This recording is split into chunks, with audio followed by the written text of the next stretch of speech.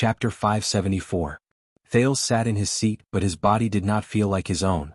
He realized that at this moment, in the Imperial Conference Room, he was the only one facing the king. He could not turn a deaf ear to it, nor could he lower his head to hide.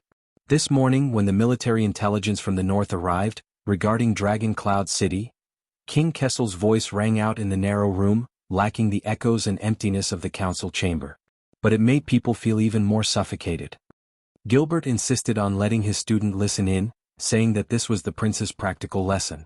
However, even in front of the emperor, when he was wrangling over your farce last night, he was not this anxious. When Thales thought of Gilbert, gratitude and disappointment surged in his heart at the same time. Today Bob Cullen specifically mentioned that pirates from the north are becoming increasingly rampant. He said that he wants to reorganize the Huigang Navy to protect the trade interests of the 7 ports of the East Blue. Kessel sat on the main seat. Even the everlasting lamp could not light up the darkness in his figure. Koster's men, on the other hand, rushed to the Department of Agriculture and Pastoral Affairs early in the morning. With the excuse of preparing to purchase seeds for the spring plowing, they checked the amount of grain exported to the Land of Cliffs region. Most of the grain was also grown in the Northland. Thales tried his best to inhale. Prime Minister Cullen and the one-eyed man of the Land of Cliffs. As for Extet, the king snorted coldly and his words were filled with disdain. Elifure City's diplomat group has been in Eternal Star City for a long time, but they've been very patient. It was only after the banquet last night that they released the messenger crow to communicate with the country. Those Northlanders from Reformation Tower are really clean, and we can't get anything on them. It's a pity that the Doyle family is unlucky. They exposed the matter of them selling grain privately. Jorge of Elifure and Levi of Reformation Tower. Thales stared at the map on the table. You ran around for that girl, thinking you were doing it discreetly. The Iron Hand King's voice suddenly tightened and focused on Thales like a scattered mystic gun. Actually, every single one of my movements is completely exposed. Thales suddenly felt his mouth go dry. Obviously, the tea in Ballard Room was not prepared for the Duke of Star Lake. And I thought that you would calm down a little in front of the foreign ministers at the Imperial Conference and put away your rutting tail feathers. Obviously, I underestimated your determination, Duke of Star Lake, or should I say North Star. King Kessel paused for a moment and repeated the word coldly but sarcastically. For love? The king's voice fell. Thales looked up. But, the teenager instinctively retorted, that's not love. No, the king's eyes pierced through the darkness, piercing the sunlight. It descended on Thales. Not love. His father's response was scornful. That's worse than love. Is it the desire for youth and beauty? Or are you interested in conquering noble women? Kessel V's voice boomed like thunder. Or are you just an arrogant pig who can only rely on your swaying penis to find self-esteem? Thales shut his eyes. Over the past 6 years, the library, the Hall of Heroes, Shield District, the dining room, the study. Countless scenes from his memories assaulted him in that instant, but none of them helped the situation before him. But we're not. Thelma. No. The youth clenched his fists. He struggled to breathe, trying to expel the discomfort that he had not felt in the past 6 years. What? Why did he feel so uncomfortable, suffocated, out of control, and irritated? No. Thales looked up and defended himself with difficulty. Thelma and I, we have a good relationship, that's true. He withstood the Iron Hand King's cold gaze, just like withstood the day before the bitter cold blizzard, and also withstood the desire to retreat in his heart. You can't run away. Find a way out. Face him. Just like facing his past opponents, King Nuvan, King Chapman. But outside of our personal friendship, I treat her. Face him. Face it. Face them. Thales took a deep breath and finally said those words. I have a responsibility to her. At that moment, Thales felt the air around him circulate just like his words and thoughts. A rhetorical question came from the dark room, not much better than before. Responsibility? Thales found himself nodding slightly. That's right. 6 years ago, I should say that you and the kingdom used all of our power to send that girl to the throne of Heroic Spirit Palace. King Kessel did not speak. The youth met the king's gaze, slowly regained his train of thought and said in a firm tone, all of Constellation. We all have a responsibility to bear. The prince seemed to have returned to the state he was in when he faced the vassals in Extet. And I don't think that this responsibility is a meaningless moral burden. Thales suddenly realized that Ballard Room actually had quite a few windows. But what entered the room through them was cold air, not light. Because of what happened 6 years ago, That girl is naturally close to us, to Constellation. The Duke of Star Lake sorted out his logic and spoke methodically. In Extet, in Dragon Cloud City, in a group that is incompatible with us in terms of interest and ideology, this is especially valuable. The king did not move. Only his gaze remained the same. So I believe that Saroma can be trusted and expected. Even from the kingdom's point of view, my attention and help to her is not a meaningless effort. Thales tried his best to portray himself as a counselor in front of the king. His words were confident and firm, just like Soder and Kirkirk just now. As I said, she is enough to be Constellation's ally. He stared at his father intently. King Kessel chuckled. Constellation's ally? He asked hoarsely, like a beast opening its eyes from hibernation. Or your weakness? Weakness. For some reason, Thales suddenly thought of the Black Prophet, whom he had not seen for a long time. He thought of their first meeting. Thales gulped. I understand your concern. He armed himself to the teeth, braced himself, and treated the person in front of him as a formidable enemy like Nuven and Chapman. A Camion once told me that you can't just look at numbers and profits when doing business. Sometimes you also have to rely on word of mouth and connections. The king snorted. Business. But Thales just continued. Even in the most ordinary of wars, our allies will be attacked, our friends will be attacked, and our comrades will be threatened. But this does not mean that they are our weaknesses. Thales tightened his croaky voice, which had yet to go through puberty, to make himself sound more mature and rational. On the contrary. To reap profits you have to take a relative risk. So last night, for the sake of our interests, I could not stand idly by. He had to be resolute and certain. Because I believe that the girl will bring us greater value and benefits. Thales stared at the pair of eyes that were incredibly piercing in the darkness and tried his best to raise the shield that belonged solely to him. King Kessel was silent for a long time. So long that Thales' sitting posture became stiff. Finally. We. The Iron Hand King sneered. You use we to coerce your reasoning. You tell me that this is what we should do. The next moment the king pressed down on the arm of the chair. Kessel came out of the darkness into the sunlight, revealing his figure, his face, and his gaze like a stone statue. And the 9-pointed star symbol on his clothes. It was even more obvious than the symbol on Thales' collar. But what about yourself? For some reason the king's action sent a chill down Thales' spine. Like a fierce beast revealing its claws from the fog. Your own feelings, your own intentions, your own considerations, your own preferences, the king said coldly, and where are you? Where am I? Thales frowned. He stopped thinking about other things and replied, I am among you. If, in addition to the interest and standpoint of the kingdom, you can also consider sincerity and not betray my personal friendship with her, then everyone will be happy. But the king's response came like a shadow. No. Kessel's tone was steady, but there was an unshakable majesty to it. You are pretending to be among. Thales furrowed his brows. Because you think that I am a rational and calm king born for Constellation, a cruel king who only has eyes for the kingdom. The Iron Hand King's words were incomparably cold. I despise emotions and impulsiveness, and only care about gains and losses. That's why you racked your brains and spent so much effort just to disguise yourself as me and face me. Thales was stunned for a second. To prove that what you are doing is in line with the principle of interests and political considerations, the king's words were calm. So that I will believe in your words. So that I will let go of your recklessness and let go of your girlfriend. Thales was about to retort, but the Iron Hand King's next sentence completely froze him. Just like your usual trick, to understand your opponent's methods, their logic, and then defeat them on their battlefield. Kessel snorted coldly. He rubbed his fingers gently. To deal with King Nuven with exquisite calculations. To fight back against Chapman Lampard with a desperate gambit. To deal with Williams with a domineering attitude. Or like last night. Using the weakness of human nature to play a remote game with the boy from the Covendier family. Thales stared at the king in a daze. He knew. The king's words echoed in Thales' mind. Usual trick, to pretend to be like him and face him. The teenager suddenly had an illusion that he was stripped naked from head to toe and was standing naked in front of the king. There was nowhere to hide, nowhere to adapt, and nowhere to escape. But some things can't be disguised. Kessel V raised his eyes. Just like last night. Last night. Thales' pupils moved.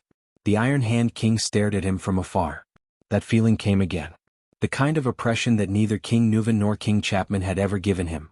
The kind of powerlessness that made him feel as if 1,000 pounds were weighing down on him, and he opened his mouth to speak but felt as if a fishbone was stuck in his throat. Why? The king spoke softly but found it difficult to parry. Last night, why did you put yourself at risk? You personally participated and you enjoyed it? Thales felt as if he was seeing double. It was Anchor and Doyle's faces. The teenager took a deep breath, focused, and tried his best to explain. The situation at last night's banquet was tricky. I was in a dilemma and no choice was appropriate.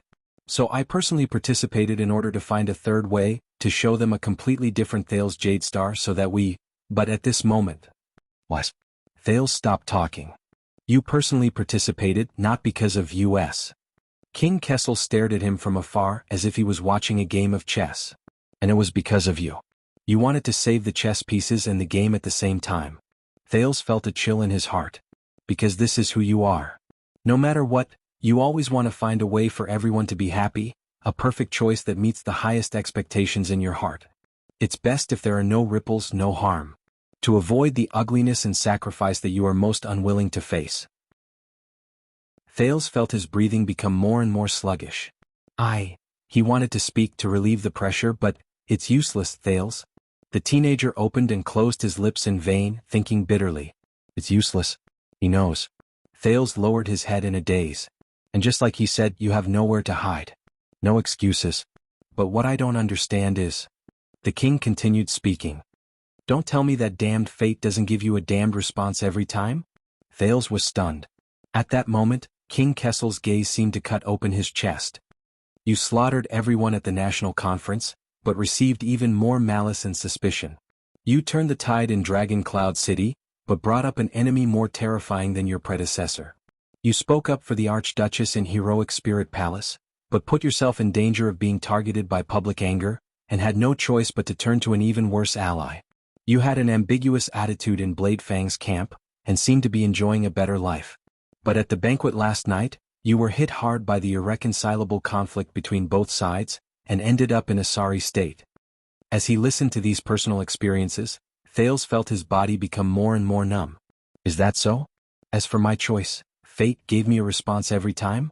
Just like last night when you wisely secured the chess pieces in the game, and won your position and reputation.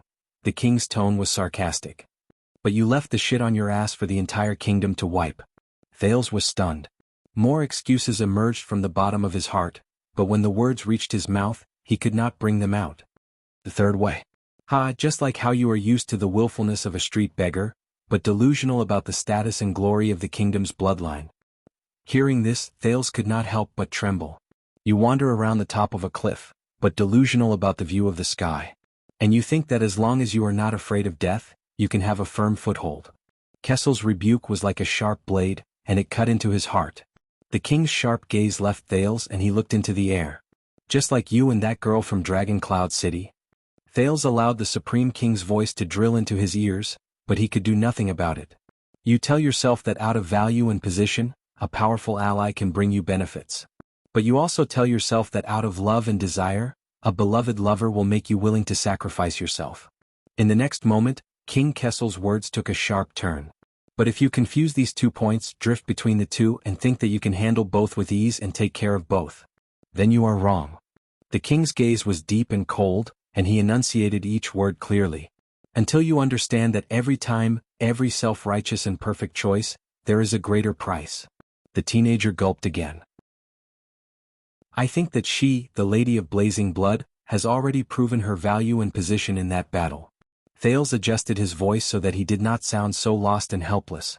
But for some reason, his sentence was stuttering. She is very powerful. She can be very powerful. She can bring benefits to us. The king snorted coldly. You know, he looked straight at Thales and said coldly, I'm not talking about her.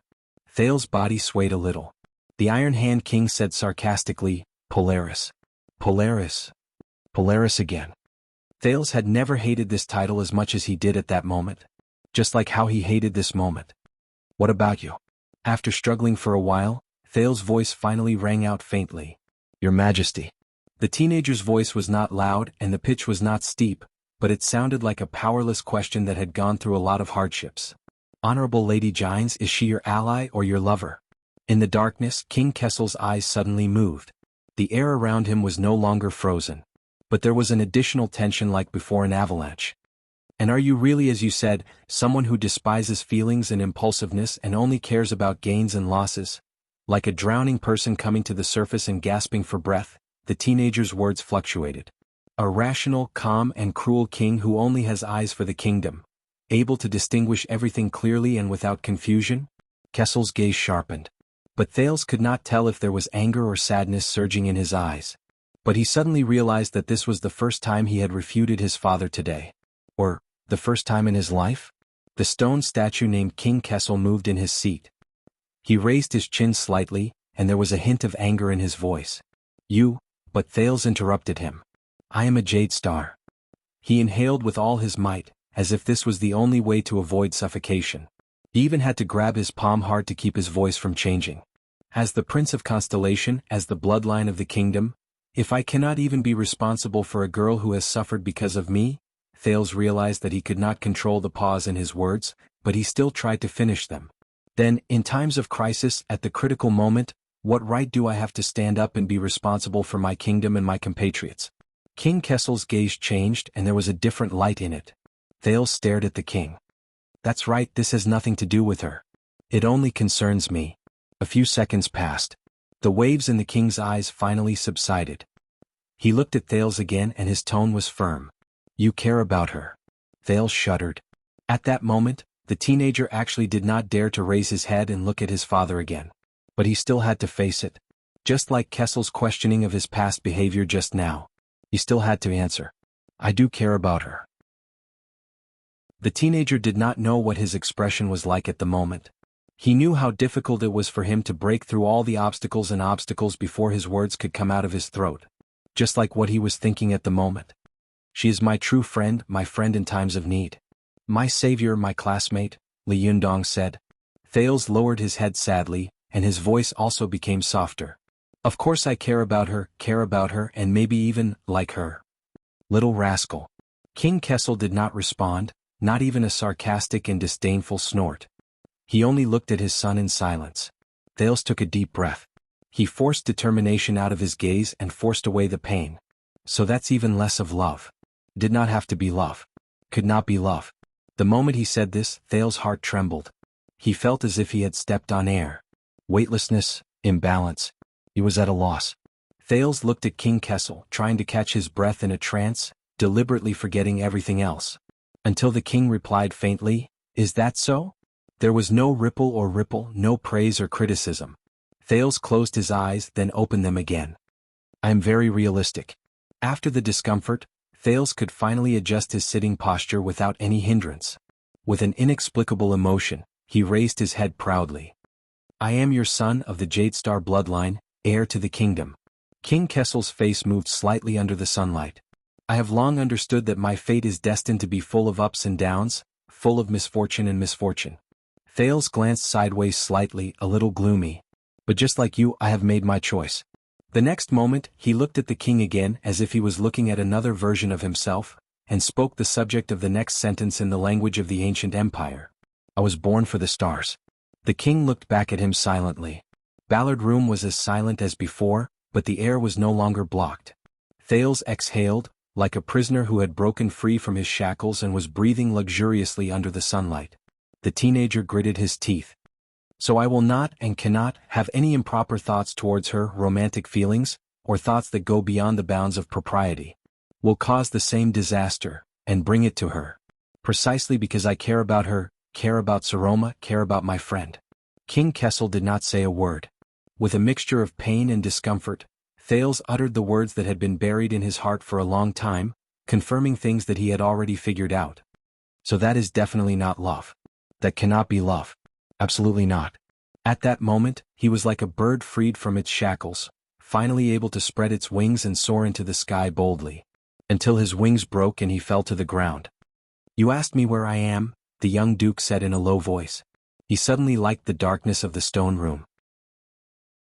I am here in Renaissance Palace. Just like you. Father. Thales' mood sank. And you don't have to worry about her and me. As soon as he finished speaking, Thales realized that he was sweating profusely and breathing rapidly. This was far from the demeanor that the Duke of Star Lake should have. The silence in the room lasted for a long time. It was as if he wanted to leave enough time for this confession, until the meaning behind it was completely understood. Is she well? King Kessel suddenly spoke, startling Thales. But the teenager immediately fell into dejection. I don't know. He closed his eyes and opened them again, trying to eliminate all expressions. I also don't want to know. Ballard Room was completely silent. It seemed like a long time had passed. Finally, the king's figure voluntarily retreated in the light. He sat in the shadow of his seat again. His face was no longer visible. Only the voice of the king could be heard from afar. Sometimes I am really strange. King Kessel's words were as sharp and harsh as ever, but there was no longer that prickling sensation. Why is your rationality on par with your stupidity? Why are they in the same mind? The king snorted coldly. And still able to coexist peacefully. Thales did not speak. He sat at the long table in a daze. Just now the teenager understood a little. In his life he had faced 3 kings. King Nuvan's tyrannical methods were a combination of strength and gentleness, a mixture of kindness and authority, as unfathomable and immeasurable as the sea. King Chapman, on the other hand, pressured and threatened him with tangible benefits, as if a blade was pressed against his neck and a thorn in his back. But the Kessel the fifth in front of him, the Iron Hand King, he was completely different from the other 2. As the supreme king of Constellation, he did not speak eloquently and did not know how to speak boldly. But Kessel had an even more bizarre and terrifying ability. With this ability he could transcend kindness and authority with just a few words, directly strike at the heart, and grasp the most damned vital point, forcing Thales to face his true self. Calm and tranquil, but heartbreaking. The king reached out and moved a cradle on the table. The door to Ballard Room opened. A few unfamiliar royal guards appeared at the door. A person walked past them and into the room. It was the scarred man from the Secret Intelligence Department. But Thales did not seem to hear it. He just sank into his seat expressionlessly. Take him out, King Kessel's voice rang mercilessly. Let him see the mess he left behind. Thales looked up absent-mindedly. What? Don't dawdle. The king lowered his head again and flipped to the next document. There are much more important matters in Ballard Room. Remember what you said today. Thales did not remember what happened next. He did not even remember how he walked out of Ballard Room in a daze. He also did not remember how the scarred man stiffly put his hands behind his back and apologized stiffly, saying that the king's orders could not be disobeyed, but Lord Mallows could not leave for the time being and asked His Highness to come with him. Until Thales followed him absent-mindedly out of the palace through a side door and into a carriage. Where are we going? Feeling the swaying of the carriage, Thales, who had finally adjusted his emotions, came back to his senses. The kingdom's Secret Intelligence Department, Your Highness, His Majesty's orders. Opposite him, the fierce-looking scarred man scratched his face as he answered. Secret Intelligence Department. Thales frowned. But he found something even more wrong. The scarred man in front of him, his voice became different? Noticing the prince's gaze, the knife-scarred man smiled faintly and stretched out his hand to tear off the skin on his face. Thales widened his eyes. Long time no see, Your Highness. The person in front of him threw away the scarred mask and lowered his head to fiddle with his eyes. His voice was relaxed and humorous. How have you been? Thales was stunned. It's him. You don't look happy, why? His old acquaintance, the Baron Bone Man Raphael Lindbergh, opened his dark red eyes in the carriage and looked straight at Thales. Dumped by your girlfriend just now? Thales' expression froze. Raphael. The prince, who was already in a bad mood, leaned back. One more word of nonsense from you? The Duke of Star Lake stared straight at the top of the carriage and said expressionlessly, I'm going to ask for the Honorable Lady Miranda's hand in marriage. Raphael's face fell. Then the carriage became completely silent. No words were spoken throughout the journey. Chapter 575. Thales and Raphael sat opposite each other in the swaying carriage. They did not speak to each other. Thales sized up the emissary of the Secret Intelligence Department, who had gone through life and death situations with him in Dragon Cloud City. He recalled the last time they parted in the tunnel. Raphael remained calm, a faint smile in his dark red eyes. He was as confident as he was when they first met. Why was he always so confident? Then he would do all sorts of shameful things, and when he messed up he would need someone else to clean up after him. Thinking of this, the youth who had just escaped from Ballard Room felt even more gloomy. Weren't you supposed to stay in the north and play hide-and-seek with the Star Killer? When did you return? Thales was the first to break the silence. He could not stand the other party's enchanting smile. Raphael smiled and looked out the window. Recently. Look, it's so fast. Could there be a more mysterious answer? Thales coughed. Those who stayed in Dragon Cloud City, Wuxia, Ralph and Putre, safe. Raphael's answer was concise and tight. Thales frowned. Gilbert said that he could not find you in the Secret Intelligence Department for the past few years. It's a secret. Then the disguise you put on at the Imperial Conference just now? Hide. So why did you bring me to the Kingdom's Secret Intelligence Department? It's important. After going back and forth for a few rounds, Thales, who felt that he was talking to Yodel, laughed out of extreme anger. Can't you say a few more words? Finally, Raphael turned around. There was a profound meaning in her red eyes. But you were the one who said it. If I say another word of nonsense, you're going to marry Miss Miranda? Thales choked. After a few seconds he sighed. He was both mentally and physically exhausted. How petty. Thales waved his hands in resignation and logged out of the game. Just kidding, okay? Raphael smiled, leaning easily against the side of the car. I know, he said with a pleased expression. Me too. The corners of Thales' lips curled into a fake smile. Is there any point in being so talkative? It's meaningless. Raphael sized up the prince's small, deflated face. It's just interesting. For a moment, Thales did not know how to reply. He could only sigh wordlessly. A few minutes later. Raphael, have you seen Miranda in the last 6 years? Raphael raised an eyebrow. You want to hear the truth? Of course. Then I have to lie. Thales took a few seconds to digest this information. The prince nodded. Then, what about meeting Cohen? Who is he? The carriage swayed for a few more minutes before Thales sighed. Raphael, if you never plan to leave the Secret Intelligence Department for the rest of your life? The prince looked at the Baron Bone Man seriously. Then what does she mean to you? How are you going to face her? Raphael raised her red eyes. Why do you suddenly ask? He cares about his subordinate's love life. Raphael smiled sarcastically. What about you? He asked back, what does she mean to you, Your Highness? Thales leaned against the carriage and sighed. I've already said that I won't marry Miranda, but Raphael's next sentence made Thales stop talking. But I'm not talking about Miranda. The air was silent for a moment. The scenery outside the window changed inch by inch from a city street to a country road. Thales was silent. When you were in Dragon Cloud City, you had a deep and intimate relationship. Raphael looked to the north. His voice was light. Can you really give up on this relationship? And become strangers from then on? Thales clenched his teeth. Don't talk about other things, Raphael, the prince said unhappily. I have nothing to do with her. Raphael chuckled, unconcerned. If you are destined to become the king of Constellation, Your Highness, strategizing in Ballard Room? In Thales' ears, the Baron Bone Man's words became extremely sharp. How are you going to face her? Face what I like. Thales felt a wave of irritation. I will only say it once, Raphael. The prince turned his head and said coldly. I definitely don't have that kind of relationship with her. Oh, yes. What kind of relationship? Why do you care what kind of relationship I have? But, no buts. I just want to say, don't say it. After going back and forth, Raphael could only sigh and admit defeat. Fine. Thales snorted and hugged his arms tightly. The Baron Bone Man sighed. It's just a pity that you don't like her. Thales turned his head even more to the side. You know, we went through a lot of trouble to pick out refined grains for her and prepare to welcome her back to the country. Thales froze for a moment and turned his head around. Refined grains, welcome her back to the country? Wait, who are you talking about? Who else could it be? Raphael turned his head around. The Secret Intelligence Department carefully selected her for you from thousands of candidates, of course. Raphael flashed his white teeth and smiled brightly. What a good horse, Jenny.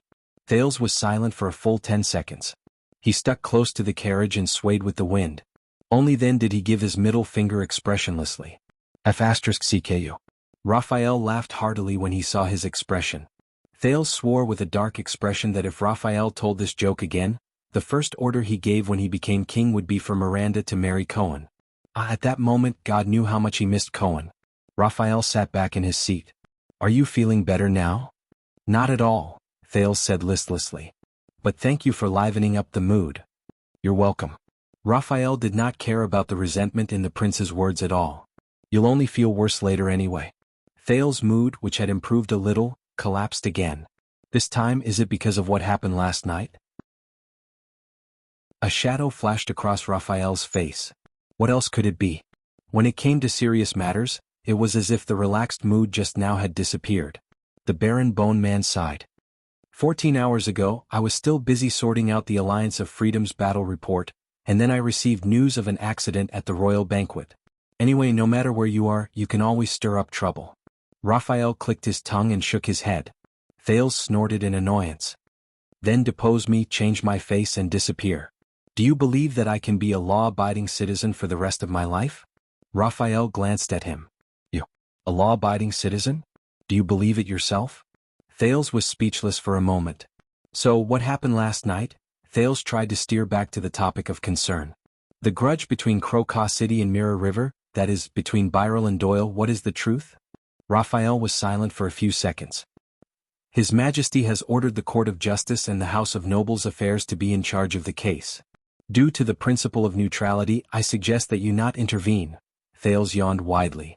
Seriously, Raphael, why do you think I'm not dancing with the young ladies at the banquet until dawn, but smelling your sweat in this broken carriage? Raphael changed his posture and sniffed his collar without batting an eyelid. Or do you think I'm as gullible as Cohen or as tolerant as Miranda? Thales winked at him. Just take it as giving me some personal inside information? Raphael frowned. Thales raised his eyebrows, his gaze inadvertently falling on Raphael's sleeve. The latter's forearm was as fair and perfect as ever. It was hard to imagine that it used to be. The Baron Bone Man was silent for a moment and instinctively pulled up his sleeve. You should not talk about personal relationships. His red eyes sparkled. You are a prince and I am a servant. We should do business according to the rules. Hey, who was the one who was trying to establish a personal relationship with him? If it were someone else, it might be. But you are still different, Raphael, Thales said in a half-sincere and half-conventional manner. That night in Dragon Cloud City was different. Raphael tilted his head at him. By the way, Thales added, if we really want to work together for the next 50 or 60 years and meet at the Imperial Conference, then it's best to start learning how to get along with each other from now on. Perhaps convinced by the last sentence, Raphael took a deep breath and sat up straight in the carriage. He said sternly, from the information gathered by the Secret Intelligence Department, this is an unfortunate tragedy. Yes, tell me something I don't know. Thales nodded earnestly and modestly as he swallowed the words. Raphael continued. Baron Doyle of Mirror River is a complete idiot. His greatest strength is his shamelessness. But he was lucky. His remarried wife was a business expert. Over the years she managed the family and amassed wealth, or rather she speculated and groomed for personal gain, amassing wealth everywhere, so the Doyle family became richer and more daring. Their reach grew longer and more unscrupulous. Thales thought of Baron Doyle and his wife and nodded with lingering fear. Raphael snorted softly. On the other hand, the ruler of Crocaw City is not a good person either. He never had good intentions when he borrowed money. Old Byril doesn't know how to manage money, but he's good at the traditional arts of coercion, intimidation, and blackmail. Over the years, just the number of victims he blackmailed, threatened, and reneged on their debts is enough to form a team of guards. Perhaps there's even a reserve force. Thales frowned when he heard this. It's only been a day and the Secret Intelligence Department has already investigated so thoroughly? Raphael laughed and shook his head. Of course not. But we found out that one of the parties involved in this case has long been registered in the Department of Finance. Sir Kirkuk Man has been eyeing the Doyle family for a long time, eyeing their gray income, waiting for them to fatten up so he can slaughter them. Chief of Finance Kirkuk Man has been eyeing the Doyle family for a long time? Thales understood a little. Raphael said disdainfully, so there's no need for an investigation. Our people just moved the tracking files and investigation files that have been piling up for a few years here overnight. Of course, the people in the Department of Finance might not be too happy about being intercepted. Department of Finance, overnight, intercepted? Hearing this, Thales had a strange expression on his face. He recalled Sir Kirkuk Man's loss of composure at the meeting this morning when he vehemently rejected the budget proposal. Now that he thought about it, he did not lose composure at all. That was basically, Brother Chin lost a few $1,000s tonight. He already had good self-restraint by not flipping the table. So in this way the suddenly rich and greedy Doyle and the arrogant and scoundrel Byril, these two families are now at odds. Thales exhaled and said helplessly, I've really met my match. Raphael nodded. It's nothing much to begin with. After the nobles' internal strife and a great deal of damage, the two families who are stuck in a stalemate will probably return to the negotiating table as usual. Raphael glanced at Thales. But at this time, because the legendary wing left the camp, Blade Fang's camp was ambushed by the orcs and the Baron Bone people. Old Byril, who was stationed there, was unfortunately hit and died in fright. The balance is now out of balance. Thales pressed his palm against his forehead in frustration. Why is it me again? But Raphael's words continued. Moreover, recently Doyle, the Baron of Mirror River, who fawns on the rich and powerful, relied on his son to get close to a newly returned important member of the royal family. He has become especially prestigious in the capital and has become more upright. Thales' expression became increasingly unpleasant. Raphael deliberately dragged out his words and repeated them, important people of the royal family. Do you understand? Thales sighed. Why is it still me? If that's the case, then it's fine. It's just a win and a loss. One side benefits, the other falls. Until old Byril's eldest son returns from the Tower of Eradication, as you can see, he's a hothead. His mind is filled with radical ideas that the traditional nobles in the country don't have, and he decides to go to a banquet and make a big splash. Thales curled up in the corner of the carriage and smacked his lips numbly.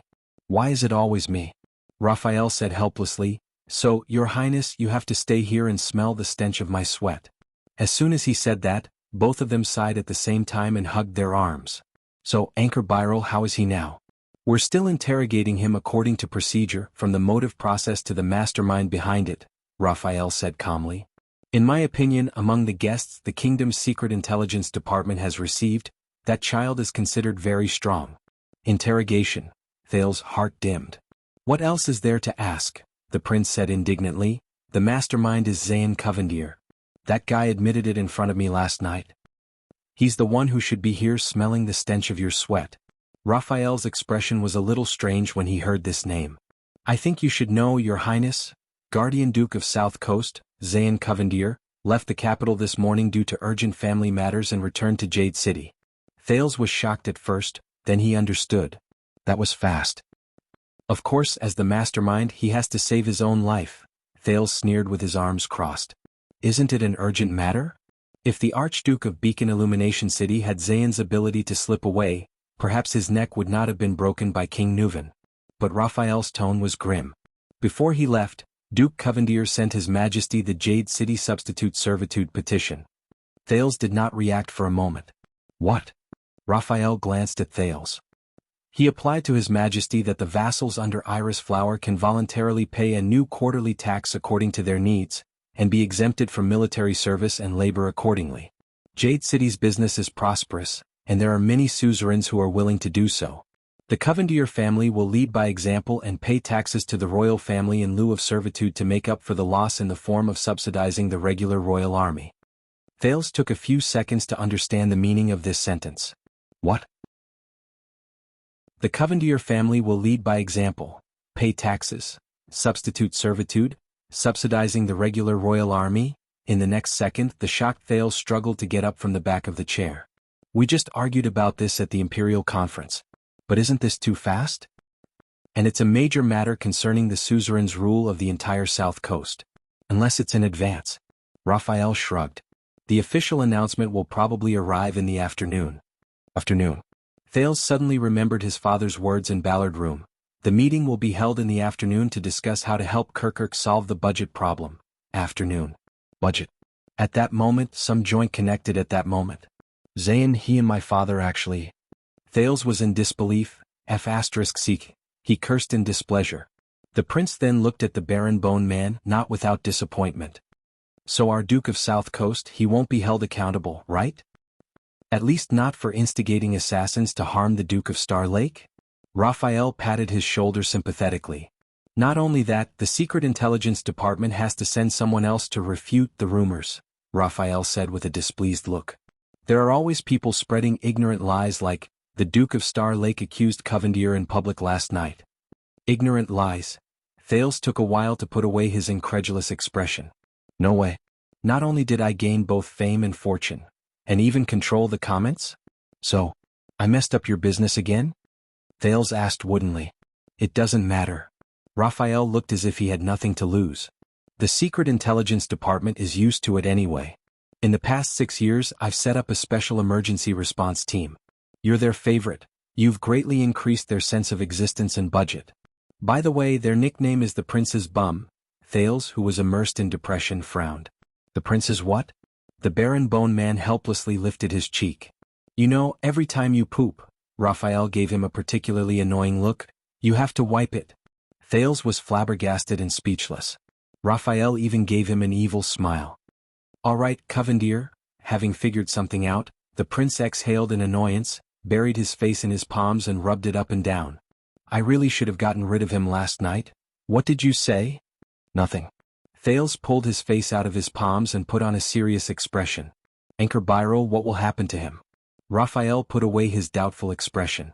If His Majesty has no other opinion, the Court of Justice will convict him.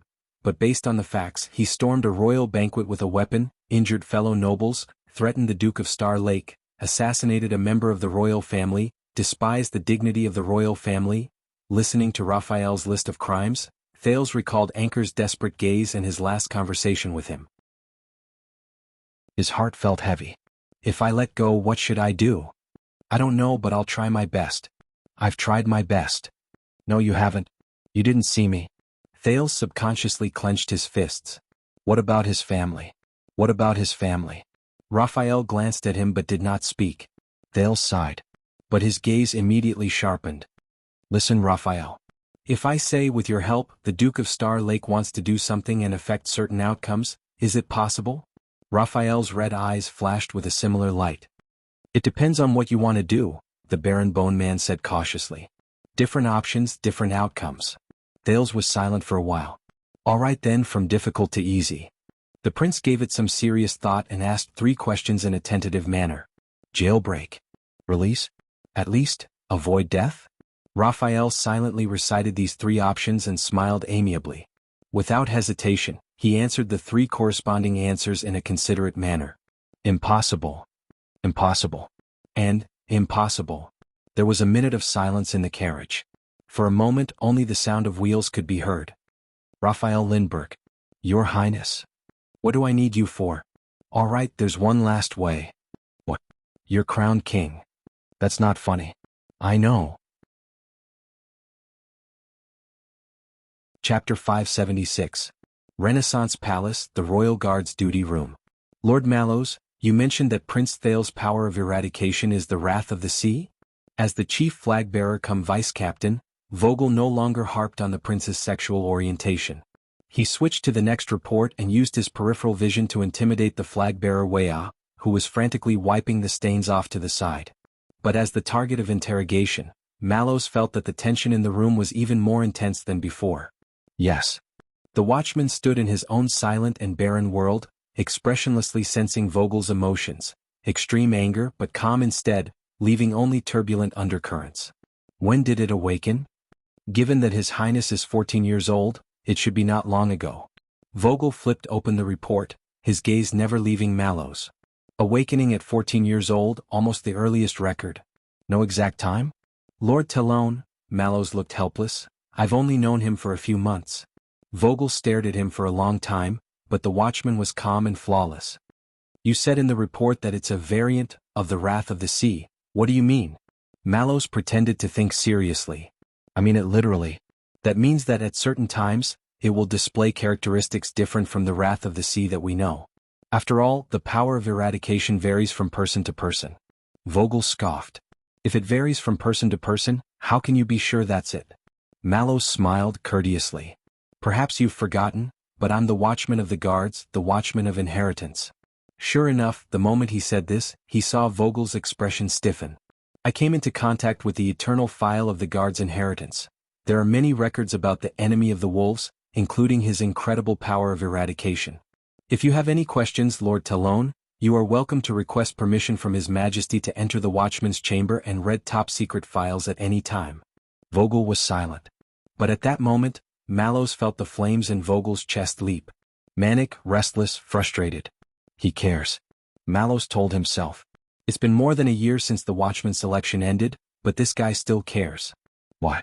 Why does everyone grieve, obsess and go crazy over something unattainable? The atmosphere was a little strange. Will could not help but gulp. A few seconds later, Vogel moved his razor-sharp lips. No need. Mallows responded with a smile. The prince's physique is very good, his recovery rate is several times that of an ordinary person. Vogel quickly returned to normal, displaying his good qualities as a flag-bearer. Is that so? I'm not sure about that. I heard that Madame Gines took care of His Highness' daily life 6 years ago. But Vogel would not let him off so easily. But I'm asking you. Mallows was silent for a few seconds before he nodded naturally. It should be. The watchman spoke again, but his voice became even more stern. At least in martial arts training, no matter how vicious the beating, he can quickly jump around. Although he likes to sleep on the floor and wash his hair every few days, he has never had a serious cold. Vogel's gaze shifted back and forth between the man and the report in his hand. You've never doubted it? It's a good thing that Your Highness has an outstanding physique. Even the Secret Intelligence Department didn't ask about it, so why should I doubt it? What about your own guess? Mallow's gaze shifted. The royal family pays me a salary and grants me responsibilities, not for me to guess. But I am. Vogel's gaze sharpened. And I'm not asking for your help, Lord Mallows. The two men in the room stared at each other in a silent confrontation. Beside them, Weah felt immense pressure, so he meticulously poured more tea for the two officers. Looking at Vogel's cold gaze, Mallows thought of the countless top-secret eternal files displayed in the Watchman's secret chamber. Although in those times, the 6 wings of the Praetorian Guard were not as close and loving as they appeared to be. But the flag-bearer division, when did they start to stand on their own? From flag protectors and messengers, they became monitors and investigators. How did they become so glaring, annoying, relentless, and overbearing? Was it the age of the virtuous king? After the kingdom's secret intelligence department shed its gray coat and became a formal and grandiose state organ? A few seconds later, Mallows finally took a step back. If I had to guess, that physique might be a special effect of the wrath of the sea and stormy waves. Just like what was recorded in the Watchman's files. Enemy of the Wolves can predict and adapt, and avoid death like a miracle. But he changed the topic as if he suddenly realized something. Oh, sorry, I shouldn't have told you. Vogel's breathing paused for a second. An undercurrent surged in his eyes. In this barren world, Mallows felt the flames in the vice-captain's chest rise by an inch. Anger, humiliation, patience. Vogel wasn't just concerned. Mallows told himself sorrowfully. He cared too much, too deeply, too much. So he didn't notice it. Unlike me, who was locked in and unable to extricate myself. But you just said, Vogel breathed expressionlessly, Prince Thales only recently awakened his power of eradication. But his physique is at least 6 years old. Mallows took a sip of tea. You look much clearer than I do. Answer the question. The watchman stared at him for a while. I don't know, but I think someone might know. Who? Extensions, especially that star killer? It was said that he supervised His Highness outdoor training in Dragon Cloud City. Vogel paused slightly. That's right, the murderer who killed Prince Horus. Mallows smiled faintly. Are you going to summon him for questioning? Like this. There was a moment of silence in the night shift room. Until Vogel leaned forward slowly, as if trying to get a good look at Mallows from the inside out. Haven't you thought of another possibility? Mallows did not answer immediately. In this barren world, he sensed that the Vogel in front of him had turned into a huge shadow, igniting everything around him with the cold flames in his chest. Strange. What else does Vogel want besides this? The watchman met Vogel's gaze. I don't understand what you mean. Vogel's expression turned colder. His Majesty and Captain Adrian, do they not understand like you? Watchman. Mallow's pupils constricted slowly. Then why don't you ask them? At this moment. Click. The two men facing each other turned their heads in unison. Beside them, Weah looked awkward. He pointed stiffly at the broken pen tip in his hand, his smile terrible. Realizing the presence of a third party, Mallows and Vogel exchanged a look and retreated. Weah heaved a sigh of relief. It's all right, Vogel's tone softened, but his gaze was like a venomous snake's tongue, licking Mallow's calm face from time to time. Let's talk about something else. Mallows picked up his mate tea and let the bitterness hit his taste buds. Vogel waved his hand, and Weah placed a new stack of documents on the table. 24 royal knights, transferred from the royal guards to stand by under your command, to welcome the return of Prince Thales. But from now on, stationed at Mindy's Hall, by the side of the Duke of Star Lake. Vogel sneered. So, Lord Mallows, How does it feel to leave Renaissance Palace and establish a new position? Establish a new position. Wuxia, who had just relaxed, had to hold his breath again. He turned his head and focused on monitoring the sound replication spell. In the first few months, the work of the guards was still a little rusty. Mallows thought for a while, as if he did not understand what Vogel meant. But thank you for your concern, we are gradually getting on track. Vogel lowered his head and snorted, his meaning unclear.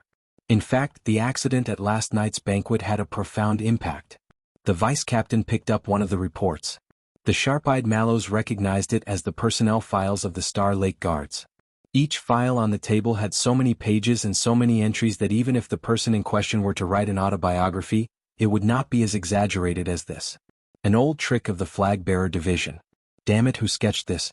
Can't they make my hair look nicer? I'm a watchman after all. This made me realize that your daily work in Mindy's Hall has many shortcomings. The vice-captain was unhurried. Out of the 24 people, you chose 3 from the Command Division, 8 from the Vanguard Division, 6 from the Guard Division, 3 from the Punishment Division, 3 from the Logistics Division, and the Flag-Bearer Division. Only one person. Vogel paused. There was a profound look in his eyes. You don't like our division very much, do you? Don't like it? Old friend, your choice of words is too elegant. I chose Flag-Bearer Hugo Fubel because he is experienced and capable. Mallows looked at Vogel, then at Wuxia, who was standing beside him. I think that in Mindy's Hall, he alone is enough to replace 2. Vogel snorted coldly. Not just him. He picked up a file. And Danny Doyle, he almost lost his life last night and even implicated others. Will sense something was amiss. He seemed to be involved in the political struggle between the watchman and vice-captain, the people around the future king. Mallows smiled and decided to go on the defensive. I thought we discussed Doyle earlier and His Highness has already punished, but Vogel's voice drowned him out. You think you're protecting them? Vogel pushed the file towards Mallows. On the file, Doyle's handsome, sketched face smiled at him. But as you can see, Danny Doyle has a bad reputation in the capital. He indulges in beauties, indulges in rouge, and there are even rumors accusing him of being a womanizer and abandoning women. Mallows' expression remained the same. In this barren world, Vogel's flames were burning brightly. Radical, incisive, determined to win. The watchman shook his head. Doyle is of noble birth, handsome. It's not his fault that he's popular with the opposite sex. Vogel sneered. So last night's loss of composure was no accident, but the inevitable result of his usual indiscretions in life, not to mention the mess his father created. You expect someone like this to protect the kingdom's bloodline? Mallows stared at him without retorting. This concerned the rights and wrongs of the guards. Will, who was taking notes, dared not even breathe loudly. There was a long silence in the night shift room. Vogel pulled out another file. His voice was even colder. Caleb Glover. To be honest, I was pleasantly surprised when I saw this name. Mallows did not speak. Let's hear what Staley's report has to say, Vogel sneered and read. Vanguard Glover is socially inept, eccentric and extreme with hidden violent tendencies. They call him Zombie. Vogel put down the report and looked at Mallows. Mallows did not argue. He merely raised his teacup and stated calmly. The strong always have their own personalities. Vogel interrupted him like a selfless flag-bearer. Vanguard Glover has attacked his own people during missions more than once. In the most serious case, this son of AB*TCH severely injured 6 of his Vanguard Division colleagues in Blade City, causing 3 to retire and 1 to be permanently disabled. This is your so-called personality? Mallows furrowed his brows. Hearing these secrets, Will's expression changed several times. He could not help but recall if he had offended that zombie. Although the news was suppressed, this is a stain that can't be erased even with his noble birth. Neither the power of the Glover family nor his grandfather's legacy can save him. Vogel sneered. Until you took the warrant, took him away from the detention well, and brought him directly to Western Desert. And then a few months later, he suddenly became the personal guard of the Duke of Star Lake? Mallows was as indifferent as ever. In his barren world, the Vogel before him emitted a dark shadow, ignited a flame and filled the entire room. Vogel. You did want something. From just now until now, everything was just a means. Logistics Division, Leo Praca. Vogel flipped through another person's file, his voice becoming calm. In the early years of the Vanguard Division he was quite famous, rumored to be comparable to Staley. The chief flag-bearer's tone changed to one of contempt. But ever since he was injured in the Desert War, his health has deteriorated. He lost his drive and all he can do is bow and scrape. I heard he lost to Prince Thales in training? Mallows took a sip of mate tea. The bitterness made him feel alive. I'm more inclined to call him a smooth person. Vogel snorted disdainfully. When the blade is blunt, it can still shine again. When the willpower is lost, it's incurable. Mallows watched as Vogel tossed Praka's file aside and picked up the next one. Defense Division Gianluca Commodore. This is an opportunist. I heard he didn't even complete night training, and used a lot of tricks to climb his way up from the position of police officer. Vogel scoffed and looked at Mallows. Climb to Prince Thales' side. Mallows raised his eyebrows as if he did not understand Vogel's sarcasm. Beside him, Wuxia hurriedly turned to look at the sound replication spell to avoid the increasingly unpleasant topic. At the same time he cursed himself regretfully. Why did I sell my soul for 2 gold coins and switch shifts with that old fox Gaetan? Why aren't you speaking? Vogel said coldly. Aren't you quite good at retorting? Listen to your advice, Lord Talon. Mallows looked up. And reflect on yourself. Vogel snorted angrily. Mike Johnvold, originally from the Discipline Division, transferred to the Vanguard Division from the Star Lake Guards by you. The vice captain flashed the next file. Received night education from the Northern Territory. No wonder he's a left-handed swordsman. Looks like the Northlanders didn't correct him when he was young. But why did I hear that he had an affair with his young stepmother? Mallows sighed silently. He really did not know about this. He had indeed underestimated the Flag-Bearer Division. Vogel flipped to the next page and spoke faster. And Nate Ness. A brilliant disciple of the Tower of Eradication, a student of the Flash faction, a genius who was admitted as an exception, a supreme class sooner or later. The chief flag-bearer looked up maliciously. But he has a nickname and both of them are linked together. One-on-one Heavenly King? Vogel paused, then maliciously spat out Ness' second nickname. Sinkhole Team Battle? Mallows frowned. About that, but Vogel seemed to have found a rhythm to attack and he showed no mercy. Ness is arrogant and selfish, has no sense of teamwork, and will step on the heels of those in front of him even when walking in line. These are the original words written by Mariko in the training report. Although this child is talented, he is not naturally suited to teamwork and cannot work as a partner. Whether it's the battle formation of the Age of the Empire or the contemporary astral formation, if there's even one additional comrade within 2 meters, the swordsmanship he prides himself on will be greatly discounted, and he may even attack blindly without distinguishing between friend and foe, dragging the battle down and making things worse. Mallows sighed in his heart. Vogel put down the file and sneered.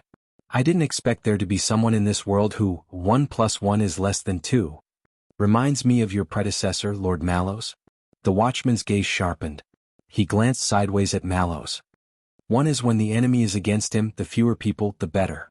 The other is when the enemy is against us, the fewer people, the better. Vogel shook his head sarcastically. Sure enough, geniuses have something in common. That's right. And you, Vogel Mystical CC Talon, you have something in common with your predecessor as well. Mallows reminded himself not to retaliate with sarcasm. Perhaps after living with a certain Jade Star boy who was unforgiving with his words, his desires in this area had grown stronger.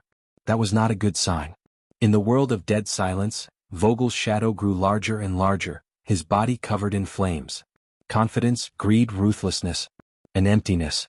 Next, Vogel flipped open the files one by one like a dealer, while Wuxia carefully took the files he had read.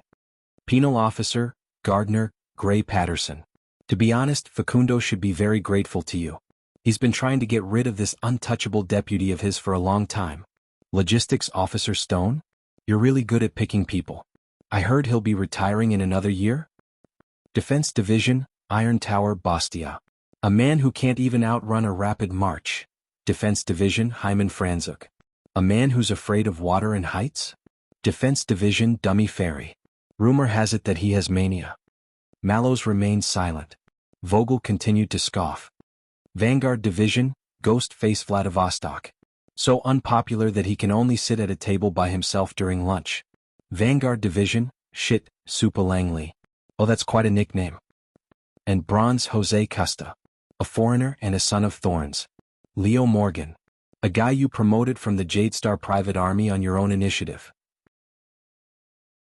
Before the formation of the guards was finalized, he followed you to the Western Desert to welcome the prince. At the mention of this name, Vogel's expression changed. But the most important thing is, he lifted the file. The sketch was of a sinister man with a face full of scars and enough to make children cry at night. Morgan. A veteran who murdered his superior on the battlefield? Vogel slammed the table angrily. Are you King kidding me? Mallows stared at Leo Morgan, who looked like a murderer on the file. His expression was calm and his thoughts were indecipherable. These are the elite guards you've selected? For the sake of Constellation's heir, the nation's treasure, you've chosen such a batch. The vice captain gritted his teeth. Defective? Chapter 577. Defective goods. Had defective goods. The watchman pursed his lips. He looked up in this barren world, only to see withered and derelict everywhere. Oh, Vogel, what makes you believe that superior goods exist in this world? Believe me, Lord Mallows, I hate to describe my brothers and sisters in this way. Vogel snorted coldly and leaned back in his chair. But obviously you didn't give me much leeway. In the awkward silence, Mallows stared at Vogel for a long time without a word. On the other side, Will had long regarded himself as a dead man, almost becoming one with the spell on the wall. Until Mallows sighed. What do you want, Vogel? The watchman addressed Vogel by his first name instead of his surname, which was rare. If you really want to cause trouble for my subordinates, it would be much more effective to report it directly to His Majesty, the Captain, or even Chief Penal Officer Facundo. Vogel stared back at him, the anger on his face slowly fading. A few seconds later, he reverted to the stern vice-captain. Flag-bearer Will. Vogel spoke softly. On the other side, Will, who was trying hard to pretend that he was not there, shuddered subconsciously. Why don't you let go of that pitiful sound replication spell and go for a walk outside? Will looked up from the spell he had been repairing, for almost 5 minutes. His face was ashen. A walk. Joy appeared on his face when he realized something.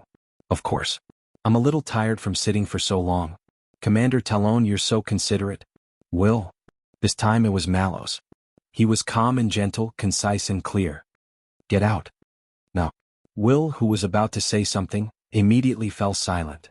In a few seconds he tiptoed up, left their line of sight, and slipped out of the night shift room as if fleeing from a disaster, leaving the two men in the room facing each other. And the sound replication spell that was glowing strangely. Others may not be able to tell, Tormund, Vogel spoke softly, addressing him by name. But the flag-bearer division is the eyes and ears of the guards, specializing in internal investigations. That's why after last night I realized that the so-called Star Lake guards under your command either have a bad reputation, a lack of character, a foppish playboy who's hard to teach, a lot of trouble, or a lot of *T in secret. He tapped the guard's file on the table.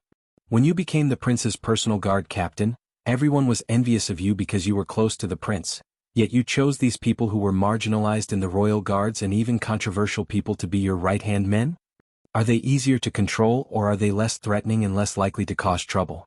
Vogel's gaze sharpened. Maybe I should ask you, what do you want to do? The captain of the prince's personal guards. Being in a favorable position and being envied by others? Mallows was expressionless. You envy me, Vogel. Not me. Mallows was silent for a moment. You're doubting me. The on-call room was silent for a while. Vogel sneered and crossed his arms. You know, when I saw the Duke of Star Lake's righteous act last night, he picked up the last file on the table. Did I remember something? Vogel was slightly distracted. He's not willing to sacrifice his soldiers to protect the king. Mallow's expression changed slightly. Vogel's eyes focused. Sacrifice the pawn. The next moment, the vice-captain pushed the file in front of him. Die. Mallows lowered his head. On the file, his own sketch was looking at him. Indifferent. Calm. Unconcerned. Smack. Vogel slammed his palm on the table, just enough to cover Mallow's surname. I don't know why watchmen have so much autonomy. But after taking over the flag-bearer division, my job is to keep a close eye on everyone in the guards. So that the tragedy will not repeat itself. Their gazes met and their breathing paused. Mallows was silent. In his barren world, Vogel's shadow was enormous. So yes, I'm doubting you, watchman. The flag-bearer leaned forward, his astute gaze falling on Mallows. As you said, there are many top-secret eternal files in the Watcher's secret room, including the bloody year, Roland said with a smile. Therefore, I suspect that when you became the captain of his personal guards and selected the Star Lake guards for him, you had other ideas. Some ideas that are far beyond the duties of the royal guards, and not even known to His Majesty and the captain. Mallow's gaze fell on the glowing sound replication spell. Without waiting for a response, Vogel scoffed and said in a warning tone, "Tell me, you must have a good reason for doing this?" Vogel's gaze turned cold. "Tell me what's so strange about the prince. Is there a secret that only the watchmen of the past generations know? So much so that you act cautiously, peculiarly and even absurdly around him?" Mallow's expression did not change, but he sighed in his heart. "Tell me, Tormund, or this eternal file will be presented directly to His Majesty and the captain." Vogel said coldly, "Tell me, the 24 people under your command including yourself, did not you act on your own? Did you specially select them for that special prince out of resentment?" In the next second Vogel's tone became chilling and vigilant. "Consumable." In that moment, Mallow saw in the barren world that Vogel's shadow and flames simultaneously turned into infinity, covering everything. The room was very quiet. Only the sound replication spell operated tenaciously, ignoring the oppressive atmosphere at the moment. A few seconds later. "Vogel." The watchman slowly raised his head and addressed Vogel's name like he did many years ago. "What's on your mind?" Vogel was startled. Mallows looked at him expressionlessly. "Was it me who was nominated a year ago and snatched away the watchman position that you were supposed to have?" Vogel's expression changed. "Was it the senior flag-bearer division who escaped the escort team because of your mistake 6 years ago, Colin Samir? Was it you who saw a blood chant, take the late king's head in the Hall of Stars the day before you officially joined the Royal Guards? Was it the chaos in the capital during the Bloody Year, which ultimately implicated your parents and caused them to die under the mob?" With every question Mallows asked, Vogel's face turned paler. "It was the national conference 6 years ago. Because of the second prince's sudden appearance," the watchman said slowly. "Among the 13 distinguished families, the Talon family, a distant relative of the Jadestar family, failed to successfully become the heir of the royal family when the king had no heir?" Vogel Talon? In the next moment, Mallows stood in his barren world and saw, as expected, the huge shadow belonging to Vogel trembled. The boundless flames flickered erratically. Desire, apprehension, unease, and fear.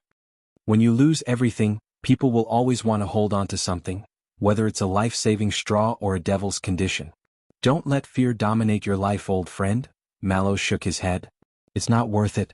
Vogel's breathing became faster and faster. His anger grew hotter and hotter. "If this is your answer, watchman," Mallows interrupted him. D.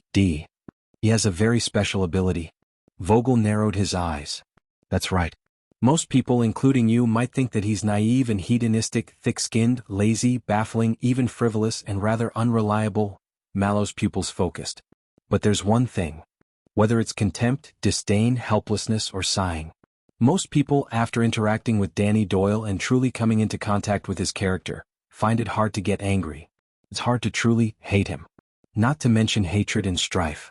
Vogel's expression changed slightly. "As long as he wants to, he can close the distance between him and anyone in a minute, without hindrance or burden, even if the other party is an unreasonable lunatic or a murderous monster." Mallows stared at his reflection in the teacup. "Do you know how difficult it is for most people in this world not to hate you, Lord Talon?" he said faintly. "It's much easier to train to the supreme class. That's why, in terms of ability and quality, Danny Doyle may not be the strongest, but he can mingle well with the guards and win the hearts of the people. They would rather let him handle matters." Vogel stared at Mallows, the anger in his eyes still lingering. "And Vanguard Glover?" Mallows stared back at Vogel, calm and indifferent. "Although he's taciturn and unsociable, he's reliable and meticulous. He participated in the Desert War, and is the most knowledgeable in actual combat among the younger generation of the Vanguard Division. Even second seat Mariko might not be able to win against him." Vogel furrowed his brows. "As for his blemish, if you don't limit yourself to cold records and figures and tear apart the prejudices and misunderstandings of others, Lord Talon, then you might discover that Caleb Glover fought with his peers because the other party had been insulting his family and background for a long time, ostracizing, isolating, and framing him for 5 whole years. As a royal knight of the kingdom, Caleb Glover could not take it anymore, and was forced to respond." Vogel repeated with a frown. "Forced?" Mallows nodded. "If I were you, I might pay attention to the discipline within the guards. Think about why the Vanguard Division would have 6 people ganging up on one person. And why the Vanguard Division, known for their combat prowess, ended up with 3 injured and 1 disabled despite fighting 6 against 1. Vogel did not speak. He frowned at the files on the table.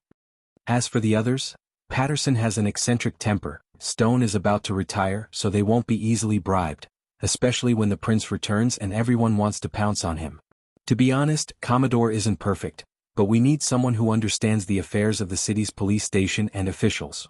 I don't know about the scandal between Jonvold and his stepmother, and Costa is indeed a son of thorns, but in view of His Highness' experiences over the past 6 years, Mallows did not hesitate. We need to ensure the geographical diversity of the guards. Ness is a pain in the ass. But when we were young, who wasn't supercilious and self-centered? He might be a little exaggerated, but he just needs to be honed like a partner who can take a beating. And did I mention that in the Desert War, Bastia took 2 blows from the orcs' hammers and didn't fall? As for Vanguard Morgan, his old case from 20 years ago has been concluded.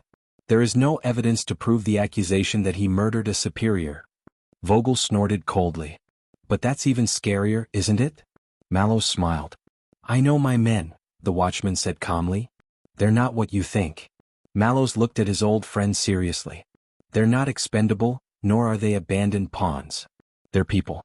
The night shift room fell silent again. Vogel's gaze flickered between the file and Mallows. People. People? Vogel was silent for a long time. He patted the file on the table and snorted. You know, the Flag-Bearer Division doesn't see it that way.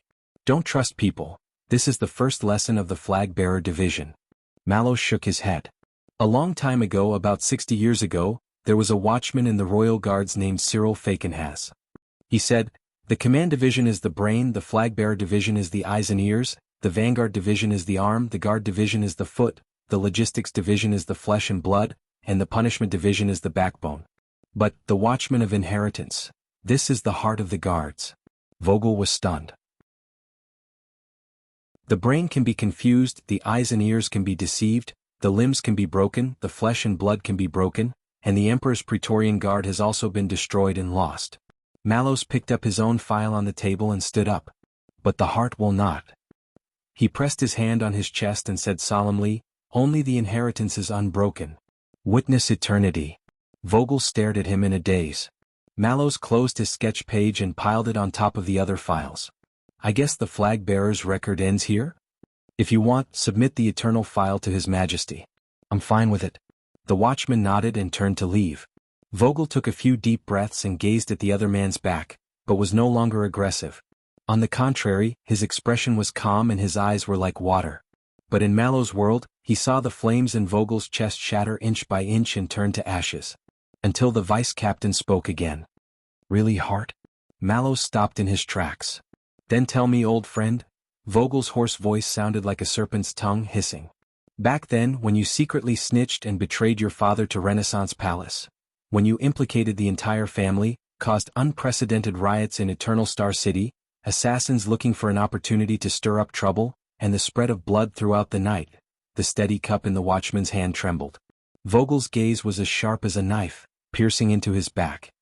Tormund Mallows, in exchange for the king's trust in order to obtain the status you have today, outside the visible files, do you really have a heart? In that instant, Mallows felt the power of eradication in his body collapse. He saw that the barren world he was in suddenly gained color. The grass grew long and the nightingales flew. It was full of vitality. The flowers were red and the grass was green. It was a riot of colors. Bewitching, bizarre, psychedelic.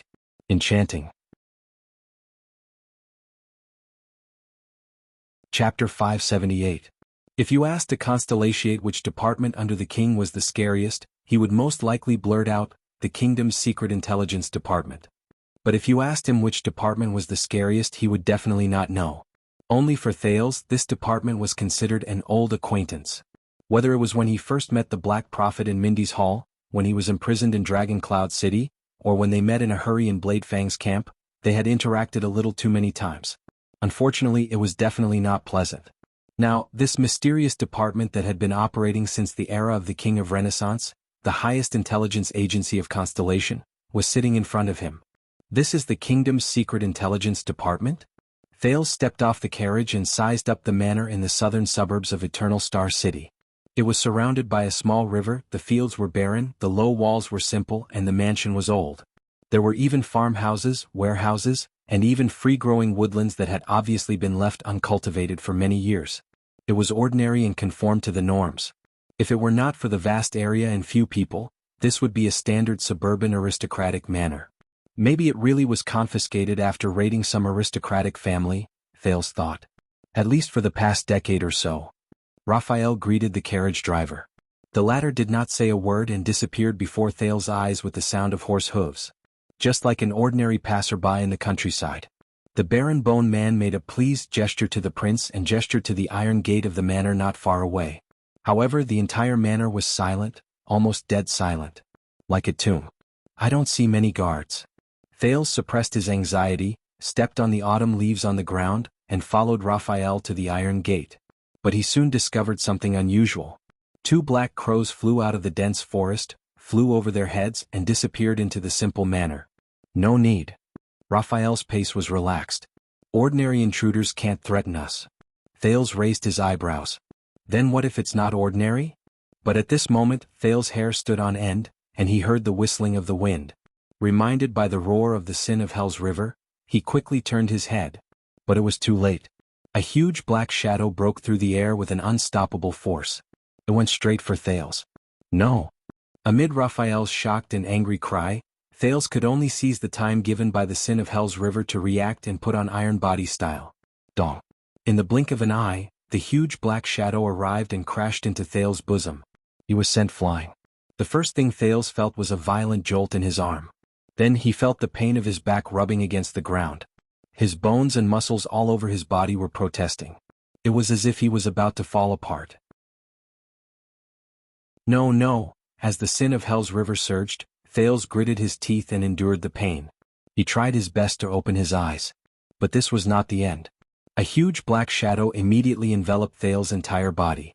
It restrained his legs, pressed down on his shoulders and pressed a huge weight on his chest, making it difficult for the teenager to move and breathe. Thales could even feel the other party's heavy, violent, fiery, and hurried breathing as he leaned forward as if he was demonstrating his strength. He was so close to Thales' cheek that he could even feel the other party's rough, violent, and fiery breathing. No. Thales struggled fiercely. He swore that no matter how inconvenient, suspicious, or inappropriate it was, he would definitely bring the police or the sentinel with him. He absolutely could not allow himself to be slaughtered unarmed. The attacker stuck his head under Thales' neck and took a few deep breaths. Each breath was longer than the last and he seemed to be gradually intoxicated by it. Raphael's exasperated voice was then heard. No. Edward. At this moment, Thales suddenly felt his cheeks heat up. Below his neck, a moist and sticky soft object covered him. His chin, cheeks and cheekbones. From bottom to top, it slowly swept across the side of his face. Hot, warm and soft. And a little fishy? Thales was stunned. The other party left his cheek, leaving behind a sticky liquid. When the wind blew it felt cool. Before he could react, the black shadow approached him again, accompanied by rapid and fiery breathing. Another wave of warmth and dampness covered Thales' mouth, nose, forehead and ears, over and over again. It made him unable to open his eyes. The other party breathed continuously. The tip of his nose and lips brushed against Thales' skin countless times. They pressed closely against each other and he seemed rather excited. Thales was stunned. Even the Sin of Hell's river was silently dispelled. What is this? Edward, this is Prince Thales. He's not a threat. Finally, the Baron Bone Man's arm appeared on the attacker's neck, trying to pull him off Thales' body. As the attacker protested in dissatisfaction, Thales felt his chest loosen. He finally gained some space and raised his head. The prince was immediately stunned. On top of him was a large pitch-black dog. Woof woof. At this moment, Raphael was grabbing the fierce dog's neck and dragging it backwards. He was in a sorry state during the wrestling. Thales recognized its breed. It was an angry wolfhound. This breed of dog was known for its fierceness. It had always been a good helper for the nobles of Constellation when they went on hunting excursions. A long time ago, Chief Morris of the Brotherhood, Quide and Rick Superior, also kept a majestic angry wolfhound. He even met Thales by chance in the back alley of Sunset Pub. The angry wolfhound also liked to play with Thales. The play, that was not too friendly. The large dog in front of him also had similar characteristics. whether it was sharp fangs or a fierce face. Except for one thing. It was also too big. Thales stared blankly at the wrestling in front of him. Although Raphael was slender, he was not short. But even with his size, it was difficult for him to restrain the large dog. He was like a child trying to reach out and hug an old tree that was 2 or 3 times thicker than him. At this moment, the fierce-looking dog was looking at Thales on the ground with great interest. Its breathing was hot, and it occasionally licked its tongue and swallowed a mouthful of saliva. Sabo. Raphael, who saw that he could not hold on any more, looked into the distance and shouted angrily. Pull it up. A gloomy and lazy voice rang out at the right time, approaching from afar. Coming. Be at ease. A right hand with only 3 fingers appeared in front of Thales. It grabbed the large dog's collar and exerted force in a very skillful manner. Finally, Thales felt his body relax. It felt as if someone had lifted the 3 layers of quilts covering him, and in the middle of summer. The large dog was pulled away from his body. It barked in dissatisfaction and the sound was deafening. I'm sorry, Lord Raphael. Edward was walking in circles and I did not pay attention. The lazy voice dealt with the large dog's protest while apologizing insincerely. Thales grabbed Raphael's hand, felt his whole body go numb and struggled to get up. Damn it. What is this? Thales patted the dust off his body, still in shock, and pulled up his sleeves to wipe the saliva that had not dried on his face. Raphael coughed awkwardly. Your Highness, I believe you have met Edward. He is one of our guards. The Baron Bone Man waved at the large dog in front of him. The exaggerated movement made it roar. Oof, oof. It bared its teeth, its gaze fierce. But when it subconsciously wanted to move forward with a fierce look on its face, the right hand with only 3 fingers reached out and stopped Edward. You know, guards, Edward doesn't like being introduced like this. He thinks this is his territory and he is the master. Raphael snorted. Is that so? The person holding the large dog was a haggard middle-aged man who looked like he did not sleep well last night. He had dark circles under his eyes and ignored Edward's threatening barking. He bowed to Thales. Duke of Star Lake, I've heard a lot about you. Raphael looked at the angry wolfhound warily and introduced, This is Sabo, the best tracker in the kingdom's secret intelligence department. Sabo shrugged. Also a gatekeeper and a dog walker. The large dog next to him was dissatisfied again. Oof, oof. All right, my bad, Sabo comforted Edward.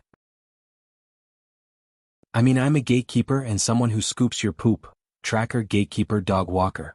Thales, who got rid of the unknown liquid on his face, nodded awkwardly and returned Sabo's greeting, but his eyes kept drifting to Edward. The Secret Intelligence Department's watchdog, looking at the other's forelimbs that were as thick as his thighs, and the 4 paws that could reach the height of a normal person's shoulder, as well as the impact of a heavy cavalry charge, Thales gulped with lingering fear. This is too big. That's against the rules. Once it noticed that Thales was sizing it up, the ridiculously large black angry wolfhound instantly lowered the volume of its growl. The large dog Edward retracted its sharp teeth and revealed its tongue. Its lower jaw opened up into a huge arc, and its tail swung freely from side to side. Obviously he likes you, Your Highness. Sabo frowned and said in a dark tone. Edward opened his mouth in a frightening manner. He could not hide the saliva dripping from his mouth as he stared at Thales with sparkling eyes. Joy was written all over his face. He was full of energy. Thales quickly lowered his head to avoid eye contact, and tidied up his messy clothes in a flustered manner. Yeah, I can see that. Sabo held the collar with one hand, and scratched Edward's back with the other to soothe its restlessness. It's been a long time since he pounced on someone. The last time was a long time ago. Raphael cleared his throat and gave Sabo a warning look. I'll go open the door. Watch your dog. Sabo turned his head indifferently, and Edward bared its teeth again. Woof woof. You misunderstood. Raphael wasn't talking about you, he was talking about me. Watch me. The Baron Bone Man strode towards the double-opened iron door. Sabo looked at Raphael's back, and then at the large dog beside him that kept nudging forward, obviously interested in Thales. Lord Hansen must be very upset. Thales suppressed his fear of Edward. What? Don't you know? Sabo took out a chain. Who the F***ck uses a steel chain to chain a dog? The prince later complained, and buckled Edward's collar. He took a step closer to Thales. The prince subconsciously took a step back, and said in a low voice, There's a rumor in the Secret Intelligence Department that Lord Hansen's leg was bitten off by a terrifying dog. The Black Prophet's leg? Thales pricked up his ears. But there's always been a dispute over which dog it was. There's even a bet. But, if you ask me, Sabo winked at the large dog beside him and put on a pretentious air, hinting at something. Do you understand what I mean? The terrifyingly large angry wolfhound barked excitedly, its enthusiasm for Thales undiminished. Thales took a step back and nodded stiffly. In the distance, Raphael approached the double-opened iron door, pulled up his sleeves and waved his fingers in the air. What was even more bizarre was that as his fingers danced, the air in front of the iron door rippled like the surface of a sparkling water. Thales frowned. What is he doing? Magic veins? Sabo looked at the prince, then at Edward and answered casually, it's a trick of Soul Tower. Only by drawing the corresponding veins on the corresponding ceiling circle will one be let in. In comparison, I prefer Alchemy Tower. They're all classical and like to use keys. Thales' heart skipped a beat. But I remember that magic is forbidden? Sabo shook his head. Forgotten. Thales raised his head in confusion. What? Sabo tugged at the chain on Edward's body and prodded it, preventing the large dog from slipping out of the cage and approaching Thales. Magic is forgotten, not forbidden. Thales' expression changed. Is there a difference between being forgotten and being forbidden? Sabo shrugged. From the practical point of view, no. But in terms of motive and purpose, at that moment. Sabo, Raphael's voice came, sounding dissatisfied, that's enough. At some point, the Baron Bone Man had turned around, and the iron door opened a gap behind him. Sabo smacked his lips and waved his hand nonchalantly. All right, but before he could finish, there was a sudden change in the situation. The large dog, Edward, suddenly jumped up and leaped towards the iron door. Thales was shocked. Perhaps unprepared or perhaps unable to let go in time, the equally shocked Sabo was pulled down by the chain and dragged towards the iron door by Edward. In the next second, the large Edward slammed into Raphael in front of the iron door. Bang! The Baron Bone Man was mercilessly sent flying and fell to the side, moaning. Sabo was thrown off by the chain and rolled a few times on the ground, moaning as well. Thales looked at everything in front of him in shock. 2 men were taken down by a dog. Are you guys all right? I knew it. This dog is too big. But what happened next was even more unexpected.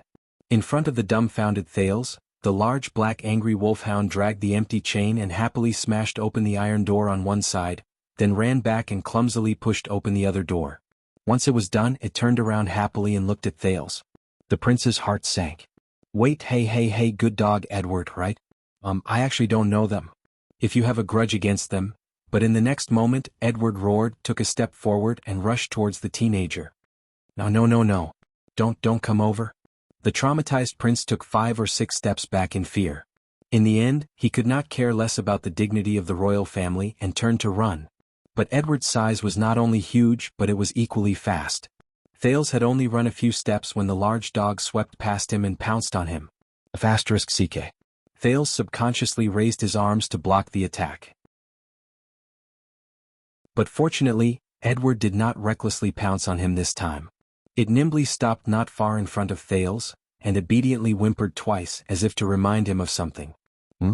Thales lowered his arms in puzzlement. The large dog approached him carefully with short, quick steps. This time, as he looked at its obedient gaze, Thales realized that the sin of Hell's river in his body did not react. Edward stuck out its tongue, wagged its tail, and turned twice on the spot with its mountain-like body. Woof, woof. It barked twice at the open door. Its gaze was obedient, and its bark was ingratiating.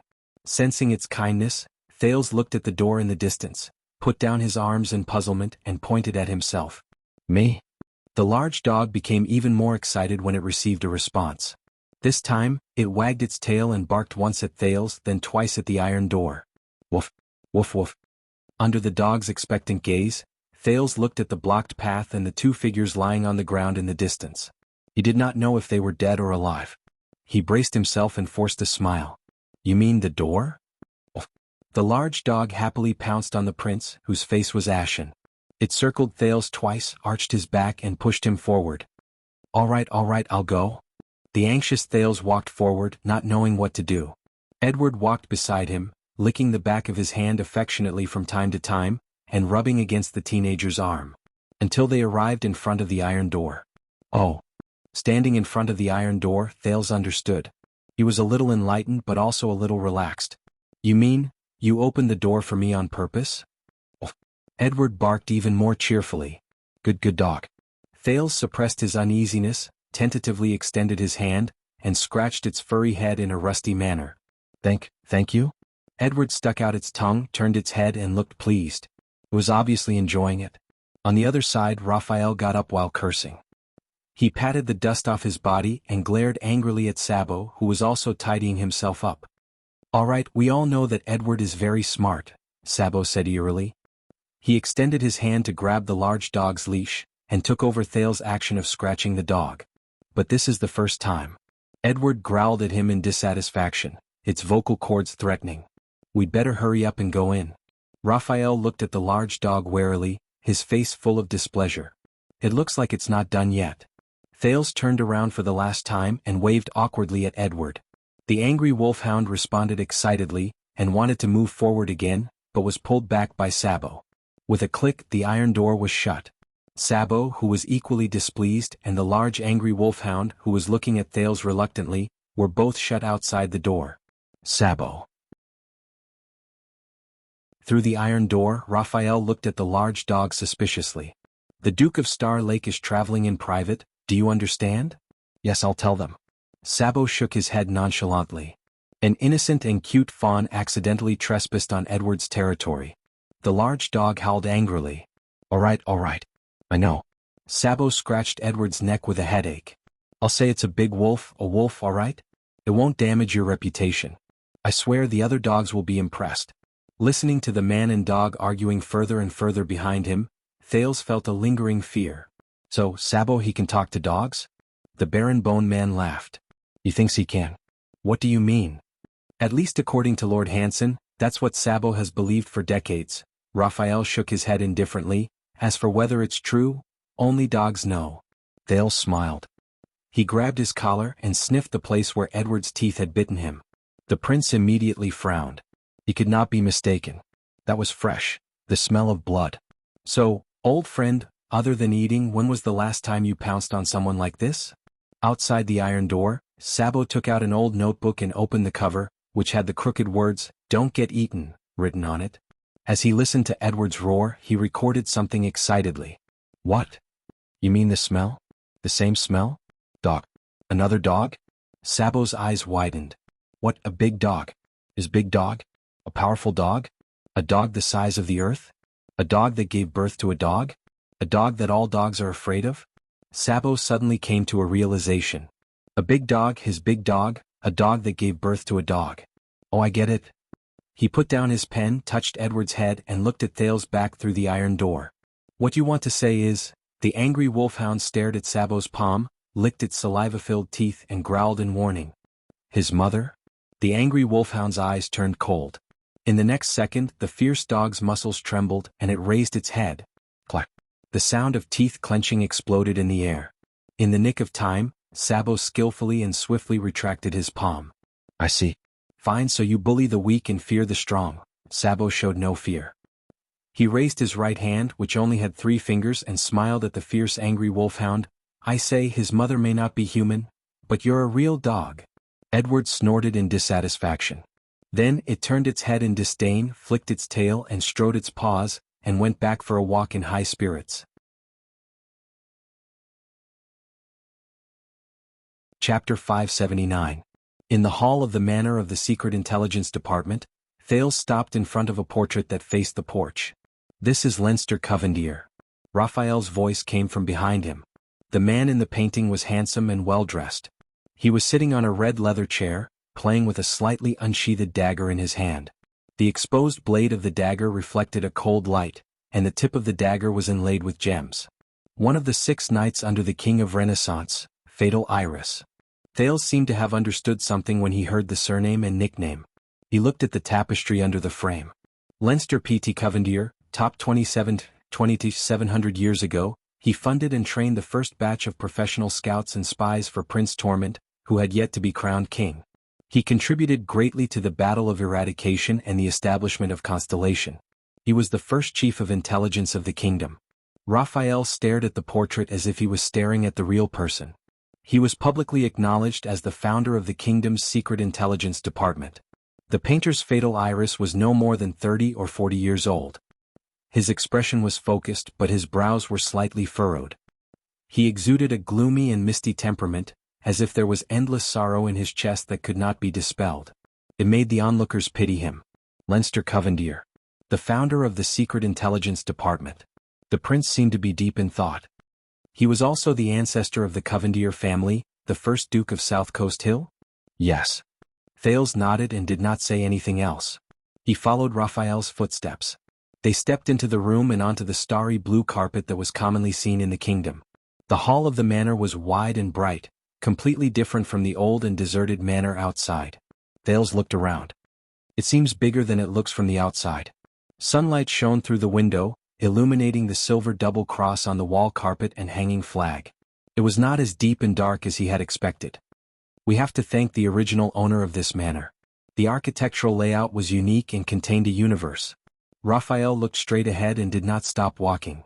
Unfortunately, the manor was unlucky during the Bloody Year and was almost burned to ruins. Otherwise, it would not have become our headquarters. A few people in casual clothes were busy in the hall. Some were handling documents, some were whispering to each other, and they turned a blind eye to them. It was almost no different from a normal municipal department. Almost. Raphael led the youth into a side hall. Whether it was the shape of the corners of the walls, the pillars, the stairs' handrails, or even the ceiling, Thales could tell that this place used to be luxurious, glorious, and historical. However, Raphael's pace was very fast. It was obvious that he was used to this kind of pace. The teenager only had the intention to admire it, but he could only take a cursory glance at it. Until he saw another classical portrait in a corridor. Halvasim, Caribbean, 1465. The man in the painting was almost middle-aged, but there was no twilight between his brows. He had a mustache and even had a faint smile on his lips. He looked simple and sincere. It was a stark contrast to the shrewd Leinster. That steward Halva. Raphael noticed that Thales' footsteps had slowed down. With just a glance, he revealed the identity of the person in the painting. Leinster's deputy and successor. Thales was struck by a thought. Raphael nodded slowly. Thanks to his talent and perseverance, the intelligence network that was originally privately managed by Leinster was not reduced to a flash in the pan after the passing of Fatal Iris due to its poor reputation. Instead, it was officially named the Kingdom's Secret Intelligence Department. It recruited talents and established rules, and it has been passed down to this day. Thales' gaze shifted to the wall rug under the frame of the painting. There was a sentence embroidered with golden thread on it. The font was simple and unadorned. It was half literate and half white, and it was somewhere between the language of the modern empire and the lingua franca of the modern era. The eyes and ears of the king, the night sentries of the kingdom. It is my duty to know and keep secrets. Raphael continued. Of course, Halva was eventually promoted from the position of chief of intelligence. He was promoted and became the prime minister of the kingdom, who was second only to one but above all. He was known as the Wise Minister. Wise Prime Minister. While Thales recalled Gilbert's history lessons, he repeated this nickname. Wise Minister, Caribbean? His expression was strange. I know what you are thinking. Raphael thought of something inside. Whenever this nickname and this surname are put together, the contrast is huge, isn't it? Thales snorted. He immediately suppressed the desire to curl up the corners of his lips. With a stern expression, he continued forward. Their journey was smooth and quiet. They passed through countless corridors and endless halls. Occasionally, someone would pass by with a stack of scrolls. They would appear from one door and disappear from another. Their footsteps were hurried and they were busy. When they met the two of them, they would only nod in acknowledgement. It seems like there aren't many people on duty? The prince asked curiously. Whether it is because of a certain prince's accident in Western Desert, or because of a certain prince's accident at a banquet, many people have already stayed up for a few days and nights without shifts. Raphael did not care about Thales' pride at all. Take pity on them. Thales could only shrug awkwardly. But what are we doing here? Covendier cannot be punished and you can't do anything about the case. Raphael glanced at him. He was about to answer, but a door behind them suddenly opened. A man called out to them. Raphael, Ass has finished preparing for the white gloves. Do you want to come and take a look? When the man said this, his eyes kept drifting towards Thales. He wanted to bow but he was hesitant. Raphael was deep in thought but Thales frowned. He said Ass? Thales approached Raphael suspiciously and asked in a low voice, "Ass?" Raphael turned around and spread his hands indifferently, as if he did not see the prince's expression. "It's a special team under me. I told you the full name. Do I need to repeat it?" Thales forced himself to smile. Raphael raised his eyebrows understandingly and turned back to walk towards the man. "Very well, Danny. Let us check the procedure. It won't take long. By the way, put your eyes in a normal place." The man at the door immediately stopped sneaking glances at Thales. Thales was about to follow him in, but was blocked by the barren bone man. "No, I'll be out soon. Wait for me here. Don't move." Raphael gave him a pleased smile and closed the door. Thales, who remained in the corridor, rolled his eyes. Wipe my ass." The corridor was still quiet. Thales was bored, so he took a few more steps and looked at the portraits hanging on both sides of the corridor. Most of them were men in their prime to middle-aged, either quiet and serious or aggressive. In contrast, one of the special portraits first attracted his attention. It was a full-body portrait of a woman. She was lying on her side on the dark sofa in a relaxed posture. Her skin was fair and beautiful, her facial features were deep and intimidating, and her clothes were full of exotic charm. She was not even afraid to show off her slender thighs to show off her sexy and seductive figure. Under the painter's fine brush, even her curled toes looked delicate and lovely. But unlike her figure that made men's blood boil, the expression on the lady's face was cold and mysterious, as if she did not care about everything around her. In contrast, when Thales looked at her, he sometimes felt that she was amorous, and sometimes felt that she was noble and inviolable. Thales shifted his gaze to the bottom of the frame. "Alf Seldo ka Mimo Hanbol, 39-77. This is Alf." A slightly rough voice came from behind him, with a Western desert accent that Thales was familiar with. "People call her Oriental Beauty. This is one of the few portraits of her that has not been burned." Thales turned around and was a little shocked when he saw who it was. "Wait, I recognize you. You are—" Behind him was a well-groomed man with slightly darker skin. He bowed respectfully to Thales, just like when he was in Blade Fang's camp. "I am Norb. It is an honor to meet you again, and I am glad that you are now healthy and at ease, Your Highness. Or should I say the Duke of Star Lake?" Thales sized him up in surprise and finally confirmed the man's identity. The cadre of the Secret Intelligence Department who dared to contradict the legendary Wing in front of thousands of soldiers in Blade Fang's camp. "But why are you here?" Thales subconsciously shifted his gaze to Norb's right leg. On the surface, there was nothing unusual, but the prince noticed that Norb held a cane in his right hand and supported half of his body. Norb smiled faintly and was as humble as ever. "I came back to report on my work for Western Desert." Thales understood it clearly. "Is that so?" Thales hesitated for a moment, but in the end he could not help but ask, How's your leg?" Norb froze. He slowly turned his head and looked at his right leg, then at his cane. A desolate look appeared on his face. "Thank you for your concern. The Secret Intelligence Department has pretty good medicine, but—" Norb forced a self-deprecating smile and tapped the cane in his right hand. "I have to learn to get used to this thing." Thales was silent for a while. He remembered how Roman rudely broke Norb's right leg in the desert to help him cover up the news. He suddenly felt a little guilty. "I'm very sorry." Norb shook his head and put away his gloomy mood. "It is not your fault. Besides, if it wasn't for this leg," he said with a smile, "I reckon they would not have let me come back so easily. I don't think they'll let me come back so easily. It's a blessing in disguise." Thales did not know how to respond to his self-deprecating and open-mindedness. Norb obviously noticed the awkwardness in the atmosphere. He quickly turned to look at the woman in the painting and used the topic of conversation to drive away his momentary depression. In short, Alf comes from the Hanbol dynasty in the Eastern Peninsula. It is said that she is the exiled descendant of Amar Mimo Hanbol, the Grand Cattle. Alf? Thales was puzzled. So Alf?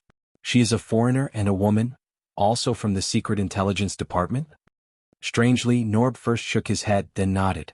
After Black Eye John I failed in his northern expedition and deposed wise minister Halva, the kingdom's Secret Intelligence Department was not trusted. Its future was uncertain and teetering on the brink of collapse. Norb looked at the alien woman in the painting. His gaze was profound. Until Black Eye decided to give this useless toy to his favorite lover on the bed, like a nominal job or rather, a gift, as a reason to convince the ministers to keep her by their side. The king's lover? Thales subconsciously turned his head, wanting to take a closer look at Lady Elf. In the painting she still looked indifferent and her posture was natural. She did not care about the gazes of outsiders. With contempt and hostility from the inside out, Elf withstood the pressure to fight for the budget, reorganized and preserved this dying department with low morale. Norb seemed to sigh. That's right. In those years, Dongfang Yenying controlled the flow of intelligence and spread the information network widely. She was the head of the Secret Intelligence Department, the Chief of Intelligence. He was lost in thought. And she did the job very well. Even too well. Therefore, after Black Eye's death, she was sent to the guillotine for the crime of murdering the late king. She was despised by all. Thales snapped out of his daze. What? Murdering the late king? Norb smiled and shook his head. It's not her. Black Eye is not a person who can force the 10 great clans of Extet to let go of their former enmity and unite, to the point where they had no choice but to seek help from the great dragon to prevent their country from being destroyed. Norb leaned on his cane and took a few steps forward. He pointed at the words embroidered in gold below Elf's name. Plans are a bitch. Do not believe them even if you pay them enough. But after Black Eye, his 3 sons inherited his ambition, but none of them had their father's great talent and bold vision. I know this part. It's the end of the 1st century in the calendar of eradication, Thales continued. The 3 stars were divided, brothers were at odds with each other, the land was divided to fight for the throne, and the flames of war reached the heavens. Norb nodded. His gaze was profound. So, when you do not have the corresponding achievements and popularity, yet you want to surpass the other 2 and wear the 9-pointed star crown that your father left behind? He looked at Elf and said faintly, the fastest way is to avenge the late king, and if you want to avenge, the prince came to his senses. He raised his gaze in a daze and continued the conversation. You have to have a murderer first. Thales looked at the charming beauty on the wall. I've seen this plot before. At the same time she was loved by the late king and feared by everyone. She was a foreign spy who was beautiful and skillful and a whore. The teenager seemed to have understood something. His voice was low. When it comes to murdering the late king, there's no better scapegoat than her. Norb nodded. The prince stared at Elf's beautiful figure, imagining the scene of this former foreign beauty with disheveled hair and dirty face, with clothes that did not cover her body, covered in cuts and bruises, shackles, limping and walking alone to the guillotine under the cold eyes of the conspirators and the curses of thousands of people. At that moment her head was probably held high as well. As if he had guessed Thales' thoughts, Norb took a deep breath and smiled. Don't worry. When King Taiping Kessel I was crowned, the separation of the 3 stars was ended, and the kingdom was reunited, Oriental beauty was rehabilitated. Thales felt relieved. He looked at Elf's most beautiful appearance and felt the sadness in his heart lighten. That's why I can still see her portrait here. But Norb shook his head in denial. Repaint. Thales turned around in surprise. When this painting was completed, Oriental beauty had already passed away. Norb sighed.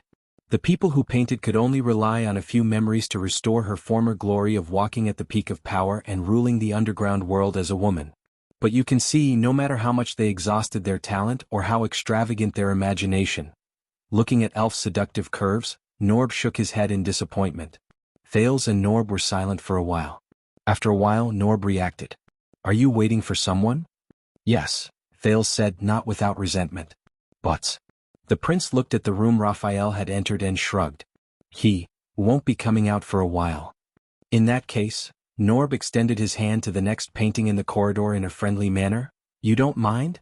Thales nodded and followed him forward. This was much more interesting than Scholar Bonner's grammar class and Raphael's satire. Norb raised his hand and extended it to the other side. Gamble Tabark, known as Dark Moon. Thales turned his head. Gamble W. B. Tabark, 137, 215, Tabark? The ruling family of Blade Edge Hill, Blood Moon of Blade City? Thales thought of Duchess Lyanna, whom he had not seen for many years. In the painting, Chief Gamble was a middle-aged man. He was plump and had a noble face. The pitiful thing was that he put all his weight on the cane in front of him. He puffed out his chest and sucked in his stomach with all his might, which made his smile look a little stiff and comical. Coupled with his hairline that looked like he had lost control of the city gate, in another world, he would probably be unphotogenic. He was the chief of intelligence who served 3 generations of kings at the end of the 2nd century and the beginning of the 3rd century. Norb nodded.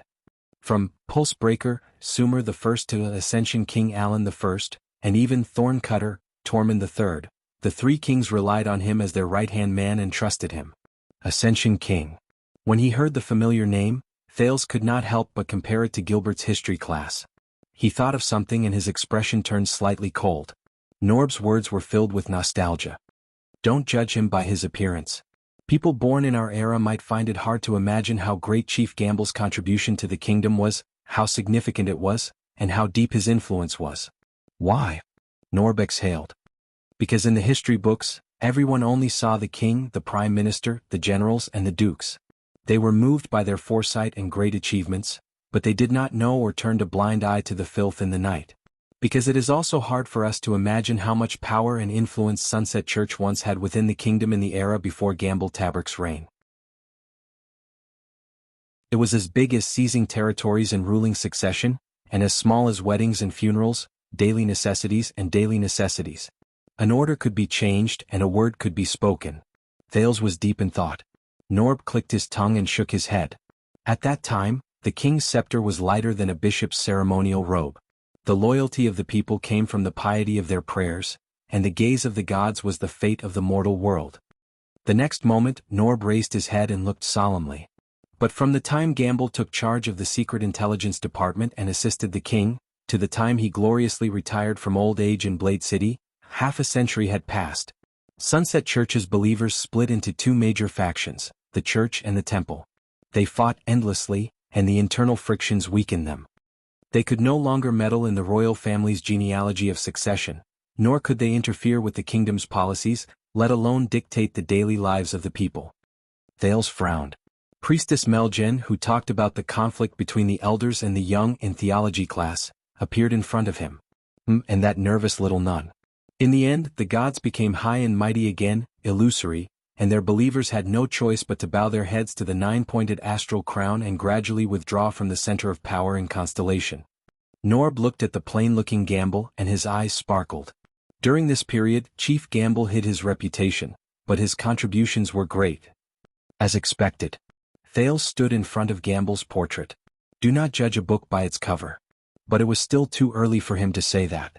Because the next portrait Norb pointed at was of a hunchbacked old man with a weathered face. William, 226-306. Rather than make people fear him, it is better to make people underestimate him. Hunchback, William, Norb introduced. The William in the portrait was ordinary and well-behaved. Not only was there nothing outstanding about him, he even looked deformed and ugly because of his hunchback. The first chief of intelligence who was born a commoner, as you can see, he did not have a surname. From the middle of the 3rd century, he was in charge of the kingdom's secret intelligence department for 50 years. He was conscientious and diligent. Norb's walking stick tapped the ground lightly. He looked at William's hunchback and seemed to have the same feeling. When people talk about the legend of the Empress Dowager Iron Spike's regent reign, which lasted through 7 dynasties, they always overlook this low-key official who was in the same period as her. Norb spoke to himself. For a moment he even ignored Thales' existence. But it was also William, the chief of intelligence, who lacked illustrious achievements and a noble reputation. Together with Empress Dowager Iron Spike, he managed to support Constellation during the weakest, darkest, and most dangerous half a century in its history. Thales lowered his head and remembered the origin of Ballard Room. Did I make you feel bored? Of course not. Thales snapped out of his daze and spoke in a standard manner. Please continue. Norb's eyes lit up. I got it. You must be more interested in this senior of the kingdom's secret intelligence department. He led Thales forward a few steps, past a few chief executives of the kingdom's secret intelligence department, and stopped next to the most outstanding portrait. Thales was stunned. Unlike the other portraits, this one was framed in a silver frame, which made it stand out from the rest. What caught his attention even more was the young woman in the painting. She was riding on a horse, fully armored, holding the reins and a sword. She looked confident, arrogant, and calm, as if she was going to rush out of the frame the next moment and stab the heart of the viewer with the sword in her hand. This was the second woman Thales saw in the kingdom's secret intelligence department besides Elva. More importantly, Thales squinted at the pattern engraved on the woman's armor and was astounded. That's right. That's the 9-pointed star.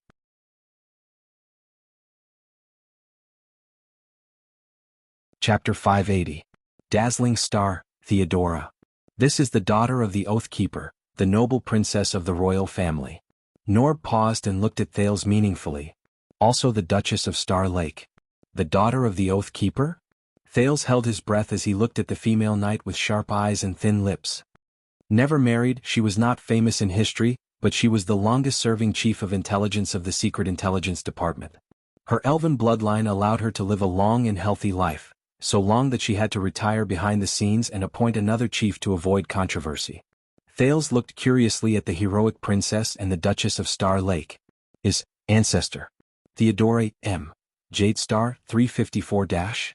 Her temperament reminded people of the fortress flower, but the latter was far from Theodora's domineering aura, which was like a silver radiance that made people bow their heads. But her death year is not written on this, Thales said, puzzled. Norb smiled. Because we, the Secret Intelligence Department, do not know. It is said that when Princess Theodora truly left the Secret Intelligence Department at the age of 101 and went far away, the reigning, surviving king, Alan III, was already one of her great-grandchildren. In comparison, her brothers had a much shorter lifespan. Norb said. Thales looked down and saw the princess words embroidered with gold thread. Look. What the F***ck are you looking at, idiot? Thales was petrified. What the hell? Thales looked at the neatly embroidered but full of profanities, and his face twitched in disbelief. This is the Princess of Constellation? Can't you say something else? Something more normal? Norb showed an awkward expression and hesitated. Well, because it was her own will, it's not convenient. What if she comes back one day? He bit the words in his mouth. Thales narrowed his eyes and understood. He accepted the advice and stopped looking at Theodora's portrait. As you can see, although she was a woman, Theodora was unyielding and domineering when she was in power. She was the best in the Secret Intelligence Department. Norb took the opportunity to explain. Starting from her, the kingdom's Secret Intelligence Department spread its spies all over the world. They are ruthless, radical, and vengeful. If necessary, she wouldn't hesitate to sign the much-criticized foreign assassination mission, even if it might trigger a war. Assassination outside the border. Thales was stunned. He remembered what King Nuvan had told him that night about the fate of his eldest son. But it was said that during those years, the secret room dreamed of crossing the great pine forest in the south, and Kuntana did not dare to cross the Sea of Eradication.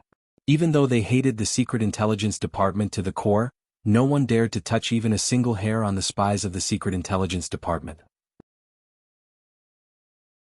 Norb stared at the special princess of Constellation. He did not hide the admiration and longing in his eyes. Thales exhaled. Damn the Secret Intelligence Department. In this place, how much history had not been written in the history books? Oh, I'm afraid we'll have to watch the next 3 together.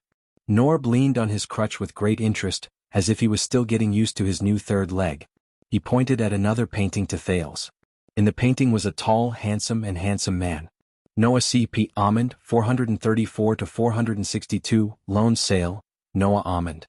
Rumor has it that he was one of the lovers of the Conqueror of the North, Queen Erica. The Queen's lover. So, this is the Queen's man? Norb lowered his head and blinked. His previous solemnity was gone. Of course, some people said that the Conqueror of the North liked to chase after women. There was no one in her court that the Queen had not slept with, regardless of gender.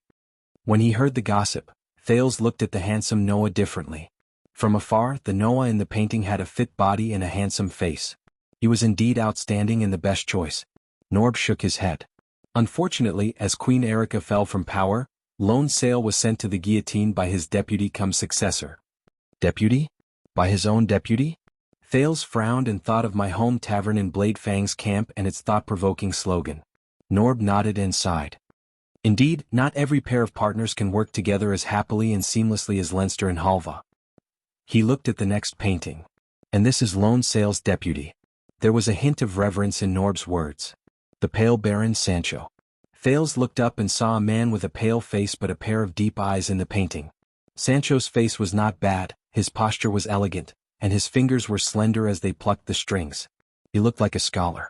He was not the chief of intelligence of the underground world. Sancho de Doyle, 438-489. Thales was stunned when he saw the surname. Doyle? His surname is Doyle? Norb was puzzled. Yes, what's wrong? The pale Baron Doyle. Nothing. Thales shook his head and thought of wise minister Caribbean. That is, whenever you put these nouns together. Thales tried his best to chase the image of the other sloppy personal guard and his equally eccentric father out of his mind. He sighed with emotion. He sighed and said, "It always makes people wonder, oh history, what have you done to them?" Please continue. Norb was a little puzzled, but he still continued. Sancho was once the head of the ruthless officials under the Red King John II. He was at the top of the powerful officials, and his hands were stained with blood. The Secret Intelligence Department was just an intelligence agency before him, but in his hands, it became a terrifying monster that combined supervision, control, judgment, law enforcement, violence, propaganda, censorship, and stability maintenance. Norb spoke in a cadence as if he was telling a ghost story. As the most powerful chief of intelligence in history, he spread the Red King's anger and tyranny to his heart's content. He did whatever he wanted, and his power was so great that it was difficult to control him. He ended the historical legacy of countless noble families.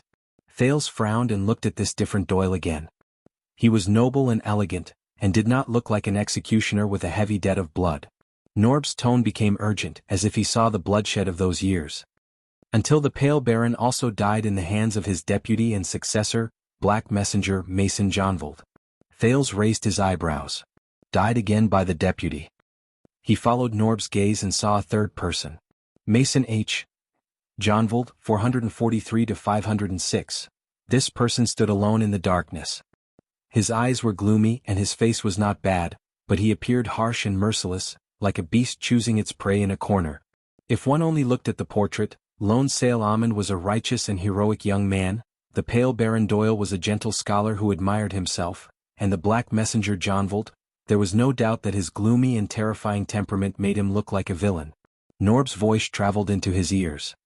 The Black Messenger betrayed his master for glory, and after killing Sancho, he failed to defect. He was fortunate enough to receive the first execution order issued by virtuous King Mindys III after he succeeded to the throne, to spend the rest of his life in the prison of bones. Thales exhaled deeply. In that case, from the time of the Conqueror of the North to the Red King, the three chief of intelligence of the Secret Intelligence Department all died from internal troubles and did not have a good ending. Why? Is backstabbing popular in the kingdom's Secret Intelligence Department? As if sensing the Duke's sentiments, Norb said slowly, during that time the kingdom was in chaos. Thales nodded. A little gossip. Perhaps to liven up the atmosphere, Norb lowered his voice and smiled faintly. It is said that these three chief of intelligence slept with Queen Erica, or rather were slept with by the Queen. Slept with by the Queen. Thales raised his eyebrows and swept his gaze over the portraits of Lone Sail, the Pale Baron, and the Black Messenger. He suddenly realized that they were either heroic, gentle, or gloomy, but they were all men in their prime with their own unique characteristics. All right. Taking advantage of her position. This queen really knows how to enjoy life. As expected, it's very chaotic. Thales blinked. In every sense of the word. At that moment, enough. They turned around in unison and found Raphael standing behind them with a displeased expression. He stared at Norb gloomily, then looked at the prince reproachfully. I said, do not move around. The Baron Bone Man said coldly, especially with strangers. Thales glanced at Norb, and the latter lowered his head apologetically. The Duke of Star Lake twitched his lips. I'm sorry, I thought. Thales glanced at the room behind Raphael. It's not that fast to wipe your ass. Raphael's and Thales' gazes met in the air, and they exchanged a series of blows through the air. Norb observed their expressions and walked forward at the right time to greet them. Raphael. Raphael seemed to have just noticed the man with the crutch as she replied coldly, I'm not sure. He replied coldly, Norb. For some reason, Thales felt that the relationship between the two of them was a little stiff. Norb smiled faintly. So, I heard that there is a sudden major case involving a Western Desert noble? Raphael nodded. There was a faint sense of alienation in his words. Yes. Norb nodded in understanding. He looked into Raphael's red eyes. All right, although it's not my case if you need help, Raphael cut him off bluntly. If I need help.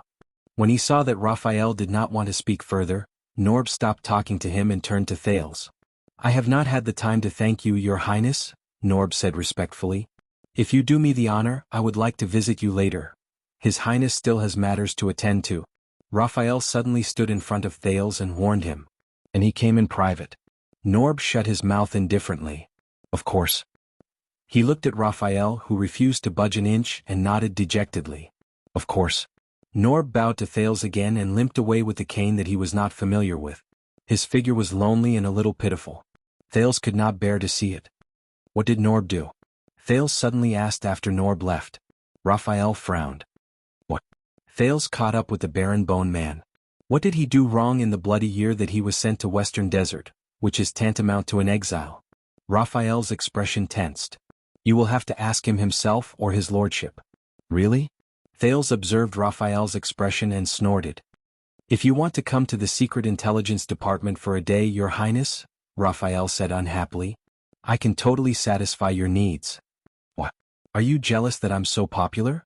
Thales was happy to see Raphael's displeasure. Raphael snorted softly and continued walking. All right, so, tour guide Raphael, who is this? Thales pointed casually. Raphael glanced at it. Lissandro Esposito, no nickname.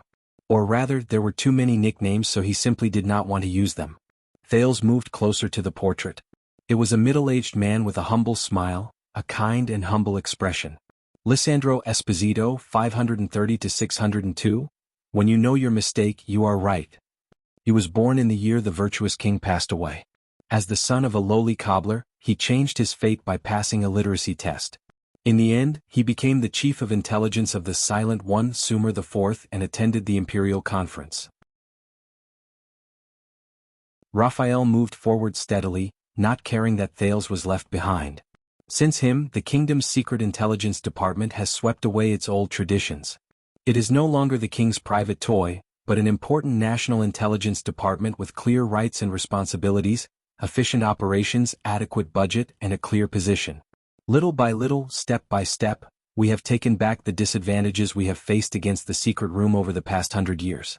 Hence the secret intelligence department today. Raphael's tone was respectful. Thales had to speed up to keep up with Raphael's inconsiderate pace. And he is also Lord Morat Hansen's teacher. Raphael walked out of the corridor and came in front of a specially shaped iron door. Similarly, he swiped at the air with his finger, opened the magic lock in the ripples in the air, and turned into a dark inner room. You mean the Black Prophet? Thales quickly caught up and walked into the inner room. His teacher? But the moment he stepped into the room, Thales suddenly felt a pang of panic. The sin of Hell's river stirred restlessly, but it was different from any previous danger.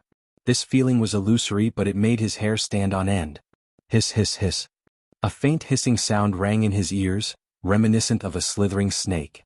Fortunately, this feeling was fleeting, as if it had been there. If it had been any shorter, Thales would have even thought it was an illusion. What's going on? Thales adapted to the darkness of the inner room and followed Raphael's footsteps with trepidation. You know, we usually don't mention this nickname, Your Highness. The Baron Bone Man's tone became cautious. Especially in the secret intelligence department. Why? Under the dim light, they walked more than 10 meters forward. Thales was still immersed in the fear he felt just now. He subconsciously asked, What's wrong? He subconsciously asked, Why not? In the next second, a hoarse voice that he had not heard for 6 years rang out in the darkness. Just like how we usually don't mention, star under your skirt, in front of you. Your Highness Thales. This is... Hearing this voice, the prince stopped in his tracks. He did not even have time to understand the ridicule in the other party's words. The feeling of panic attacked him again, even more so than before. The sin of Hell's river was restless. Raphael stopped a few steps in front of him and turned around, revealing the person behind him. Thales' eyes widened. He had expected this to happen, but, Lord Hansen.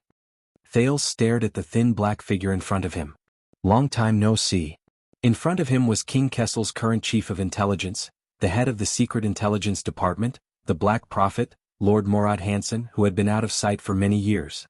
He was sitting in a dark wheelchair facing him. The old man in front of him panted painfully while raising his repulsive face, which was only skin and bones, and gave Thales a frightening smile. Thales looked at Morat in surprise. How? He remembered 6 years ago, although the Black Prophet was old, he was hale and hearty, imposing, and could still threaten Gilbert and Gines with a cane. But now, Thales stared at the wheelchair under the other party. Why does he look like he's about to die? But Thales soon realized that something was wrong. Hiss.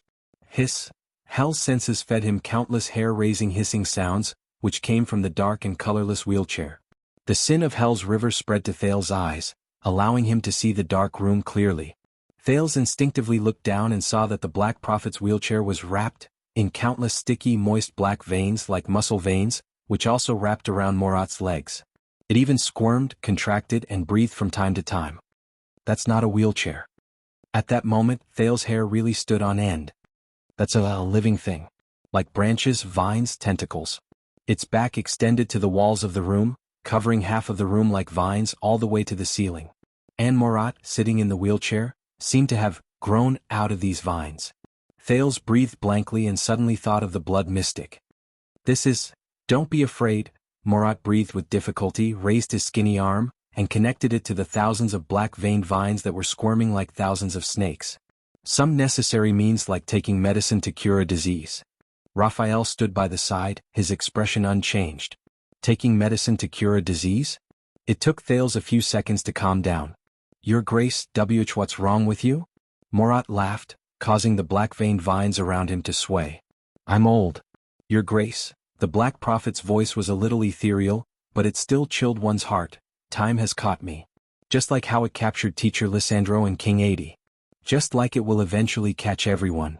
The Black Prophet's gaze froze, revealing a yearning look. Of course, except for the elves. Thales breathed in a daze.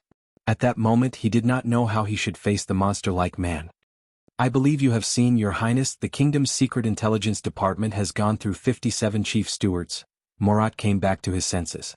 They are all closely related to Constellation, sharing honor and disgrace. Inseparable. We are not your enemy, Thales. Morat looked at the disgusting living thing wrapped around half of his body, and called out the Duke's name. In fact, we are struggling just like you. Thales stared at the black-veined vines and felt his eyebrows twitch. The Black Prophet raised his hand and did something. The black-veined vines that covered half of his body trembled and broke away from the back of his wheelchair, releasing Morat. Hiss. The sound of the vines contracting made one shudder. Only the part that was still wrapped around the wheelchair was still moving back and forth, like maggots surging and pupae twitching. Watching this scene, Thales felt a little uncomfortable in his abdomen. Morat closed his eyes and took a few deep breaths before opening them weakly and nodding at Raphael. Let's begin. The Baron Bone Man bowed his head respectfully, turned to open another door, and disappeared into the darkness behind it. Seeing Raphael leave, Thales suddenly realized that only he, the Black Prophet, and those black things were left in the room. This thought made him uneasy. Mind giving me a push, Your Highness? Morat stretched out his skinny hand towards Thales, opened his deformed mouth, and smiled like a dead man in a coffin. Don't worry, I won't read your mind this time.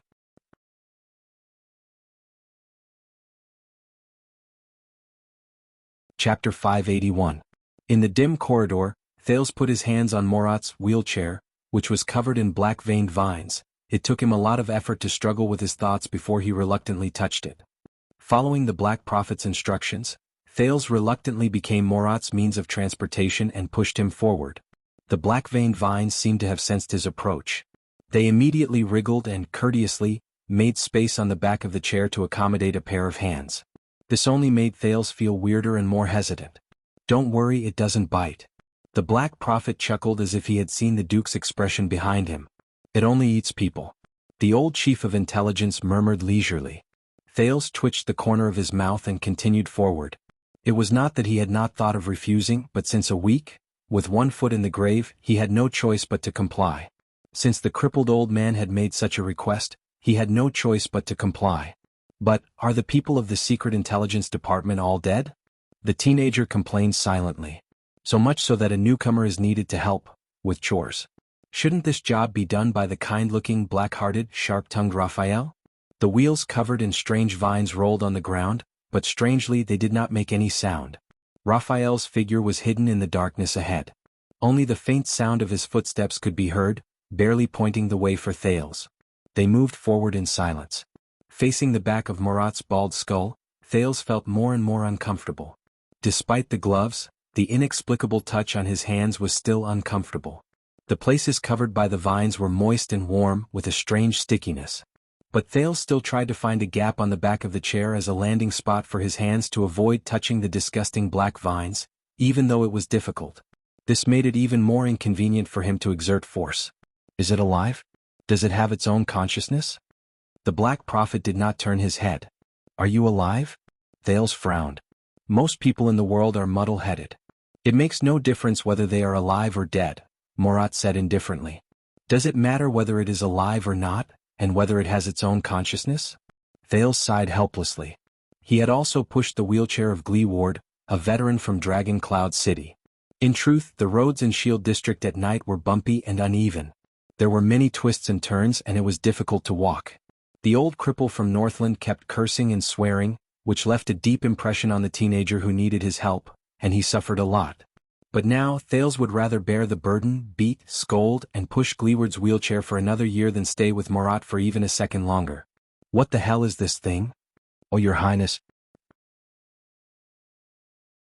The Black Prophet shook his head and sneered silently. You have seen it? More than once. Thales exhaled a long breath through his nose, as if he wanted to expel the man's nagging words along with the anxiety in his heart. Raphael, Thales turned his head away unnaturally. He forced himself not to look at the strange vines that expanded and contracted as if they were breathing on the wheelchair. He tried hard to find a topic that could divert his attention. 6 years ago, his palm was clearly cut open, but it was as good as new, and he was still able to communicate with you via voice transmission. Against the fire night, his sleeves were set on fire many times by the rising sun saber, and he always retreated in a fluster. In Heroic Spirit Palace, my attendant mentioned doubtfully that he seemed to have seen his heart pierced. The back of Morat's head was fixed, no longer swaying leisurely. And as the sh*T stirrer of the Secret Intelligence Department on the night of Dragon's Blood, he only behaved in one place. Thales focused his gaze. Bright Moon Temple. They did not change their speed. The road ahead was still dark. There was a slight change in Morat's tone of reply. So? Thales slowed down a little. Devil. The vines on the wheelchair were still wriggling. From time to time, they would change angles and entangle other parts of the wheelchair. The Duke of Star Lake remembered what Zacriel said and said absent-mindedly, flesh and blood for food, souls for hunting. Revealed in the fire, vanquished before the gods. Thales stared at the vines. This is the flesh of a devil. Morat tilted his head slightly and glanced at the prince. Thales came back to his senses and remembered the other party's identity. Vigilance crept into his heart. He quickly added, I heard it. That's what I heard. When I was a hostage in the north. There was a moment of silence in the corridor. Only the strange rustling of the black vein vines could be heard. Sometimes, it sounded like the crackling of flames and sometimes, it sounded like the gurgling of water. Hey, you can always find the answer yourself. Morat turned his head and smiled. As always. So, devils in hell. Thales ignored the other party's sarcasm. They exist here in the Secret Intelligence Department. And developed by you into, Thales glanced at Morat's disgusting wheelchair. Medical prosthetics? Morat seemed to be interested by Thales' words. He shook his head and clicked his tongue. Not us, Your Highness. Not us. We are just inheriting and imitating. We are far from the first batch of people in the world who are unscrupulous and covet the mysterious taboo. Unscrupulous and covet the mysterious taboo. Thales narrowed his eyes. Magic. The prince said quietly. He picked up his pace again and caught up with the faint footsteps ahead. Another legacy left behind by wizards, is it? He said sarcastically. It seems that the kingdom's Secret Intelligence Department is the rightful heir to the Magic Tower. This time Morat's tone was cold. I thought Priestess Meljen had already reminded you, Your Highness. Hearing the familiar name, Thales was slightly surprised. Priestess Meljen, you know her? The Black Prophet snorted coldly and did not answer his question. Believe me, Your Highness. Magic is not as magical, interesting and fascinating as it sounds. Its gorgeous appearance is on par with the sins it has committed. But you have a clear conscience in inheriting your predecessor's legacy. The prince looked at the living creature wrapped around the wheelchair and continued with a frown. Whether it is the prison of bones, the magic lock outside, or this, Morat shook his head. Perhaps it is not yet time for you to understand.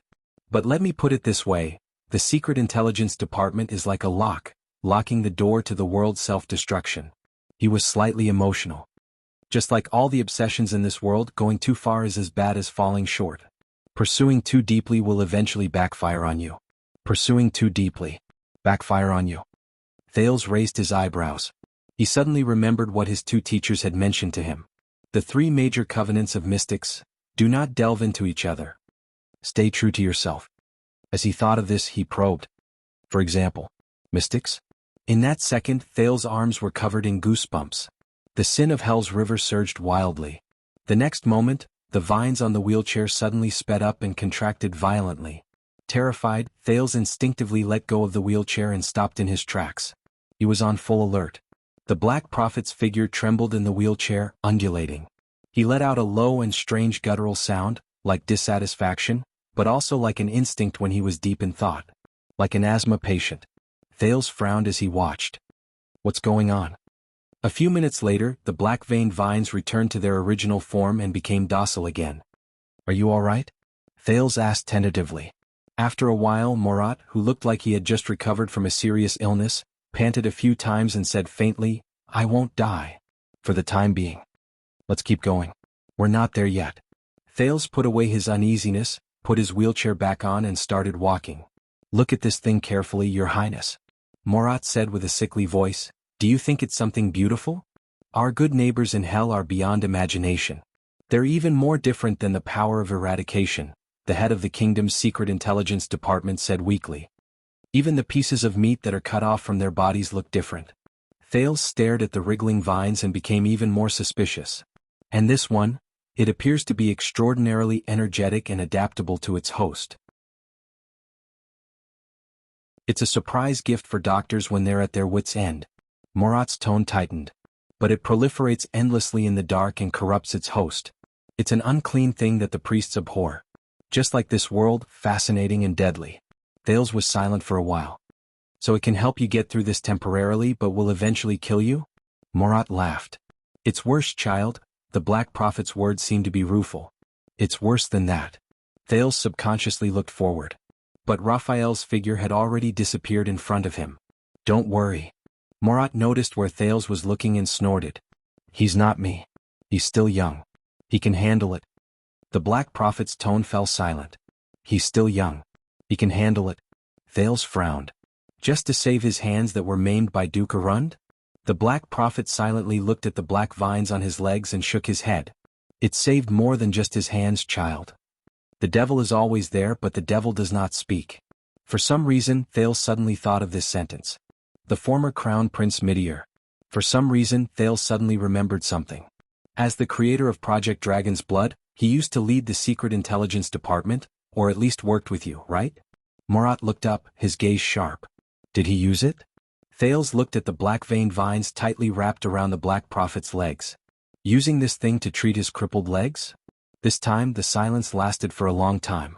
It's not that no one suggested it.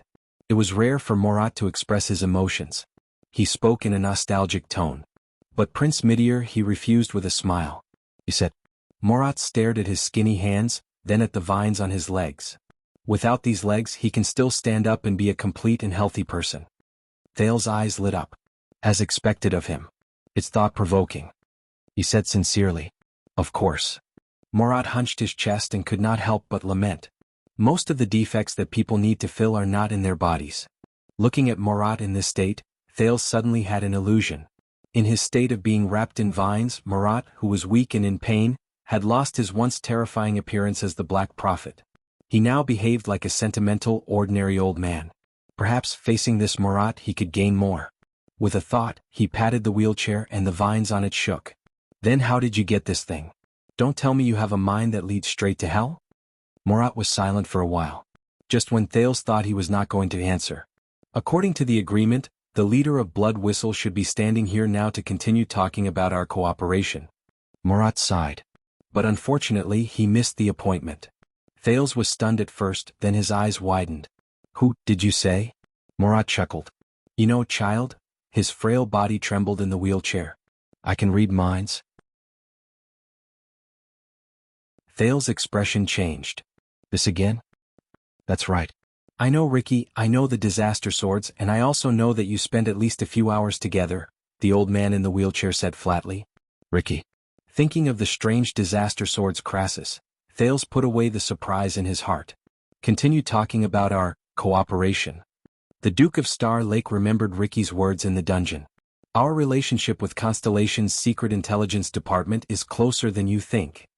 Disaster Swords and the Kingdom's Secret Intelligence Department. He was just trying, but he actually managed to get some information out of him? I thought you said you wouldn't read minds today. Thales leaned forward slightly and carefully observed the Black Prophet's expression. No. Thales understood. It's Norb. It's him. He came to report to you about Western Desert. That's how he knew I met Ricky. Morat raised his head and met Thales' gaze. Compared to 6 years ago, you've become sharper, Your Highness. He said softly, even their fear of me has dissipated quite a bit. You're really impressive. Thales pursed his lips. Is that so? Then who was the one who reported the prince's presumptuous and reckless actions to King Kessel's Secret Intelligence Department? But in the next moment, Morat asked softly. Then, Your Highness, as someone who personally experienced it, can you dispel my doubts? In Blade Fang's camp, what made the mercenary Ricky break his promise, give up on our long-term cooperation and run away? Long-term cooperation. Thales caught on to this keyword. His gaze fell on the wriggling vines on the wheelchair. The flesh of demons. For some reason, Thales suddenly remembered what Morat had said earlier about the flesh cut from their bodies. I see. That's their cooperation. The Black Prophet's words pulled him back to reality. Do you know? Thales came back to his senses. What made Ricky break his promise and run away? At that moment he thought of Zacriel in the prison of bones, of the blade of purification drawn on the paper, of the former king who was the enemy of the world, according to the night of judgment. No, I don't know. Thales really wanted to answer that. But he couldn't. Because he knew. Thales remembered Yodel's reminder. He could not lie to Morat. Yes. Thales answered naturally, calmly and smoothly. Williams. The legendary wing used Ricky's mercenary group to create chaos and recapture Blade Fang's camp. After that, he threatened him to scram as far as he could. I guess he listened. Williams. The Black Prophet's gaze froze when he heard the name. He was silent for a few seconds. All right, maybe. Very well.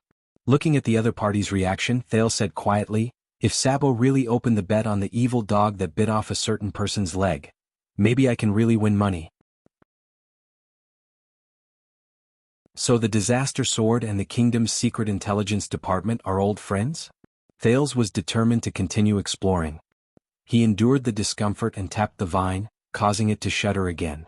Did Ricky give you these things? The black texture on Ricky's face, Raphael's arm, the Black Prophet's wheelchair. Not just this. The Disaster Sword from 100 years ago, Crassus and the Red King, mercenaries and the Kingdom's Secret Intelligence Department. It all adds up. Morat was silent for a while as well. But this time he answered Thales with a low, sinister laugh. It made the second prince flustered. I say you've become sharper, Your Highness. But you're still not cautious enough. Thales was slightly startled. Not cautious enough. What do you mean? Morat stopped laughing and said abruptly, Raphael's report is very correct. Thales had a bad feeling. What report?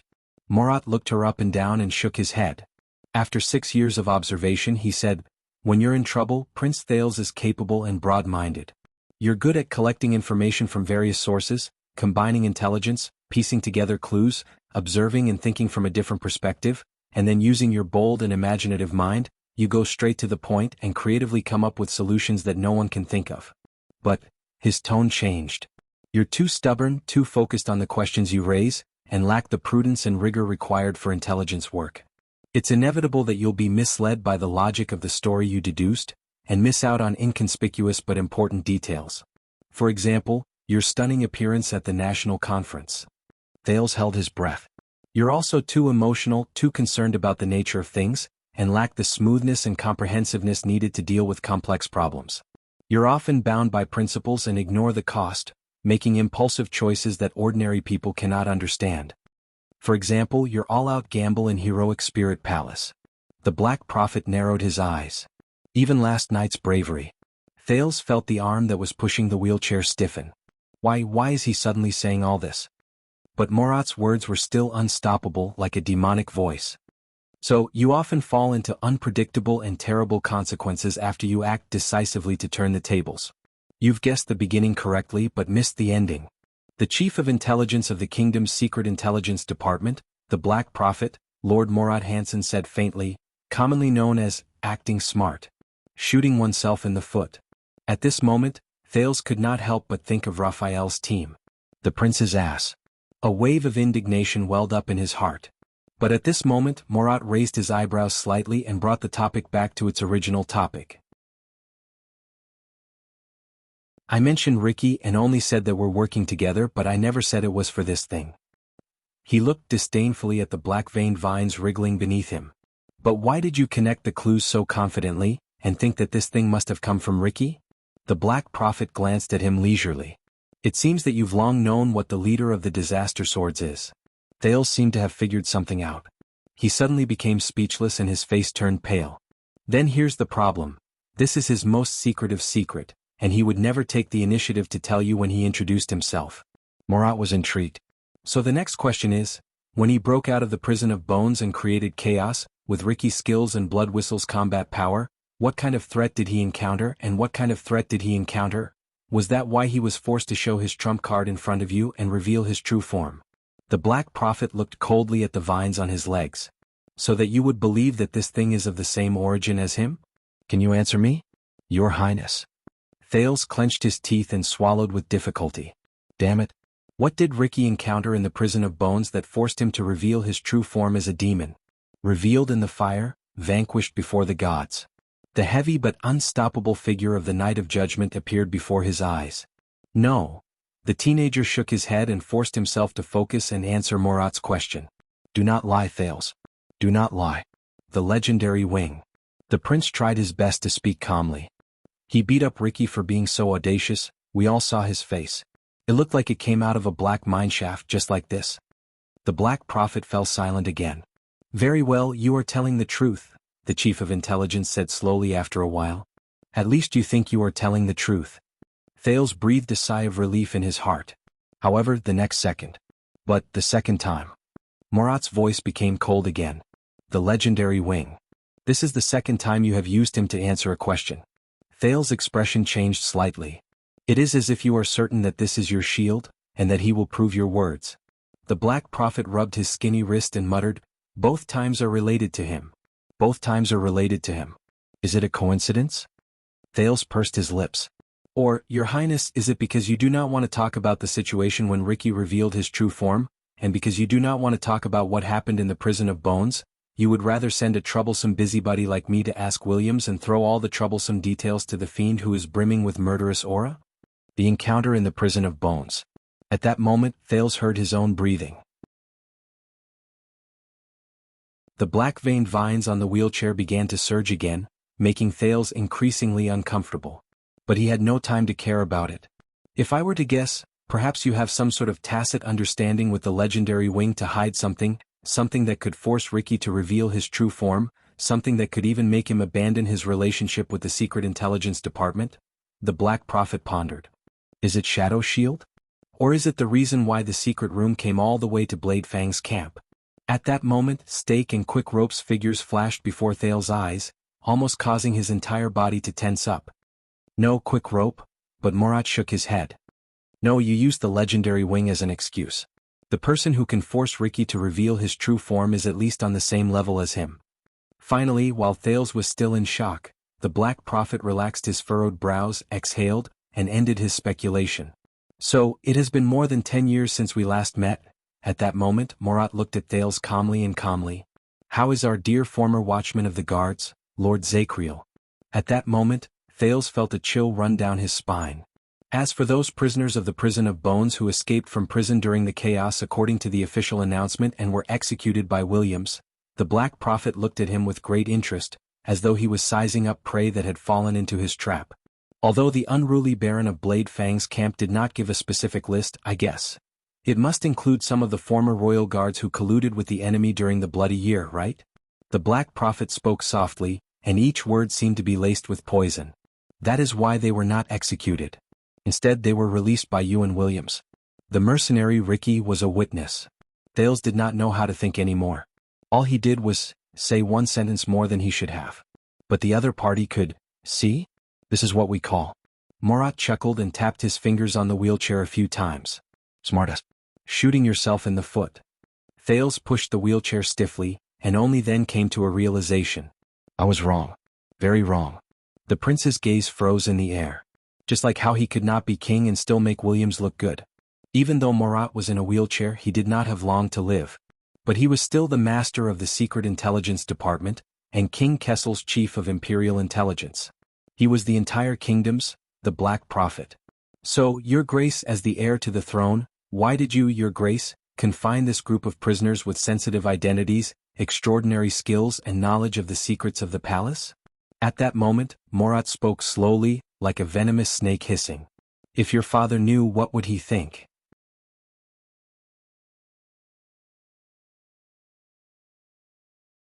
Chapter 582. Thales subconsciously pushed the wheelchair. His surroundings were blurry in the darkness. Only the figure of the old man in front of him was clear, making him fearful. F***seek. This was the first word that came to the teenager's mind. He stared solemnly at Murat, who was in the wheelchair. He accidentally touched the black-veined vines, causing the latter to contract. Damn it. Even if I know the truth of mind reading, even if I've gone through 6 years of training, even if I think I'm prepared, the Black Prophet is still the Black Prophet. Even if there are no clues or evidence, he can still follow the scent of deception and lies and smell the truth. How did his father, his grandfather, and the rulers of the supreme throne face this old monster? How could they be at ease with such a venomous snake, a dark figure who was sinister from head to toe, holding an important position in their imperial conference and holding the power of intelligence? Thales gripped the wheelchair tightly. But more importantly, at that moment, everything in Blade Fang's camp in the Prison of Bones, whether it was Quick Rope, Zacriel, or Barney Jr., flashed before Thales' eyes. All of you were tortured and escaped with great difficulty, not to change your shackles. Those people, the debts they carried, the hardships they suffered, the pain they experienced. Thales tightened the muscles on his arms. Your Highness? Murat still did not turn around, leaving Thales with only the back of his head, which was hollow and thin. It was a stark contrast to the endless haze he brought with him. Thales raised his head slightly. I don't know what you're talking about. What wanted criminal? No, at that moment the teenager said silently. No. No matter how intimidating the Black Prophet was, he could not break through him. He had to hold this line. No matter the cost. Murat sneered. I believe Yodel must have told you not to lie in front of me. Lie? Thales interrupted the Black Prophet abruptly. Murat glanced sideways slightly. You're right. Having made up his mind, Thales did not think further. I did lie. Right now, right in front of you. The prince's expression was infuriating, and his next sentence was even colder. So what? The Black Prophet froze. The corridor was quiet and dark. Only Thales' footsteps reverberated without a care, covering the terrifying sound of the demonic vines. I lied. With gritted teeth, Thales said coldly as if he did not care at all. Because I don't want to tell you the truth, but I don't want to make things awkward for both of us. And your damn mind-reading superpower, I don't know how much of it is real, has to tear apart this layer of tacit understanding every time, leaving no room for negotiation and forcing us into a corner together. Murat turned his head slowly and looked at Thales with a gaze that was rarely seen. He stared back at the Black Prophet, trying his best to forget the fear that had taken root in his heart since their first meeting. Why? To prove that you can do it? To show your power? In order to get the bargaining chip he wanted? To threaten and control me? Thales summoned the sin of Hell's River and tried his best to stabilize his heartbeat and breathing, sealing off any possible emotions from leaking out. He imagined himself to have a heart of stone at this moment, invulnerable to blades and spears. The corridor was silent for a moment. Because it's my job, son. Murat opened his mouth slowly. His voice was hoarse and dry, and it was hard to tell whether he was happy or angry. Be vigilant in times of peace and eliminate threats. Thales stopped in his tracks. The wheelchair came to an abrupt stop, causing Murat's body to sway slightly. The footsteps stopped and the darkness remained. Only the flesh of the demon on the wheelchair was left in the corridor, wriggling and curling back and forth. The eerie rustling added a hint of silence to the atmosphere. Then this is my choice, Your Grace. A few seconds later, the Duke of Star Lake's emotionless voice rang. I lied out of my own interests and considerations. So what? From an invisible angle, the Black Prophet narrowed his eyes slightly. And you used the wrong form of address, Murat. The second prince stared straight ahead into the darkness. There is no child here. Only Thales Jade Star. Morat was silent for a moment, then snorted softly. Your choice. Even if your choice may endanger the kingdom? Even if your willfulness may go against your father? Bang. Thales slammed his palm on Morat's wheelchair, causing the demonic vines on it to squirm violently. It also silenced the Black Prophet's words amidst the loud noise. Then let him come to me. The Black Prophet's gaze froze. In the next second, Thales exerted strength in his hand and slowly turned the wheelchair around so that the old man was facing him.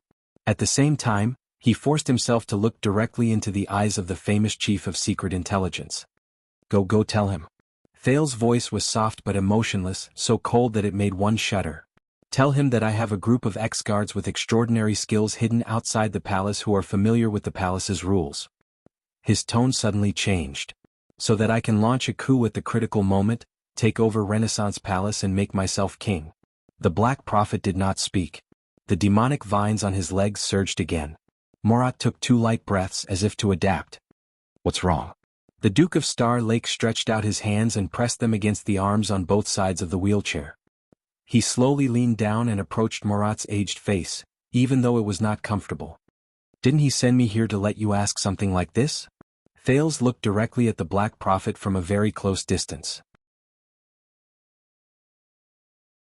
He could even count the wrinkles on the other party's face. Be prepared for danger in times of peace and eliminate threats? The surrounding darkness seemed to become more rampant, invading everything in sight, leaving only the 2 people who were looking at each other. Morat's eyes were as dull and unmoving as before. Thales could not get any information from them. But he knew that he could not retreat. Finally, after what felt like a century, a smile crept onto the old man's face. I have to admit, this is an unexpected surprise. Morat carefully sized up Thales and clicked his tongue. Your Grace. Thales also twitched the corner of his mouth, revealing an insincere, fake smile. There are a lot of things you didn't expect. He let go of the arm of the chair, straightened up and called out Morat's nickname. You are not the only ones who are tired of cleaning up after others. The Black Prophet. Morat leaned against the back of the chair. The change in his movements caused the black vein vines to tremble. You look very confident, Duke Thales. The Chief of Secret Intelligence narrowed his eyes. I'm confident that the escaped prisoners won't pose a threat to you, your father, or the relationship between you and them. Thales snorted coldly. So what? The prince repeated for the 3rd time, his eyes cold as frost. In the next second he spoke softly. Didn't my uncle, the former second prince, Horus Jadestar, do the same thing during the Bloody Year? The Black Prophet's eyes widened. He secretly hired a fugitive like Black Sword, bribed the assassins of Shadow Shield, instigated millions of people in the capital, bewitched the guards in the guards and made them cooperate tacitly. At the critical moment he seized the palace, staged a coup, and even assassinated the former king and crown prince. Thales was expressionless, his tone nonchalant. Until he died from the betrayal of the former Duke of Nanchester on the eve of his return to the kingdom to succeed the throne. But you can't do it again. Neither my father nor you are that stupid. The old man in the wheelchair was silent for a long time. He also sized Thales up for a long time. He looked into Thales' eyes as if he was looking at a treasure. You are indeed good at gathering information, aren't you? But Thales did not care about the other party's answer. He just stared straight at Morat. So you know. The sin of Hell's river roared in his veins, helping the prince resist other impulses. Those prisoners in the prison of bones, some of them acted according to orders, some had no choice, some were forced, some were at a loss, and some were completely unaware. The Black Prophet just stared at him without saying a word. Colluding with the enemy? Thales sneered. They may have failed in their duties, but it was mostly because of the Jadestar royal family's internal strife that they had to bear the blame. He thought of Barney Jr. and the deceased Nair and Nalji in the prison of bones. He gritted his teeth and said, bury the past. Morat closed his eyes and inhaled softly, as if savoring the dim light and oppressive atmosphere. I understand. The Black Prophet slowly opened his eyes and looked straight at Thales. About why you let them go. Thales did not avoid his gaze. He met the other party's gaze and nodded. They have paid the price for not seeing the light of day for more than 10 years. And at least on the day I see them, they have completely atoned for their crimes. He said sarcastically, much more useful than a certain intelligence department that is full of loopholes and only knows how to clean up after things are done. Morat did not defend himself. He just continued to stare at Thales, his thoughts unfathomable. So, I gave them freedom as a reward, Thales continued. His tone was firm and brooked no argument, in the most low-key, safest, most in line with the kingdom's interests, and in a way that does not damage the royal family's reputation. The prince took a deep breath and adjusted his mood. Now, Murat Hansen, your grace. Or you can go to my father and tell him that his only son is raising men of sacrifice, harboring fugitives and coveting the throne. It is better to eliminate him as soon as possible to prevent future trouble. The Black Prophet stroked a demonic vine on the arm of his chair with a profound expression. And I will talk to him directly, one-on-one, face-to-face, king to king. I will bear his wrath. Thales' gaze was solemn.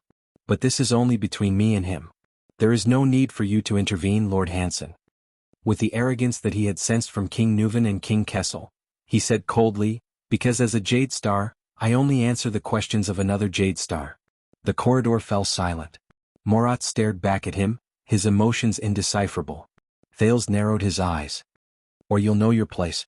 Put away your sniffing nose in front of me, put away that self-proclaimed prophetic psionic ability of yours, control the Secret Intelligence Department's voyeurism, don't meddle in the lies I'm about to tell, and don't threaten me with this strange tone.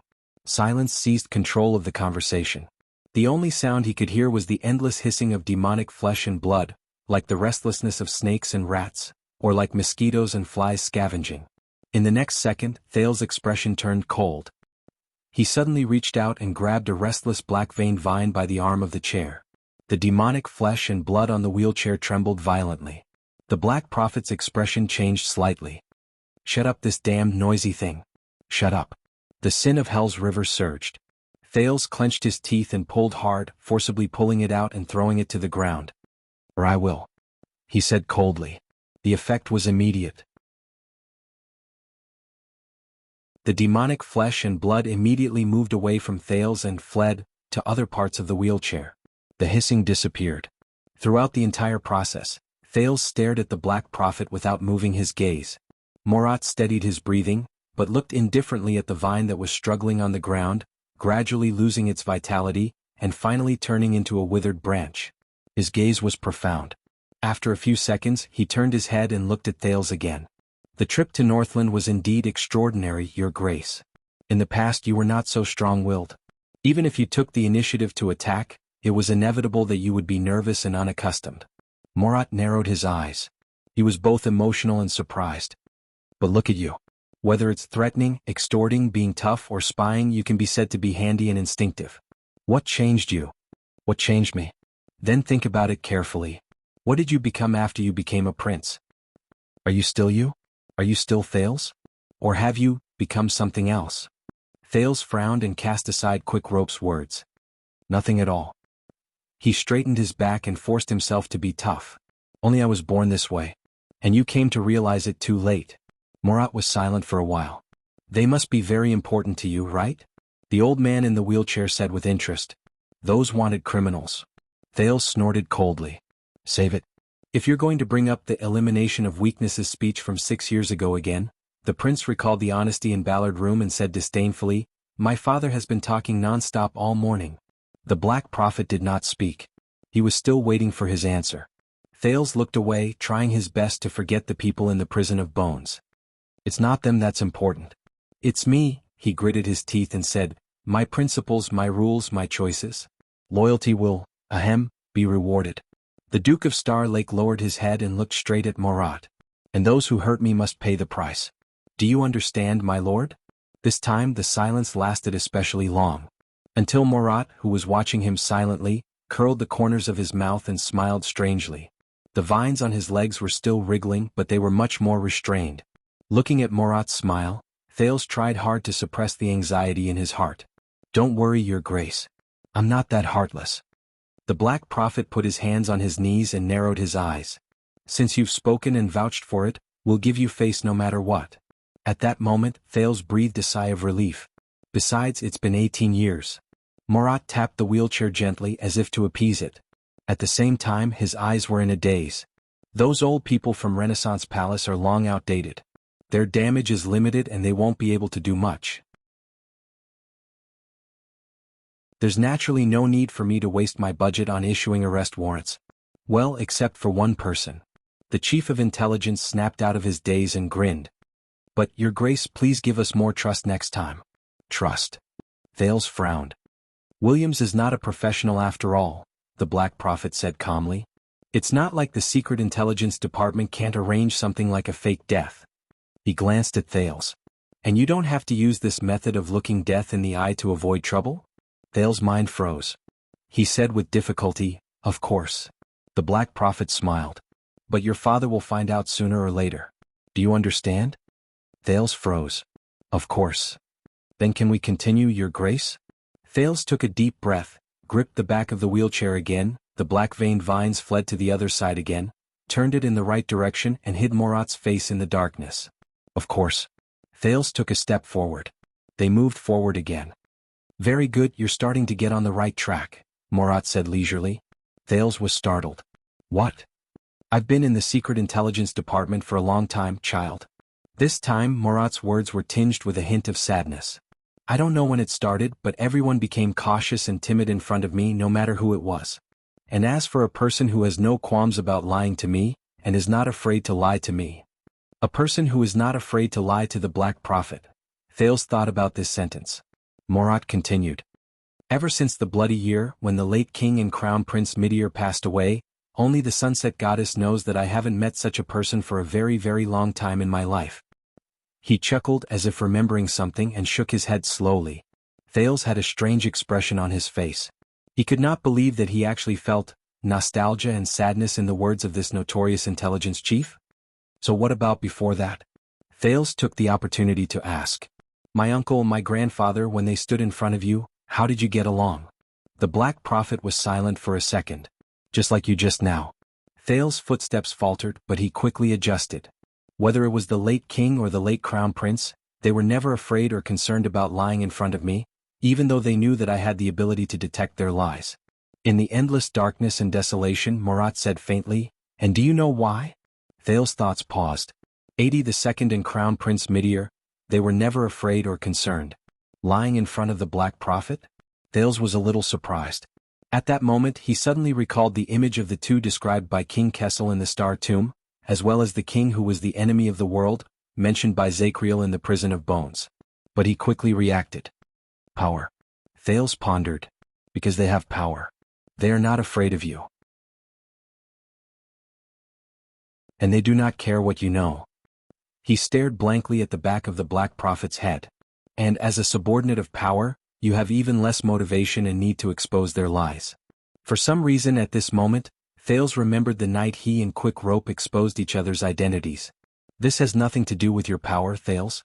On the contrary, the more power you have, the tighter the chains will lock you, and the deeper you will be trapped, the more you will be unable to break free. Just like our father. Well said. The Black Prophet suddenly clapped his hands and laughed. He laughed for a few seconds before slowing down his tone. Power. Only power. Morat's words were full of emotion. Power is not afraid of lying. To a certain extent it likes to lie, enjoys lying and is good at lying. The power it possesses can only flow through lies, distinguish between friend and foe, and manifest its existence. His tone slowly tightened, causing Thales to be on guard for no reason. When it really makes people go against their will and nature, it makes those who feel that something is wrong start to become numb and convince themselves to give up questioning and believe in lies. Only then can it become real power. Thales was a little lost in thought. The Emperor's new clothes, the elephant in the room. The prince said faintly, They lie to us. We know they are lying and they know that we know they are lying. But they keep lying and we keep pretending to believe them. The Black Prophet pondered for a while, then hummed in puzzlement. I didn't say it. Thales came back to his senses and coughed. It was a female author who said, a certain saying from Northland. Morat was silent for a while as if recalling, then denied. No, there is absolutely no such saying in Northland. Thales was embarrassed at first, then smiled in relief.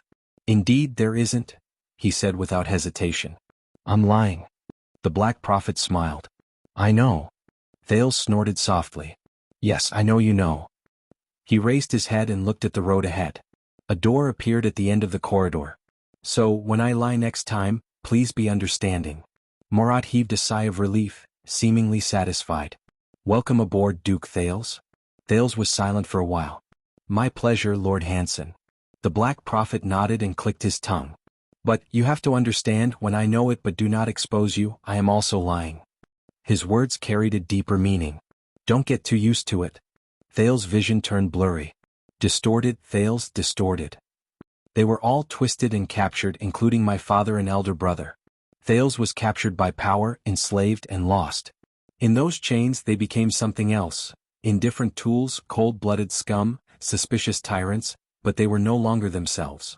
Of course. Thales shuddered and stopped thinking about Quick Rope's words. Of course. The teenager's footsteps moved forward steadily. For some reason, after the negotiation and probing with the Black Prophet, he had clearly resolved the crisis for the guards and Quick Rope, and blocked the threat. But it was different from all the previous escapes. This time he did not feel the slightest bit relaxed. He felt a momentary sense of relief. On the contrary, this time, especially when the Black Prophet laughed, Thales only felt that the burden on him was getting heavier and heavier. Tighter and tighter. Difficult to escape. He subconsciously tightened his grip on the wheelchair. "One last question, child." Thales' ears tightened and he became extremely vigilant. "Can you be more stable?" Under Thales' strange expression, the old director of the Secret Intelligence Department leaned back in his chair and let out a long sigh. "You're pushing me to the point of falling apart." Finally, in a complicated mood of awkwardness and anxiety, Thales followed the instructions and pushed Murat into a dark room. Thales let go of the wheelchair and looked around the strange room doubtfully. The decoration was simple, the area was small, and the visibility was poor. The biggest feature was a huge mirror embedded in the wall opposite them. It barely reflected the blurry figures of him and Murat, one sitting and the other standing. However, in the next moment, a spot of light appeared on the mirror, and the entire mirror lit up. Thales frowned and stepped back, but then he found that the mirror revealed another larger room and Raphael standing in it. "One-way glass," Murat chuckled, "made by infiltrating crystal drops. It's expensive. We can see them but they can't see us." "I know, I've seen it before." "Who are you trying to scare?" Unhappy, Thales suppressed the above sentence to the bottom of his heart. "Where is this?" "The interrogation room." Murat answered simply, "Please remain quiet, Your Highness. We can't achieve a perfect one-way voice transmission. We can't do it cheaply." Thales frowned and looked into the room on the other side of the glass. Raphael said something to his subordinates and they retreated out of the door. The Baron Bone Man turned around and nodded slightly in the direction of the Black Prophet and Thales. "Who do you want to interrogate?" Thales was puzzled. "Anchor Byrol from last night?" Murat did not answer the prince. Instead, he looked around the dim surroundings and sighed. Whether on this side or the other, I really miss this place. This glass in particular is of great significance. When we moved, we almost moved it over in its original state." "What?" Thales stared at Raphael on the other side. The Black Prophet snorted. 18 years ago." He pointed to the one-way glass. His old demeanor was different, and his eyes were full of vigor. On the other side of this glass sat a notorious extension nobleman in his prime. The Count of the City of Halting Light from Black Sand region. He whispered a name. His name was Chapman Lampard. Thales was shocked. He looked at the glass again. "And on this side I stood in your position. As for my position sat the Crown Prince of Constellation." Murat exhaled, his eyes filled with nostalgia. "Meteor Jade Star." In the dark and depressing room, the Black Prophet said slowly, "The young dragon devours the Dragon King. The vow must come to an end. The new blood will replace the old, and the great furnace will be activated. That year, Dragon's Blood, a top-secret plan to use the leader of the enemy country as the target, to open the curtains for Constellation's revival, and to place the final chess piece on the virtuous king's chessboard, was born on both sides of this glass."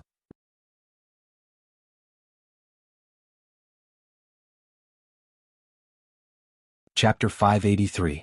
Dragon's Blood Project. Thales furrowed his brows and tried to forget the discomfort he felt that night. He looked at the dazed Murat and could not help but think of Crown Prince Meteor, whom he had never met before. It was hard to imagine that the man in the wheelchair, the man who Gilbert, Gines, and even the Black Prophet praised endlessly, could devise strategies and completely change the rules of the game in the kingdom of the Great Dragon. However, Thales thought of the stone jars in the Constellation tomb. As a prince and the heir to the kingdom, he could not save himself.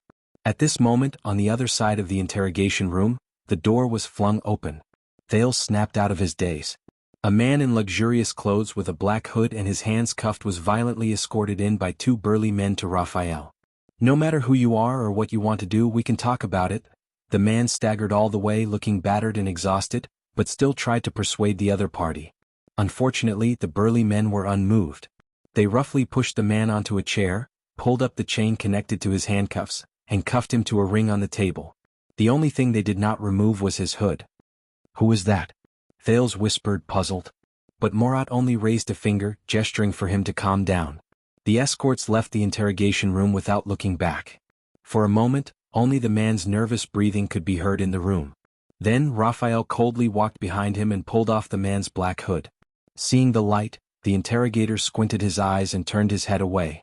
It took him a minute to get used to it. He looked at Raphael, who was the only one left in the room. "Where am I? Who are you?" The man was middle-aged. His hair was messy and there was a bruise on his face. It was obvious that he had not been treated well before. Forget it, but seeing the light again made the man feel a little more at ease. He observed his surroundings and cleared his throat. "But I strongly suggest that you let me go, before things get worse. My fish is too big. You can't eat it." Raphael did not answer. He just sat down opposite him and stared at him coldly with his red eyes. The man snickered and tugged at the shackles on his hands, causing the chains to rattle. "Ha, that sounds like it. Tell me, brother. Is it the Blood Bottle Gang or the Brotherhood?" Thales looked at the Black Prophet in confusion, but the latter was unperturbed and seemed uninterested in the interrogation. Although he looked disheveled, the interrogator seemed to have gradually recovered his bearing. His tone was confident and confident. "If it's the Blood Bottle Gang, Catherine and I are old friends. We are old acquaintances in South Coast Hill. We are not just familiar, he." Raphael remained silent. The man's smile faded slightly. "If it's the Brotherhood," the interrogator leaned back in his chair, shook his head and clicked his tongue. "That's even better. I know Senza, he's a man who's been through hundreds of battles. There's also Alpha Wolf, Razanki. I've known him since he was selling goods on the streets. We almost became partners. Fatty Morris also has business dealings with me."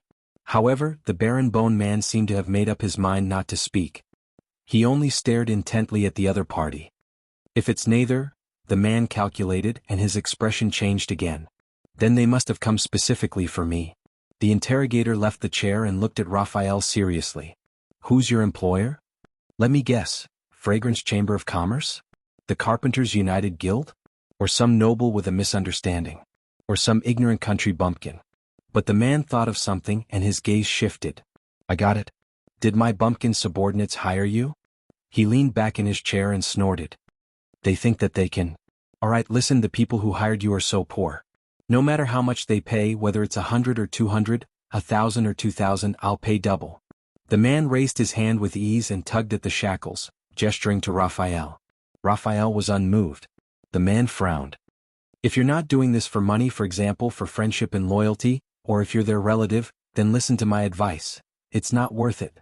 You're helping them, but you're putting yourself in danger." Although he was in a bad situation, the man's words were habitually bossy. "No," Raphael interrupted him with an unfriendly tone. "We're not a gang robber, nor are we seeking revenge. We're not using money to avert disaster." The Baron Bone man pressed the table, leaned forward, and stared intently at the interrogator. "We serve the kingdom." The interrogator was stunned when he received an unexpected answer. "Serve the kingdom," the man repeated it a few times, then laughed heartily. "You're from the government? Very good. You may not know, but I'm the most law-abiding citizen of the kingdom and a big taxpayer." "So where is this? Which police station? You're a plainclothes police officer?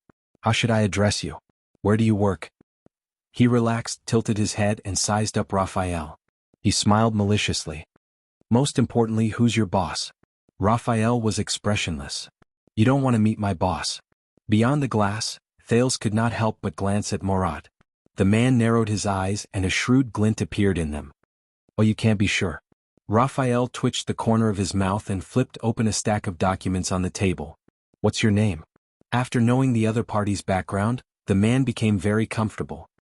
His attitude became a lot more relaxed, and he did not care about the Baron Bone man's question. "And I have a lot of friends in the police station. Many important people, such as Lord Lorbeck Dara, the head of the Western City Police Station. Raphael sighed. The Baron Bone Man silently closed the documents and methodically took them down from the table. He then raised his voice and repeated, "Yes." He raised his voice and repeated, "Name?" The man shook his head. "I'm also an honorary director of the Central Territory Wine Merchants Guild." In the next second, Raphael's left hand turned into an afterimage. He grabbed the chain that handcuffed the man to the table and pulled back. Bang. The interrogator had obviously lived a comfortable life for a long time. He could not react in time and was pulled out of his seat. First, his waist hit the edge of the table, then his nose hit the table. The man whimpered in pain and blood flowed from his nose. He wanted to get up and look up, but Raphael grabbed the back of his head by his hair and pinned him to the table. "Name?" Raphael smiled calmly. The man on the table struggled, his expression twisted and exasperated. "You damned little." Raphael lifted the man's head, aimed his nose at the table and smashed it again. Bang. The man trembled, gritted his teeth and grunted. "Name?" Raphael's smile remained.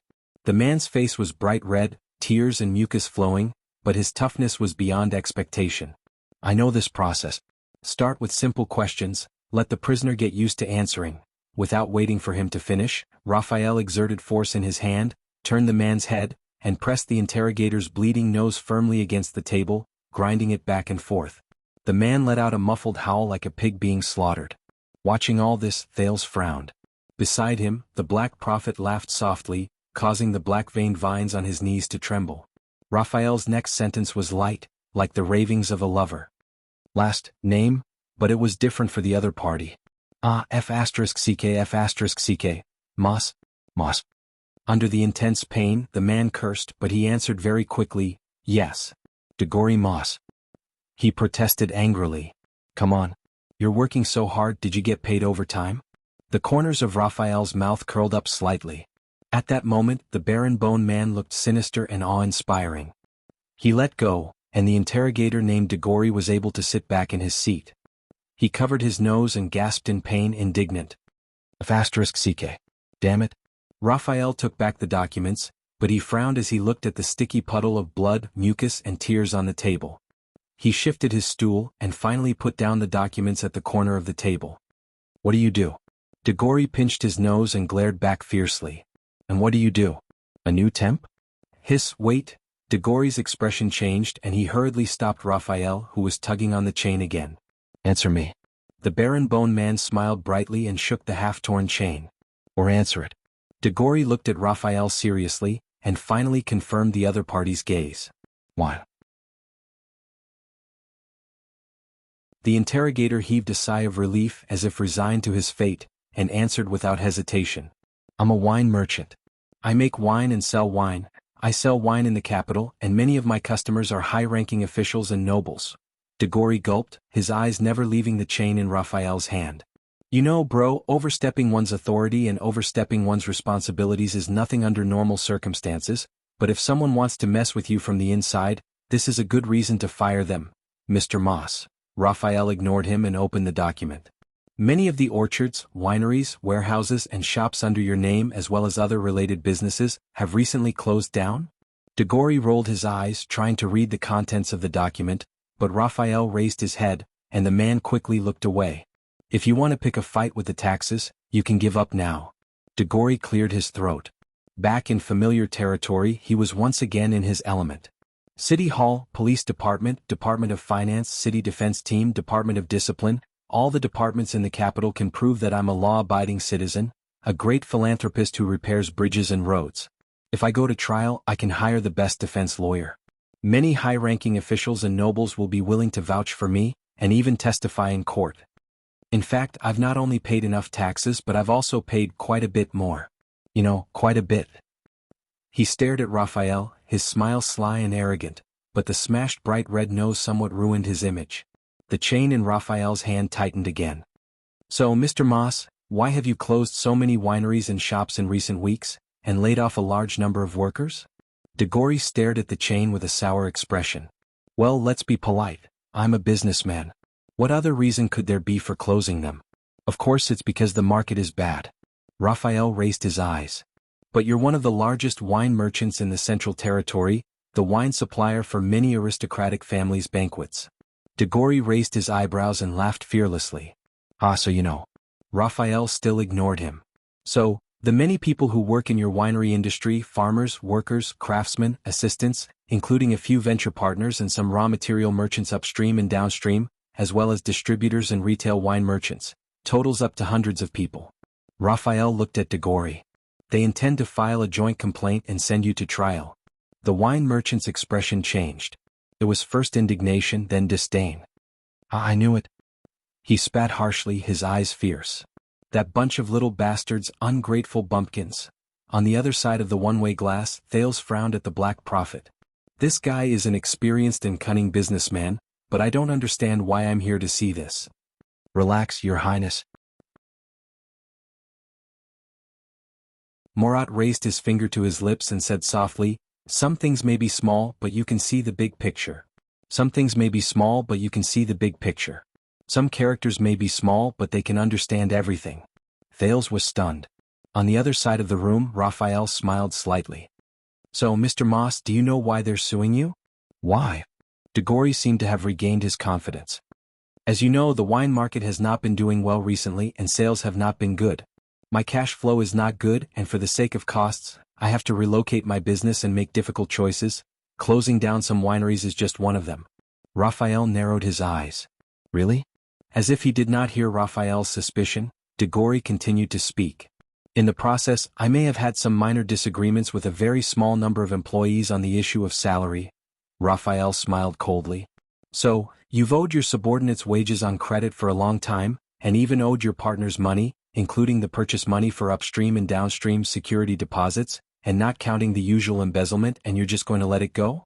Degori's expression turned cold. Staring at the chain in Raphael's hand, he explained carefully and patiently, Owed? Listen, I admit I did make some minor changes to the calculation of the money, including the time limit. Raphael interrupted him. So you want to run away with the money? Degori frowned and said sternly, Run away? Hey, I'm just out of town on vacation. I'll say the same to anyone who comes. Don't even think about illegally inducing a confession. Raphael sneered. But the people you owe money to, especially the workers, don't think so. Degori frowned and stared at Raphael for a while, then said seriously, Listen, I bear the cost, creativity and route. They provide the labor, skills and time. The boss and the employees work together to make the best wine and work towards a goal. So, the winery business is not just mine but everyone's. We're like a family. When a family experiences setbacks and hardships, everyone in the family should be considerate of each other and work together to overcome the difficulties. He glared and tapped his fingers on the table, as if to teach the person in front of him a good lesson. But some people just don't understand. They're narrow-minded, don't see the big picture, and can't take the slightest bit of hardship. Just because their salaries are a little lower, and their lives are a little less smooth, they turn their backs on me. They don't care about the opportunities and conditions I provide them. Raphael nodded and pursed his lips. But you're the boss and this is your winery. That's right. Degori said bitterly, so, I can see the truth of this industry better than they can, care more about the future of this industry than they do, and grieve the depression of the wine industry more than they do, because I'm like a father to them. Raphael glanced at the document. But you've closed the winery. Degori's expression froze, then he snorted. It can't be helped. No matter how warm the family is, no matter how hard the father works, if the children are rebellious, disobedient, and immature, there's nothing that can be done. And you know, some people they're just... The wine merchant looked exasperated. 90% of the reason I shut down the winery is because these lazy workers are demanding a pay raise. These people are simply cancer in the industry. They're short-sighted and don't know that the most important thing about a job is not salary and benefits, but room for growth and prospects, including the value of training. Degori looked indignant. They also don't know how to look at the problem from a higher perspective. You should know, as bosses, when have we ever cared about our salaries? They only know how to make a fuss. But when they make a fuss, why don't they think about what happens if one day the winery closes because of them? What happens if the entire industry falls apart because of them? When that time comes, won't they be the unlucky ones who have to pay for it themselves? Degori was tired from speaking and paused for a moment. He exhaled through his nose with a regretful expression. Now, I can only say that they have only themselves to blame. Enough. Raphael was obviously tired of listening to his speech. We don't care about your business. The Baron Bone Man leaned forward and said coldly, and we don't care if you're another shameless and unscrupulous boss. We only care about one thing. Degori exhaled and smiled coldly with an expression that said, it's finally here. Well, let's get straight to the point, the wine merchant said scornfully. How much target did your boss give you? How much money to let me go? Raphael stared at him, his eyes cold. He said coldly, I want to know the real reason why you closed the winery and withdrew from the wine industry. Degori was puzzled. What? Raphael sneered. Before you closed it, you said at a private gathering at the Winemakers Guild that the wine industry has no future? So you'd rather withdraw your investment and run away? Degori's expression changed at first, then he said indignantly, I'm not running away, I'm just going abroad for a vacation. But Raphael repeated emotionlessly, answer me. Degori was stunned for a long time, but he finally shook his head. I've given you all the answers you want, and to be honest, you're suspected of illegal torture. Raphael smiled and flipped to the next document without changing his expression. In fact, I have a list of bad debts that you've accumulated over the years by robbing Peter to pay Paul. Degori's expression changed. Raphael continued as he observed the other party's watch. And a list of your assets outside of the wine business. 6 estates in the Central Territory, 2 long-distance merchant ships docked at Maiden Harbor, a large plantation in South Coast Hill, a saltworks in the Land of Cliffs, a large field in Blade Edge Hill, 2 foreign titles bought at a high price, your wife's private garden, the positions of your 2 sons, as well as the assets under the names of your 3 mistresses and 8 other illegitimate children. Seeing the change in Degori's expression, Raphael narrowed his eyes. If I send them to the Department of Finance and the Department of Justice. Degori swallowed, but he said firmly, you're right. Then go ahead. Raphael frowned. Degori got up from the back of the chair, leaned against the table and gritted his teeth. I can guarantee that no matter where you go, you'll only get one answer. That's my legal income with all the necessary documents and clear property rights. If you dare to use the public power of the king's officials to extort, illegally embezzle private property, and do such a vicious thing to a powerless civilian businessman? Wow, this is a serious crime, and it goes against the kingdom's policy of encouraging the market and supporting commerce for more than a decade. The wine merchant glared at Raphael fiercely, as if he wanted to return the favor of having his nose broken. It won't be good if this news gets out. With my status, I guarantee that many chambers of commerce will protest, including many righteous and open-minded bureaucrats and nobles, and powerful people from all over the country. They will all speak out. By then it'll be your boss who doesn't want to see me anymore. Degori's tone was threatening. Because you're not touching me but the cheese of many big shots behind me. Do you understand? Now, whether it's a labor dispute or a tax issue, you have no reason to detain me. Raphael closed the document in his hand and began to size Degori up again, as if realizing for the first time how difficult this person was to deal with. The latter looked back at him coldly and shook the shackles on his hands. After a few seconds, Raphael smiled. He was handsome to begin with, and this smile was warm and bright, which made him feel even more favorable. The Baron Bone Man stood up, took out his key and unlocked Degori's shackles in an almost ingratiating manner. Please rest assured, Mr. Moss. This evidence will not be sent to the Department of Finance or the Court of Justice. We don't want to be troubled by the people behind you. Seeing that his strategy had worked, Degori, who was freed from his shackles, looked overjoyed. Very good. In my opinion, you're young and have a bright future ahead of you. You're a promising young man. How should I address you? But Raphael did not answer. He just continued the topic. I'll just pack up these documents and send them to Jade City. Degori was stunned. What? Raphael's smile was like a spring breeze in rain. Yes, send them to Iris Castle, to the desk of the ruler of South Coast Hill, Duke Zayn Covendier. How's that?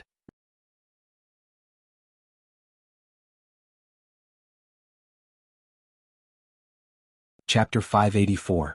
Zayn Covendier. At that moment, Degori froze. On the other side of the glass, Thales's expression also changed. Why? The wine merchant asked subconsciously. You know why. Raphael's smile did not falter. Degori sat up straight and said nervously, This little brother, you said you serve the kingdom? Which department is it? Raphael nodded and became even more interested. That's strange. You're not afraid of the bone-sucking Department of Finance, nor are you afraid of the fiendish police department. You're not even afraid of the Transcendent Court. It was only when I heard the name of a foreign noble that I lost my composure. Degori shuddered. He understood something and looked around nervously. This isn't any police station, is it? Who exactly do you work for? Raphael snorted. Oh, perhaps you're afraid that the Duke of Iris Flowers will find out that Degori Moss, the capable businessman who received his help, grace and mission as his representative in the Central Territory wine business, has been pocketing his own money behind his back, reaping huge kickbacks for so long, and running so many private businesses elsewhere. Thales saw Degori tremble with every word Raphael uttered. Raphael smiled amiably. And he actually dared to say that the business had failed, and that he would go back and complain to the Duke that he was poor? Degori's breathing quickened. He swallowed hard.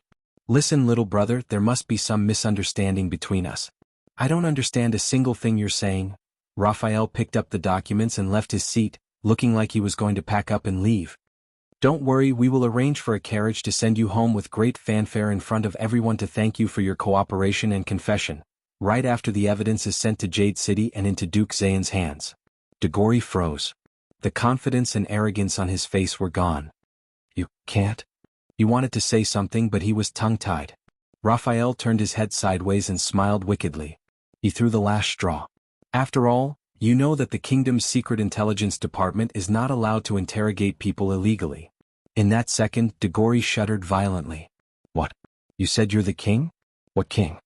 The wine merchant asked blankly. The Baron Bone Man just smiled and turned to leave. Wait. I remember. Perhaps the last sentence was too powerful. Degori threw himself off the chair and got up from the ground in a panic. His voice was choked with sobs as he said, Today I have a large amount of funds coming in. I guarantee that those who are owed wages and debts will soon receive the money. There is still a large amount of surplus. I want to donate all of it to you or your department to support your work. Can you just pretend that I have never been here? But Raphael smiled wickedly and remained unmoved. Don't worry. You are very familiar with Boss Catherine, right? When you go out, the Blood Bottle Gang will definitely treat you well. Or I heard that the custom of Jadeite City is to sail a ship and bring people out to sea. No matter what happens on the high seas, it has nothing to do with the laws of the kingdom. He narrowed his eyes and smiled. We can't do anything even if we wanted to. It seemed that with every word Raphael said, Degori could remember something. As a result, his sobbing grew louder, and his gaze grew more terrified. No, please, you're killing me. I am also a citizen of the kingdom. You can't leave me in the lurch. Raphael came to his senses and smiled apologetically. Of course not. The Duke of Iris Flowers is so magnanimous and approachable. Maybe he won't mind? After all, you have such a big family. You have to support them too. Support them. Degori shuddered. He stood rooted to the ground and stared at Raphael blankly. Raphael smiled as usual and looked back at him happily, patiently waiting for a response. After a full 10 seconds. Damn it. Finally, under Raphael's gaze, Degori could not bear the pressure and fell limply to the ground. All right, whatever you want, I'll give it to you. He completely broke down. Tears and snot flowed down his cheeks as he sobbed. Just don't tell the Duke. I just want to make a fortune before I retire. My family? Raphael smiled very happily. Welcome to the kingdom's secret intelligence department, Mr. Moss. Satisfied, he bent down and helped the trembling Degori to his feet. Don't worry, with our care, you won't retire so soon. Degori stared blankly at the young man in front of him, his face numb. At the other end of the room, Thales turned around in disgust. Is this how you recruit and win people over? The Black Prophet in the wheelchair chuckled. I know you despise such tactics. I don't despise it, it's just... The prince shook his head and said uncomfortably, It reminds me of Shadow Shield. That's right, Morat sneered. Because this is our division of labor. We stay in the dark and do the dirty work, you stand in the light and are responsible for condemning the dirty work. It's a pleasure working with you. Thales glanced at the Black Prophet, his frown deepening. On the other side of the glass, Raphael finally pacified Degori, who had broken down and surrendered, and rearranged him in a chair. Now, can you answer my question? Degori's eyes were red. He was wiping his nosebleed with a handkerchief when he looked up in a daze. What question? Raphael repeated patiently. Why does the kingdom's wine industry have no future? Perhaps frightened by the experience of the past 10 minutes or so, Degori froze for a moment before reacting. Yes, yes, the wine merchant replied bitterly. Although it was only a rumor before it was confirmed last night, now, it should have spread among the wine merchants in the country. Raphael's eyes flickered. What's wrong? Degori, who had just experienced a drastic change in his life, pursed his lips and said reluctantly, that prince. Hearing his own news, Thales was taken aback. Degori said sullenly, our wise Prince Thales, the Duke of Star Lake, doesn't like wine. At yesterday's banquet, the wine that my family brewed was placed on his table. He didn't touch a drop. Not even a drop. He said resentfully, even during the toast he deliberately spilled it and refused to drink it. Raphael snorted. Perhaps your wine doesn't suit his taste? Ha, the prince doesn't like wine or wine doesn't suit his taste. What's the difference? After Raphael destroyed his psychological defense line, Degori, who started the conversation, went on and on. He looked like he had given up on himself and was ready to give up. And not only does he not drink, the wine merchant said unhappily, he doesn't like others to drink. Thales looked up in surprise. Raphael also frowned. Really? Degori laughed, his face full of sarcasm. I didn't go to the royal banquet yesterday, but a friend of mine did. He saw it with his own eyes. Before the hostage incident, there was a noble girl. She was very beautiful and had a good family background. She asked the prince to dance. In the end, just because she drank 2 glasses of wine before talking to the prince, she was publicly reprimanded by His Highness and came back in tears. Raphael was still skeptical. Are you sure? It's all over the socialite circle. Degori spat on the ground. His Highness rejected every girl who drank. Even his own aunt had a few more glasses of wine. He showed no mercy and kicked her out of the banquet in advance. There's also a servant who testified. After the banquet, when His Highness spoke to Duke Zayn alone, he only drank water. Raphael pondered for a moment. That's it? Just based on the trivial incident at the banquet last night? Maybe this is just an excuse you came up with to cover up your act of running away after your business failed and implicating hundreds of families? Degori interrupted him indignantly. I said I'm just going abroad for a vacation. Listen, the prince hates wine. This has been going on for a long time, not just last night. What do you mean? Degori snorted softly. First of all, the Northland merchants from Black Sand region. They have a rumor that Prince Thales and the current king of Extet fell out over a glass of wine and detested each other. I don't know how the prince is in the north, but his return to Constellation is also very obvious. He lives in seclusion, lives a simple life, and doesn't indulge in wine or women. Degori raised his finger and pretended to be serious. In Blade Fang's camp, my colleagues in Western Desert prepared a bottle of fine wine, bribed the legendary winged soldiers, and prepared to dedicate it to him and advertise it at the same time. In the end, the prince didn't give them any face and smashed it on the ground without even looking at it. You know that's the heir to the kingdom. That's when the rumor started. Degori exhaled indignantly. And I just heard what happened this morning. 2 of Prince Thales' personal guards, royal guards, former members of the 7 Jade Star attendants, drank a few too many glasses of wine last night, so they messed up and caused an accident in which they took hostages. So the prince ordered them to be whipped in Mindy's hall. They were beaten half to death. It said that he even personally counted the lashes. Raphael listened attentively, glancing at the one-way glass from the corner of his eye. Degori slumped, then looked up. This is great. Soon the whole of Constellation will know that the future king doesn't like to drink, and he doesn't like people who drink. Damn the prince. Raphael coughed. Maybe you're overreacting. The prince's dislike of alcohol won't have that much of an impact. Oh, he's the prince. The future king. Degori interrupted the Baron Bone Man impatiently. Everything he does, every minute, every drop, has a super huge impact, okay. Raphael did not speak. The other side of the one-way glass fell into a dead silence. Listen, little brother, you're still young, but I've seen it, I know. Degori grabbed his handkerchief and wiped his nose. This may not happen so soon, but as time progresses, the upper-class circle in the capital will gradually form a trend. In order to curry favor with the prince and get close to the duke, first some people will start to drink less, then everyone will follow the trend and drink less. Then, famous people will advocate not to drink, and then it will spread to the entire Eternal Star City, urging everyone not to drink, until the kingdom officially enacts laws to restrict and ban alcohol. Raphael was dubious. Isn't that a little too exaggerated? Degori shook his head. Alright, maybe I'm exaggerating a little, but bro, you're also a public servant. When the higher-ups like it, the lower-ups will add to it. Haven't you heard? When a cup falls in Renaissance Palace, a head falls in the kingdom. The wine merchant glanced at Raphael and smiled sarcastically. And did you know that Prince Thales smashed a lot of cups at the banquet? Ah. His laughter was discontented and desolate, gradually fading away. When the king turns his nose up at a certain kind of person, the people will drive them to extinction. When the duke takes a second look at something, it will go down to the common people and it will be priceless, even priceless. People will regard a certain brainless sentence uttered by a big shot after drinking as a wise saying and interpret it painstakingly. Academic pedants will even invest in it and conduct research on it. Or when a great noble forgets to wear his trousers for a stroll, it will be regarded as a new style of elegance, a fashion trend, and people will worship it and scramble to imitate it. Degori said angrily, "That's right. Is there any lack of such situations?" The wine merchant sighed. Power is a hook that draws everyone closer to it just for a pitiful amount of bait. How else do you think I made my fortune? There was a moment of silence in the interrogation room. So you closed down the winery after careful consideration, Raphael said flatly. Degori nodded. Do you think I wanted to close it down? Believe me, if I don't cut my losses and exit now in a few months, when the rumor that the prince doesn't like wine spreads, my business report will only look worse, and my sugar daddy in Jade City will be even more unhappy.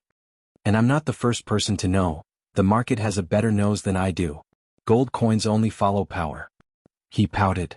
Just last night, after the banquet, a total of 6 noble buyers canceled their orders for next month. They said that their own wine was enough. There were 10 more this morning. Degori's eyes became dazed. I originally thought that after the prince's return and the royal banquet, the capital, which has been quiet for more than a decade, would have many more banquets. The demand for wine, especially for extravagant banquets like ours, would definitely soar. So I expanded the range of partners, bought several more wineries and prepared to increase production. For this, I borrowed a lot of money. He snorted coldly, wiped away the last bit of blood from his nose, and threw the handkerchief on the table. Now I can only cut my losses in advance. At least in the short term, I won't have any sizable orders for banquets in the capital, big or small. Raphael was silent for a moment before continuing. According to you, you're only the first person to act on the basis of rumors. In your line of work, more people will suffer and more people will lose their jobs? Degori snorted strangely, half crying and half laughing. What can I do? I'm in despair too. He was in low spirits. But who's the one who caused the wine merchants to lose confidence, the future of the wine industry, and all my workers to have to eat dirt? If you're so capable, don't look for me. Look for His Highness who told the world, I hate wine. Moses slumped in his chair and muttered for the second time. Damn aristocrats. Damn prince. The interrogation room returned to silence. Raphael sighed. Very well, thank you for your opinion. I'll make sure he knows. Make sure he knows. Soon Moses, who was immersed in his decadence, realized something. No, I hashtag in percent yen and, the wine merchant's expression changed drastically as realization dawned on him. Don't write down what I just said. Sunset knows that my whole family is loyal and wholeheartedly supports the Jade Star royal family. He waved his hands in an attempt to defend himself to Raphael. But Raphael only glanced at the one-way glass, then waved his hand to have Moses taken away. It's true, my mother can testify. I've been a loyal supporter of His Highness Thales since I was born. Aren't we on the same side? You can't set me up like this. The wine merchant's words slowly faded away but lingered in the ears. Well, may the Duke of Star Lake be healthy and crowned king soon. Hey no, don't get me wrong. I'm also very supportive of His Majesty Kessel. I sincerely wish the Iron Hand King a long life and eternal rule over Constellation. The door to the interrogation room closed, and Degori's voice disappeared completely. Raphael exhaled and looked at the one-way glass. On this side of the glass, the Black Prophet looked at the prince with interest. And for a few minutes, Thales just stared blankly in silence. He was silent for a long time.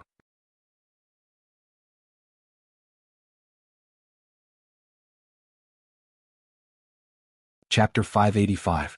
It took Thales a long while to recover from his discomfort and confusion. What is this? He turned to Murat, who was sitting calmly. The Black Prophet smiled mysteriously. What do you think it is? Thales was silent for a few seconds. My father, when he sent me here, he said, the prince's voice was heavy and gloomy. Let me see my own mess. Mess. Thales was in a daze for a while. Murat said faintly, then you've seen it. At least, the liquor industry in the capital will be in a state of panic and depression for a while. Thales clenched his fists. Damn the prince. Everything he does has a super huge impact, okay? The voice of the wine merchant, Degori, still seemed to echo in his ears. But I didn't do anything, Thales muttered. The Black Prophet's sneer reached his ears. At your level, not doing anything is also a form of attitude. Whether you mean it or not. Thales frowned hard. Drink a little. A few sips is good. Princess Elisa's words to him on the day of the banquet rang in his ears. I bet that by tomorrow you'll feel like everyone is looking at you. Everyone is looking at you. Thales took a deep breath and exhaled painfully through his teeth. They shouldn't interpret it that way. But they did. Murat's voice seemed to come from another room, but it was no less grim. And you left your home for the past 6 years, went to the far north as a hostage, and was placed under house arrest within the high walls? The demonic flesh on the Black Prophet's knees surged. With all due respect, that's your luck. My luck. Thales' expression was gloomy. As his thoughts flowed, the interrogation room welcomed a new guest. Name. Raphael picked up his pen, turned to a new page of the document, and looked coldly at the stout, thick-limbed old man opposite him, whose face was full of anxiety. The newcomer was treated much better than Degori's. Although he was also brought in with his head covered, the old man was not shackled and could move freely on the chair. Gibbon, I'm Gibbon, sir. In stark contrast to the arrogant wine merchant, the old man on the chair was obedient. There was even a hint of flattery in his tone. Gibbon Filson. Everyone calls me Old Gibbon or Old Bull. Raphael pursed his lips. Now, Gibbon Filson, do you know why you are here? Gibbon forced a smile. To be honest, I don't really know. May I ask who you are? Police station. Raphael didn't even raise his head. Compared to the previous interrogation with the wine merchant, the Baron Bone Man's attitude this time was cold and distant. The old man was stunned for a second. Impossible. Old Gilburn was all smiles as he shook his finger at Raphael. I have a relative who works at the police station. I know their procedures. It's definitely not like this. The Baron Bone Man raised his head expressionlessly. But, the old man observed his surroundings. His eyes lit up as he thought of something. He was excited and curious. I know this way of doing things. Old Gilburn had a mysterious and slightly smug look on his face. He leaned forward to the edge of the table, close to Raphael. You are the kingdom's secret intelligence department. Am I right? Raphael's expression changed slightly as he looked at the old man who was winking at him.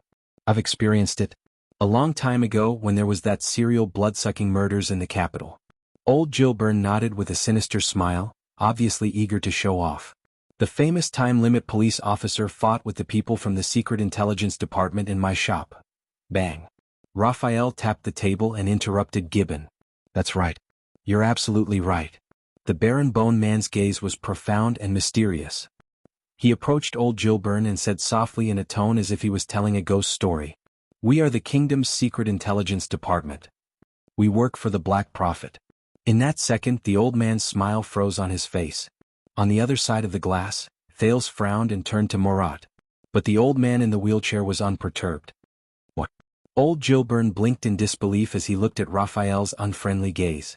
He looked around the interrogation room again. It's really the secret intelligence department? The kingdom's secret intelligence department? Old Gilburn's gaze fell on the wet blood stain on the table. He thought of something and shuddered. You're not lying to me? Raphael snorted in disdain. The kingdom's secret intelligence department. The Black Prophet.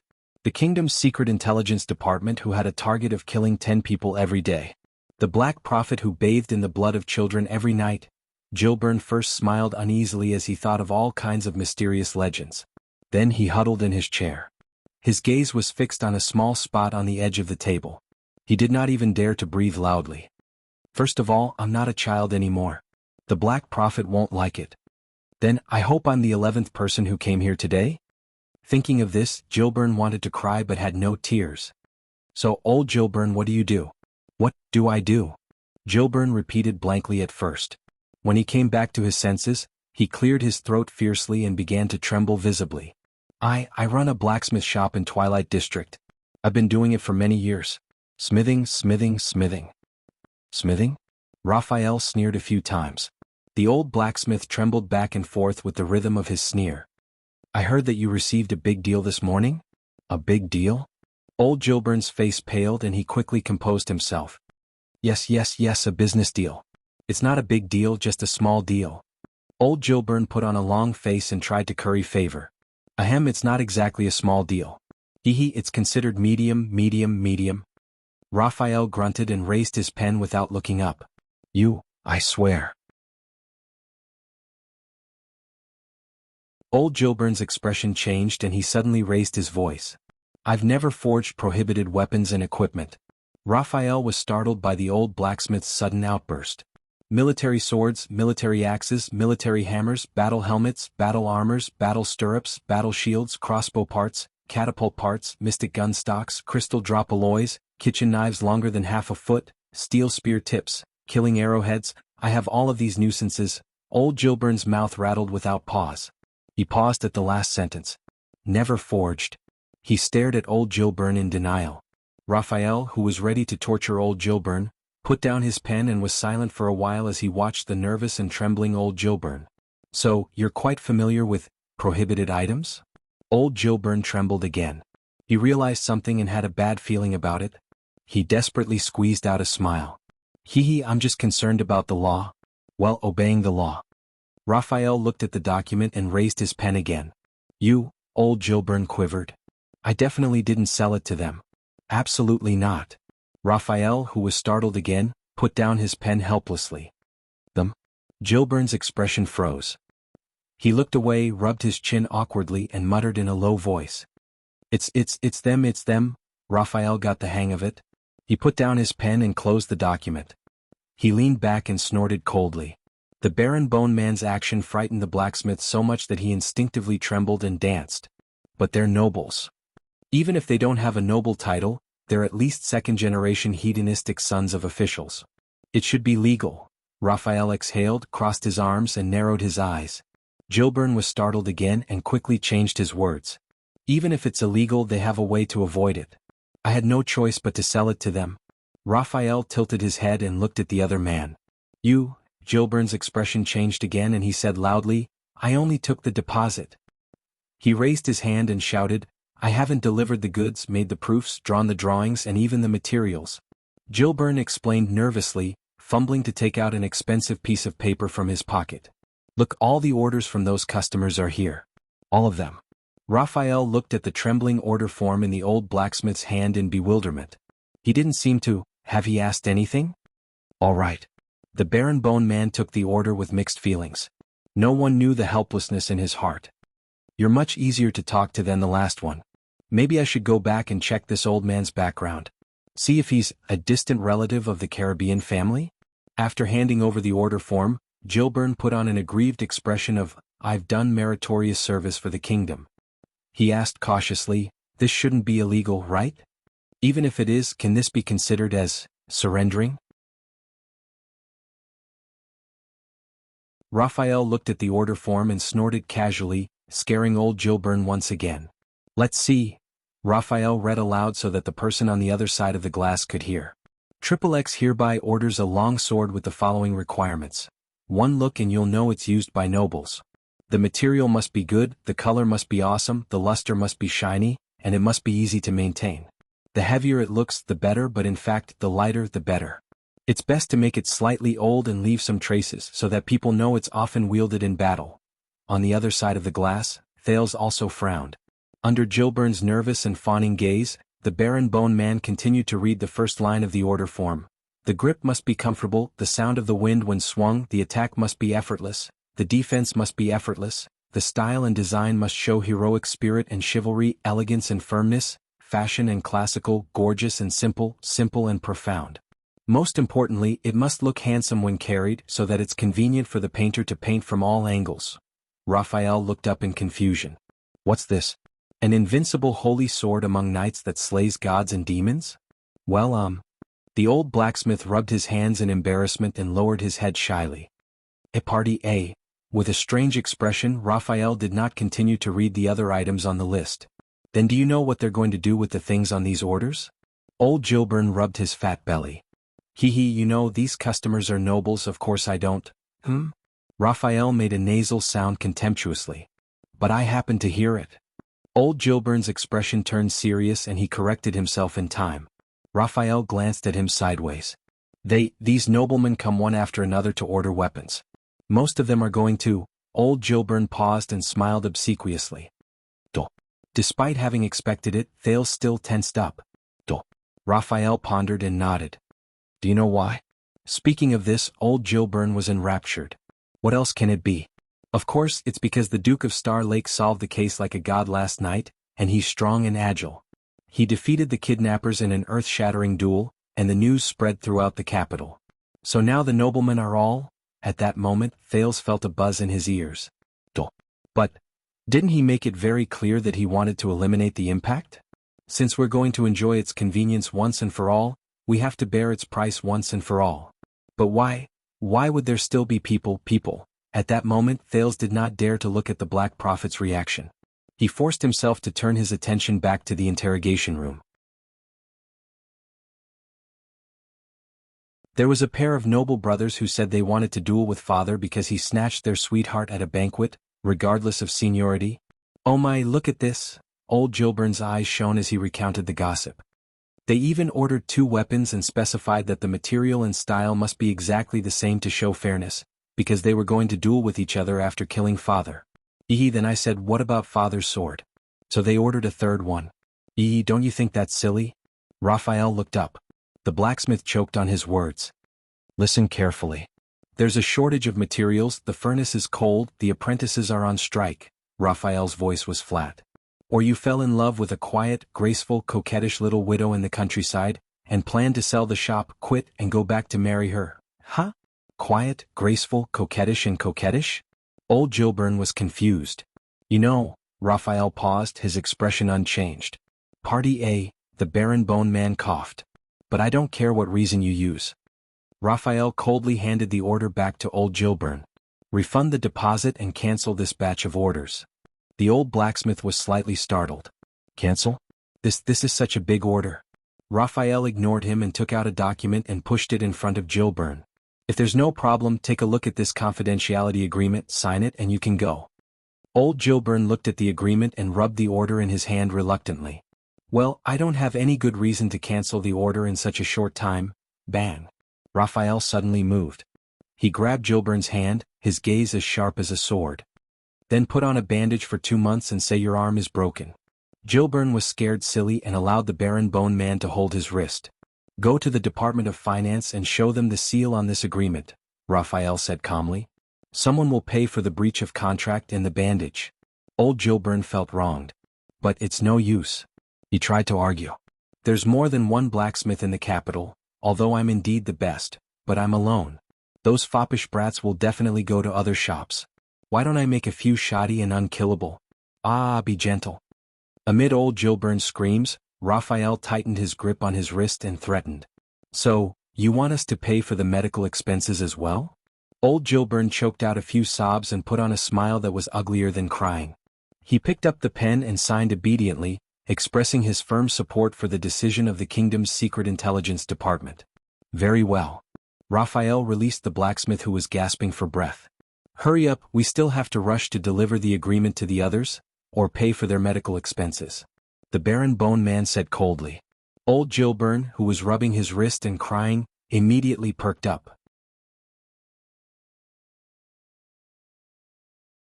Don't forget Karachi's blacksmith shop on South Street. By the way, that old cunning bastard is terrible. For decades, he's forged contraband for scum like the Blood Bottle Gang and the Brotherhood more than once. He even lied to everyone that it was produced by my shop. You mustn't believe him. Raphael shot another glare at old Gilburn, forcing him to swallow his words. The old blacksmith could only pout and try hard to sign page after page. Okay, I understand. You have a heavy responsibility to suppress the unhealthy atmosphere of duels and maintain the legal system and stability of the kingdom. I get it, but these things can be solved as long as you arrest the duelists. Why make things difficult for us little? You see, this is the problem. Raphael supervised him to finish signing the agreement and looked at the one-way glass casually. If the kingdom explicitly prohibits it, their dissatisfaction and resentment will move upward. Raphael looked at the old blacksmith. But if a supplier like you cancels for some reason? He narrowed his eyes and approached old Gilburn. Do you have a problem with that? Old Gilburn had a tacit understanding and shook his head faster than the bellows in his house. No, no. The old blacksmith finished signing the agreement and handed it to Raphael obsequiously. Raphael scanned the signature on it, closed it, lit a candle and covered it with wax. Very well, then as a reward for your cooperation.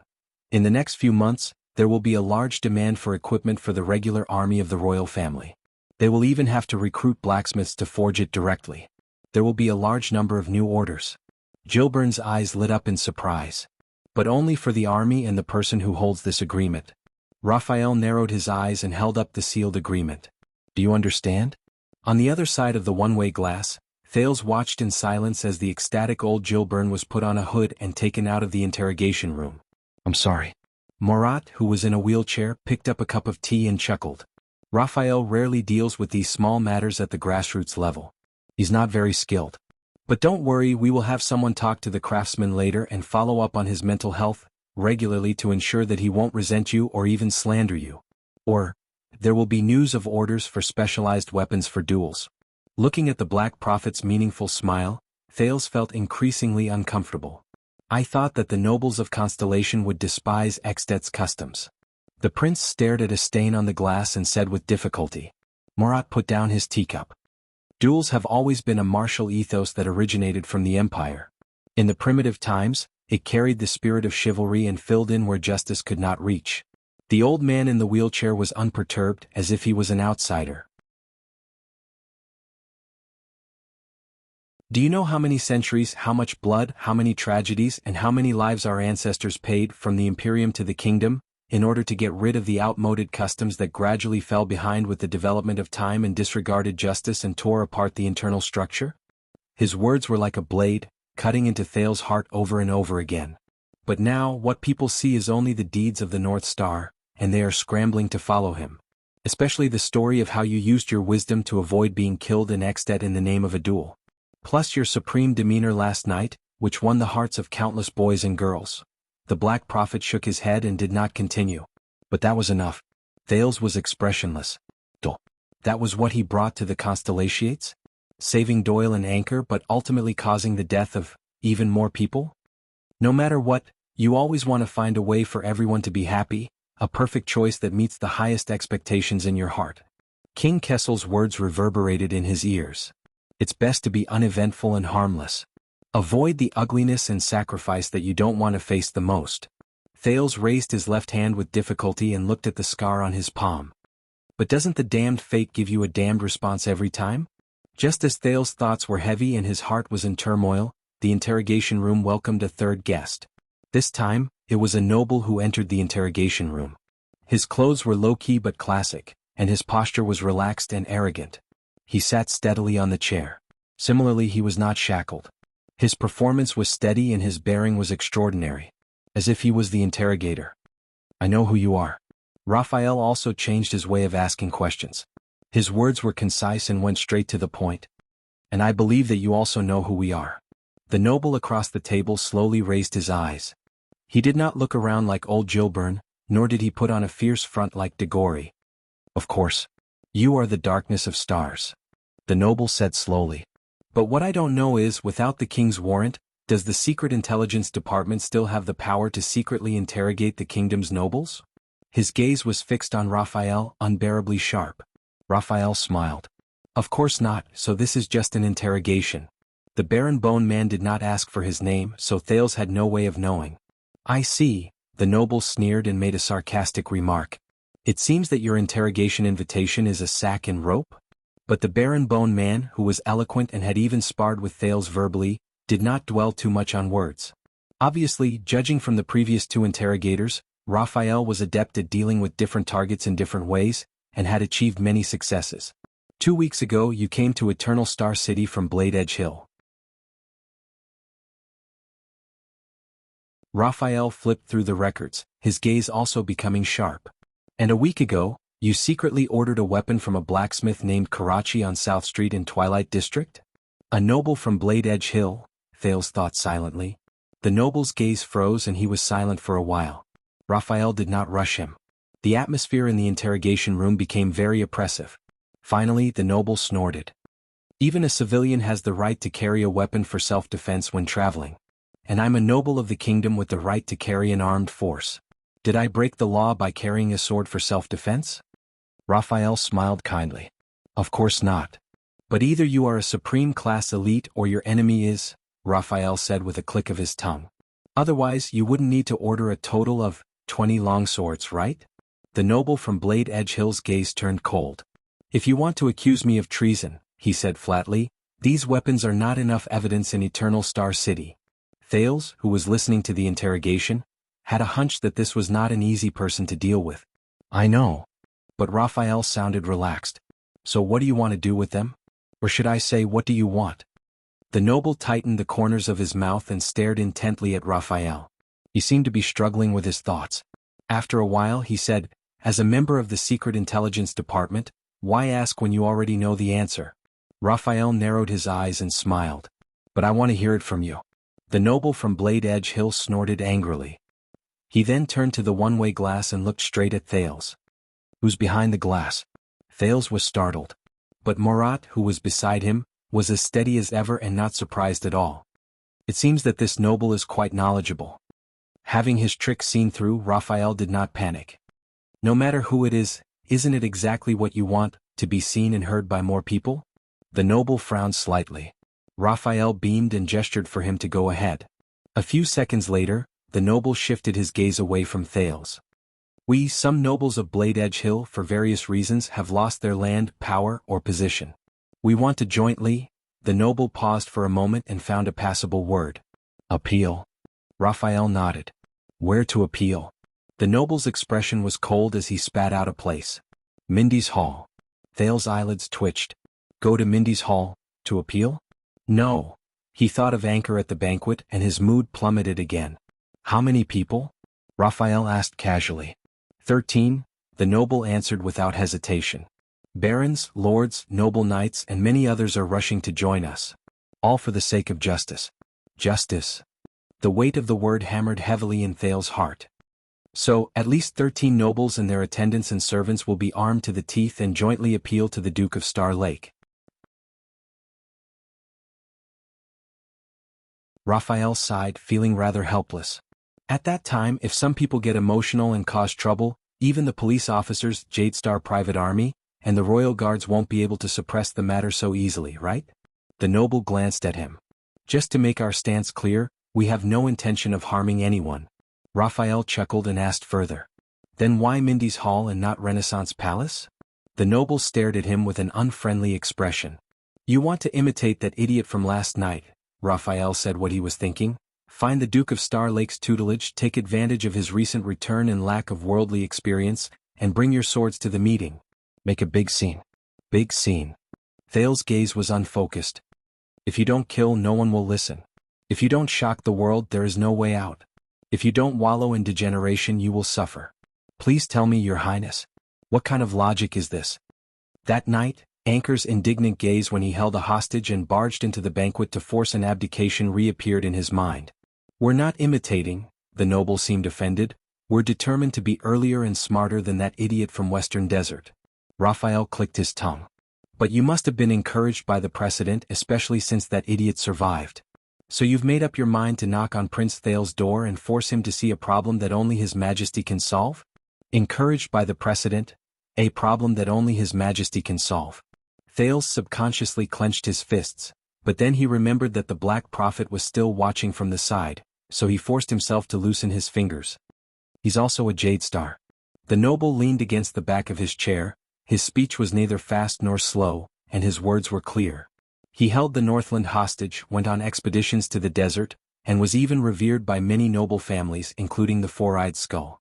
Last night he displayed wisdom and skill, courage and drive, as well as the ambition to reform the kingdom. He also displayed benevolence and loyalty, magnanimity and generosity, and would not turn a blind eye to us.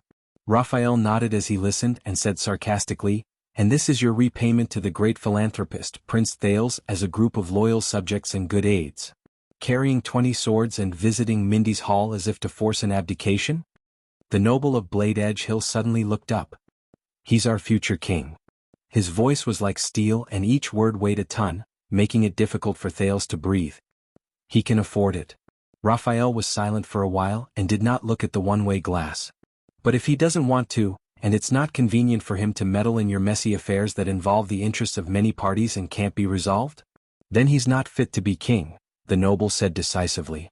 Raphael snorted coldly. You really have the guts to say that. The noble laughed, his laughter chilling. Have you been to Blade Edge Hill, young man? He looked at Raphael in an aggressive and unflinching manner. If you've never been, then shut up. And if you've been, then you'll know that there's nothing we don't dare to say. Raphael was silent for a while.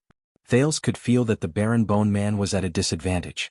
A few seconds later, Raphael snorted softly. You seem to be a smart man, sir. His words were polite, but the meaning behind his words was clear. And you're already sitting here. Do you know what to do? The noble turned away, snorted softly, and pondered for a while. But in the end he still turned back and said in a low voice, Of course. I'll go back and tell them to cancel this appeal and protest. Raphael's eyes lit up. Very well. The Baron Bone Man closed the document happily. If everyone was as reasonable as you, I wouldn't have to collect overtime pay every day. He stood up, ready to end the interrogation or questioning. But the noble called him back. You may have one today, young man. The noble of Blade Edge Hill raised his head and looked straight at Raphael. You stopped us. But his words made Thales extremely uneasy. But as long as the root of the problem is not solved, and the chronic disease of the kingdom is not cured, there will be more people like us. More people like us. Thales felt like he was in a trance. Then I don't mind seeing you a few more times. Raphael did not back down, whether it's here or in the courtroom or in a coffin. The noble laughed out loud, but his laughter immediately turned into a warning. Secret Intelligence Department, do you think this is the solution? He stared coldly at Raphael. We haven't been forced into a corner yet. We have families and businesses to worry about. For the sake of the bigger picture and our livelihood, we can swallow our anger when we encounter injustice. But what if there's another Anchor Viral? What about the next person who presents himself to Prince Thales just for these questions? The next Anchor Viral. Thales closed his eyes. The noble from Blade Edge Hill shook his head disdainfully. Just you wait. What you did today won't solve your problem once and for all. Neither can the Black Prophet. His eyes focused and his tone was firm. Only one person can. Although he was not in the main interrogation room, Thales, who was listening, felt like he was about to suffocate. Raphael forced a smile. Then I'll make sure he knows. Yes. The noble looked at him with a profound look in his eyes. You better be. The noble stood up and allowed the two burly men to put a hood over his head without any resistance. The atmosphere in the interrogation room was finally less oppressive. Take care, my lord. We shall meet again. Raphael sent the noble from Blade Edge Hill away with a smile. Finally he exhaled and said in a voice only he could hear, I hope not. On the other side of the glass, Thales broke away from his complicated and subtle feelings. He's right, Lord Hanson, he forced himself to speak, even if I didn't stand up last night and respond to Anchor Viral directly. The Black Prophet looked at him with interest. One day something like this will still happen.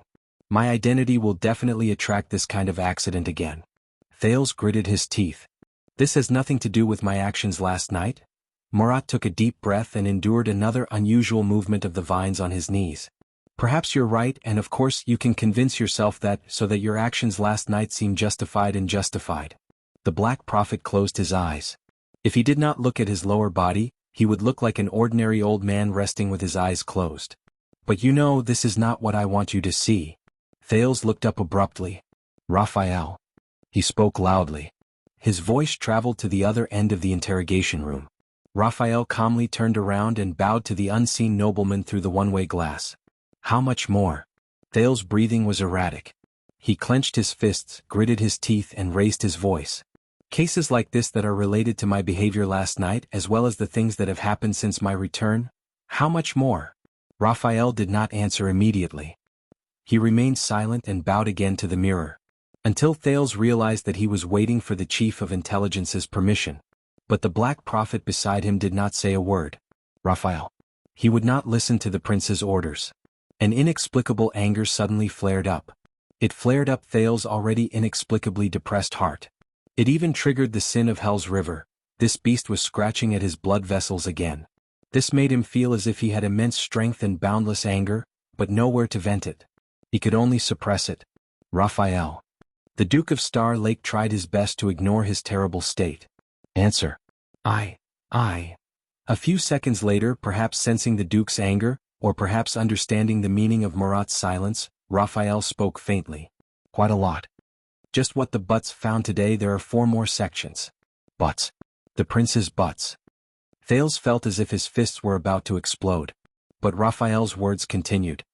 For example, the number of nobles applying for the position of police officer in the capital may increase significantly, because the first person you received, Mr. Caribbean, was a police officer, and the female officer taking care of your daily life was also a police officer.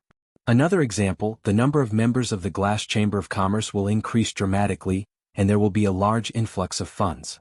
The changes in the market are beyond our expectations. Even if Baron Quinton tries to explain that the glass-smashing incident last night was not the latest rule of the royal family, that will be a headache for Lord Kirkirkman and Viscount Kenny. Another example, for the banquets held in the capital recently, no matter which family it is, security will be at the highest level, because your actions last night objectively encouraged everyone to bring weapons to the banquet. Take revenge if there is a grudge, and take revenge if there is a grudge. Perhaps you might even get a response and sympathy. With every word Raphael said, Thales' breathing became more and more difficult. And this morning. Raphael's words were steady and flat, even with his usual ease and ease. But for some reason at this moment, it sounded so piercing to Thales. There was a new murder case in the suburbs of Eternal Star City. Murder. Thales' nerves jumped. According to the preliminary investigation by the police station, the deceased is an agricultural tool merchant, and the murderer is a farmer working in the fields. He confessed to the crime, and it should be an impulsive crime. Thales swallowed the discomfort in his body and spoke with difficulty. Why? Raphael hesitated for a moment as if searching for the right words. Then the Black Prophet coughed unhurriedly. Raphael sighed slightly. An eyewitness said that the agricultural tool merchant, who is also the deceased, had a conversation with the murderer before the crime. He changed his mind at the last minute, and wanted to sell the lettuce seeds that the two of them had previously agreed on. Increase the price by 20 times. Thales was stunned. Lettuce. Increase the price. No. In an instant, an inexplicable sense of loss and confusion took over his body and mind. It is said that the farmer was poor and struggling to make ends meet for his family. So, in his agitation, a conflict broke out, and the other party died from his injuries. Raphael's voice sounded like it came from the bottom of the water. It was erratic, but it was real. And according to the eyewitness, the reason the deceased raised the price at the last minute was, the prince loves it. As soon as he finished speaking, Thales' figure swayed. The prince loves it. In that second, all his anger and indignation seemed to realize the absurdity of his existence, and disappeared from his senses. The prince loves it. Even Raphael, the Black Prophet, the rustling of the black-veined vines, and the entire interrogation room disappeared together. All that was left was emptiness, confusion, and sorrow. And himself. The prince loves it. Thales closed his eyes in a daze, leaned against the wall behind him and slowly leaned back. But at that moment, the teenager felt that what he was leaning against was not a wall, but a bottomless, endless, and never-ending abyss. The prince loves it. Dark. Depressing. Cold. Dead silence. Suffocating. The prince loves it.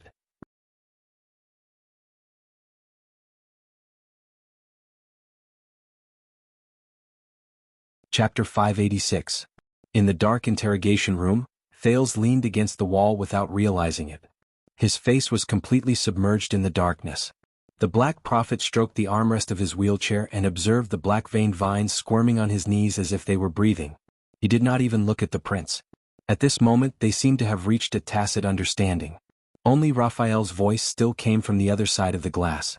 Our people have basically verified that this was just an accident, but we still have to ensure that this news will not be spread, used, and led to public opinion. Let's hope this is the only murder case because of this. Murder case. Thales slowly looked up. Because of this. Because of his dietary preferences. Thales was expressionless, his gaze frozen. Of course he could defend himself. This was none of his business. The so-called prince's love for lettuce was just a fuse. The whole thing was ultimately the result of a greedy person and an impulsive person's own doing. He should not be responsible for it. Including other things. Thales' fist trembled slightly. Right. Many people would not be troubled by it. King Nuvan would certainly laugh it off, King Chapman would only scorn it mercilessly, and King Kessel would certainly sit on his throne unmoved. But they are a different kind of creature. Ordinary people rely on food and air to live, but they rely on power to live. This was Putre's sentiment on Presti's orchid snowfield. You need a heart that is hard, cold, and unwavering. It's best to get used to it as soon as possible for your own good. This was the advice King Nuvan had given him. At the thought of this, Thales felt bitter. Of course they are still pursuing a few other cases, Raphael continued, his tone no longer as relaxed as before. Some may affect your reputation, some may cause financial losses, and many may not be obvious for the time being, but we have to plan ahead and try to find a way to fill in the gaps. He had not finished his sentence, but he knew it was time to stop. Thales was silent for a long while before he replied. Okay, I understand. Raphael's expression changed slightly. He sensed something from Thales' disappointed tone. Very well, continue, Morat said faintly amid the rustling of the black-veined vines. At this moment, the Baron Bone Man suddenly said, Your Highness, my lord. Actually, the remaining cases are pretty much the same. Why don't we call it a day? Thales, who was immersed in dejection, quietly raised his head. However, he turned his head and looked at the old man in the wheelchair. Through the glass, the Black Prophet stared at Raphael for a long time, but the latter's gaze was steady and his expression calm. Morat snorted softly. Of course. The Chief of Intelligence flashed Thales a smile. Except for that. The last one. Raphael was silent for a moment, then nodded respectfully and listened to the order. Thales frowned, but he soon understood. The last interrogator was a woman. Even though she was escorted here with a hood over her head, she still looked graceful and graceful. The hood was taken off, revealing a beautiful woman with exquisite eyebrows and picturesque charm. Her first reaction was to smooth her hair and tidy up her appearance, showing no signs of panic or fear. Her light makeup did not lose her charm, and her calm demeanor was extremely alluring. Your name? In the face of such a beautiful woman, Raphael's tone was much better, no longer as aggressive as before. The beautiful woman looked up slowly, her slightly disheveled appearance almost perfect. Felicia. She answered calmly. Her voice was captivating and her eyes were captivating. But the moment he saw the woman's face, Thales' eyes suddenly widened. Full name, Raphael politely reminded. The beautiful woman named Felicia giggled, bright and dazzling. She slowed down and stared at Raphael's handsome face with interest. That's Dorothy? Amy? Undine? Anyway, the customers have called me by many names. Felicia placed her left hand on the table and leaned forward, her eyes sparkling like water. But if it's you, her tone changed and was full of temptation. Why don't you call me little baby, little sweetheart, or little bitch? Raphael frowned slightly. Felicia inadvertently pressed her chest against the edge of the table, making her graceful and proud figure even more obvious. Which one do you like? Felicia winked seductively, and the corners of her lips curled up into a perfect arc. Handsome boy. Raphael put on a stern face. Felicia is fine. Felicia stared at him and suddenly laughed. She leaned forward on the table and lifted her chin seductively. Her expression was a little provocative, and she did not have the awareness of being interrogated. You're not a cop from West City, right? They're not so ignorant as to dare to kidnap people in Red Street Market. Felicia looked at Raphael carefully, and her tone became serious. As for Blood Bottle Gang, Catherine doesn't have the guts, Fergal doesn't have the face, and Nikolai doesn't have the strength. It's impossible for them to break the armistice agreement. She counted the names one by one, and her gaze never left the man in front of her. Recently, there haven't been any newcomers who would risk their lives to fight for a position. Thales stared at the woman in a daze. He looked at her appearance, her demeanor, her charm, and even the content of her words. He was more certain of his memory. That's right. It's her. An old friend. Felicia's bright eyes sparkled, but her tone was threatening. So you're a cop from outside? Or a blue skin from another department? Raphael looked at the pretty woman in front of him and smiled. Whether I'm a police officer or not, you're already here, the Baron Bone Man said flatly. If necessary, I can lock you up for a few more nights. Felicia tilted her head and looked at him from the corner of her eyes. A few more nights? The woman bit her lower lip and exuded a charming charm. One night of mine is not cheap, handsome boy. Besides, even though you're handsome, you're also thin. The beautiful woman moved forward and looked at Raphael with a charming and enjoyable gaze. I really doubt that you can really persevere. Felicia revealed her beautiful figure on the table and bit her lip gently. She was very seductive. A few more nights? Raphael's expression tensed. Felicia chuckled when she saw the other party's reaction. And a few more nights. Felicia revealed her fair and slender neck and her smile was profound. Are you sure that it's enough to lock me up? Don't you want to do more strange things? Felicia switched her legs and sat down. The scenery under her skirt was faintly discernible. Raphael coughed. Under the other party's smug gaze, he opened the document beside him and did not dwell on it any further. Felicia, nicknamed Fickle. You were born as a prostitute in the slums. You gave yourself up to the strong and climbed your way up. After the bloody year, you joined the newly risen. Raphael paused for a moment and looked up. Blackstreet Brotherhood. Felicia's expression changed slightly and she tensed up. That's not all. You also worked under Black Sword's trusted aide and one of the 6 powerhouses of the Brotherhood, Fatty Morris. You're outstanding and deeply trusted. You trained prostitutes for the Brotherhood and acted as a go-between, Raphael said as he observed the other party's expression. So much so that the sleepless eye Lance had to rely on the flowers in your brothel as a source of information. So, it seems like you're not cheap, Miss Fickle? Or should I call you a madam of a gang? Felicia was obviously caught off guard when her background was exposed with a lot of secret information. Her expression was unpleasant. You, the Baron Bone Man smiled confidently. 6 years ago, the Blackstreet Brotherhood defeated the Blood Bottle Gang in the one-night war. From then on, you went to Red Street Market with the little flowers under you. You took over the empty space left by the Blood Bottle Gang.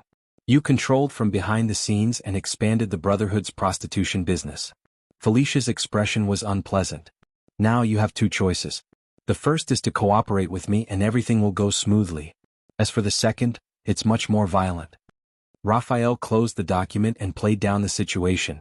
On the other side of the glass, Thales sighed inwardly. Felicia. He remembered her.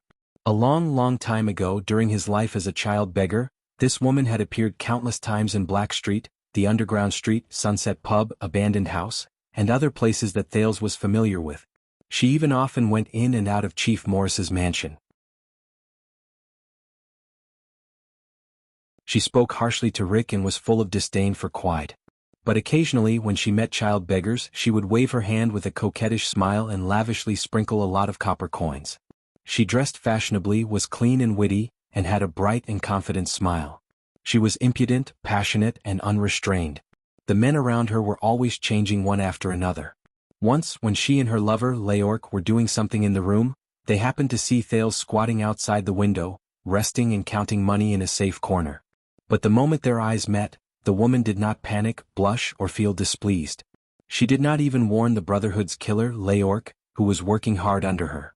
At that time Felicia, with her hair disheveled, just lazily pulled up the blanket to cover her beautiful breasts and bare shoulders. She pressed her index finger to her red lips and flashed a meaningful smile at the disheveled, dirty, and terrified little beggar under the window. Then, the beautiful woman laughed and threw her head back. Her long hair fluttered in the wind, and she continued to moan, which made people's imaginations run wild.